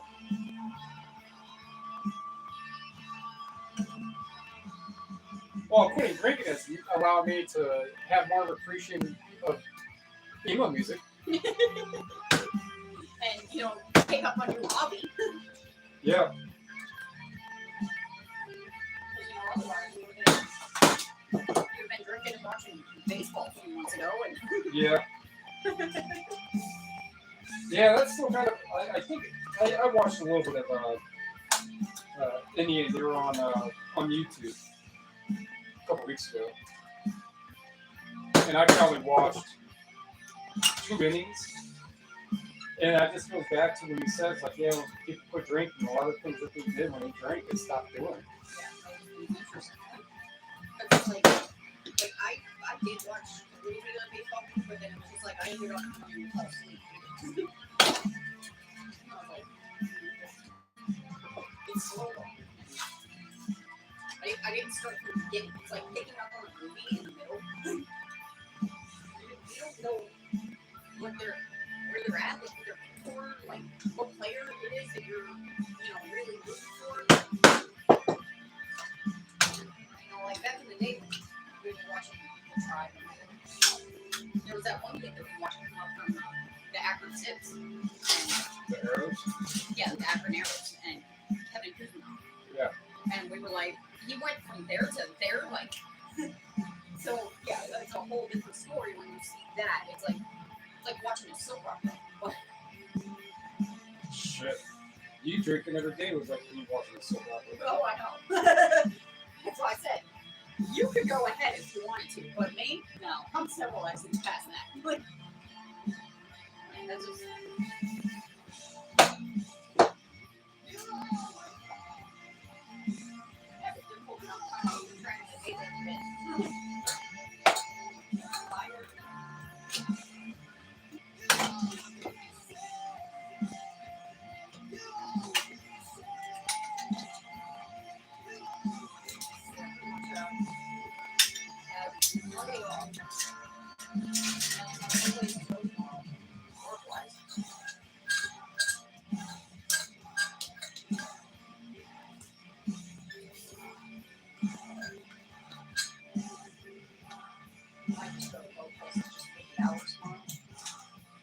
Yeah.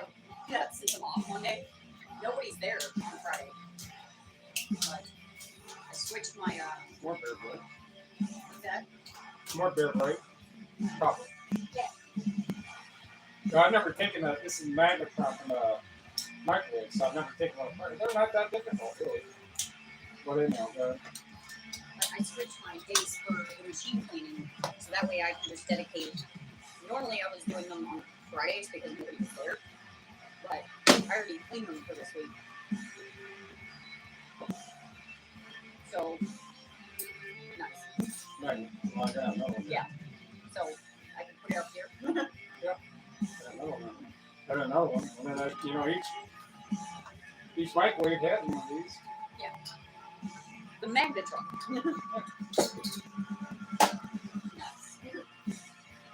I do like it. It's so much better than the decorative ones. Oh yeah. Tap them and they fall off.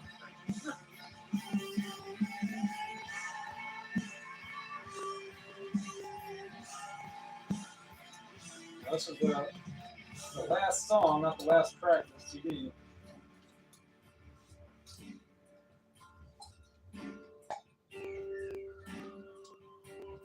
Well, why do you have to play 8 anything? Because I know that if I don't remind you, you'll forget. But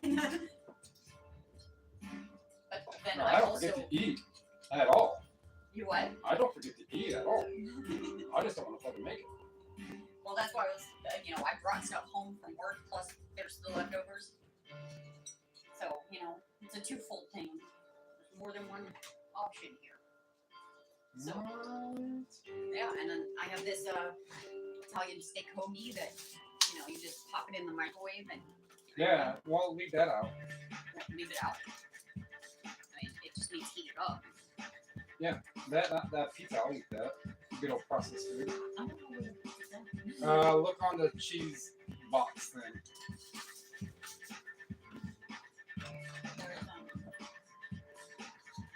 Cheese spread.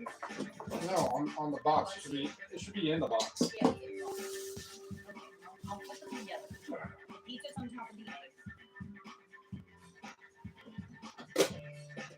And also on top of the salad. I'll leave it all on the box. I gotta leave them out. They already get in the fridge. Alright, so that will open it all. Alright. And they're gonna be right here on the counter.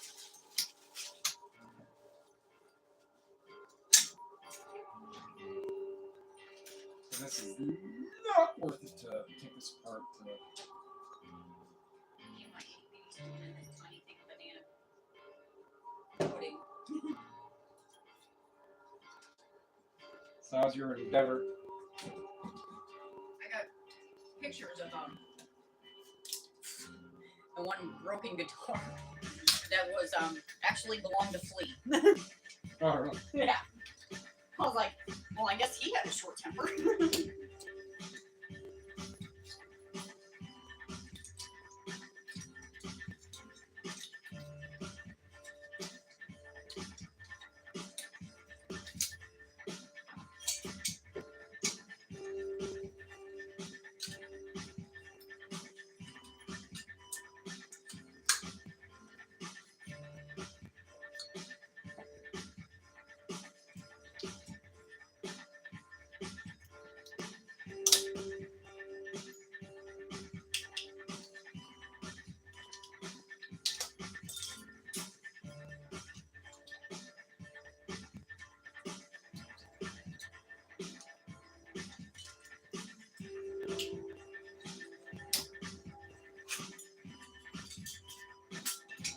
got a little more out of that. It's Flea's broken base. Was there a story on how you took it? Yeah, I took a. Oh yeah. So they were having persistent technical issues. So Is that a contract? so he was having issues, technical issues. So he took that base and threw it into the audience, and then he then brought out another base and threw that one as well. So that's how that one was acquired. Because he smashed the base that he had and threw it into the audience. I got another one that did the same thing. Yeah, pretty much. I remember it's called that. Yippee. The magnetrons are not really that not good for recovery, but it's free metal.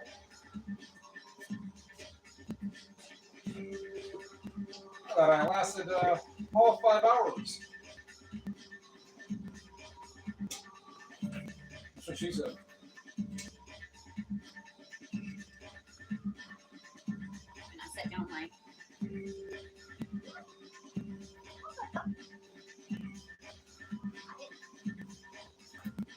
What? Banana pudding.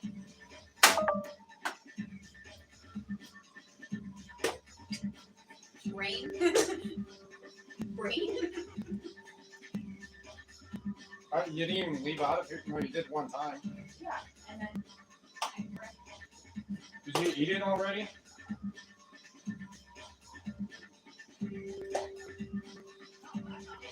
Alright. So yeah, I just remember tomorrow to take the Fiesta. Oh, they're right. Alright. Yeah, because I don't need to be driving back down the highway thinking it's like, oh, the gas light's on.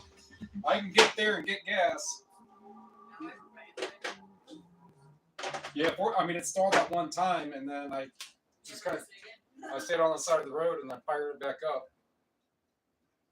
And it fired up. It's like, all right, let me get down on the next exit, get gas. And I just filled it up for like fucking $70. Yeah, and that's why I filled up the Fiesta and also put in $20 because I'm trying to prevent doing that to you again. Yeah. All right. Well, I managed to get most of all that done from those 5 CDs. That's my goal.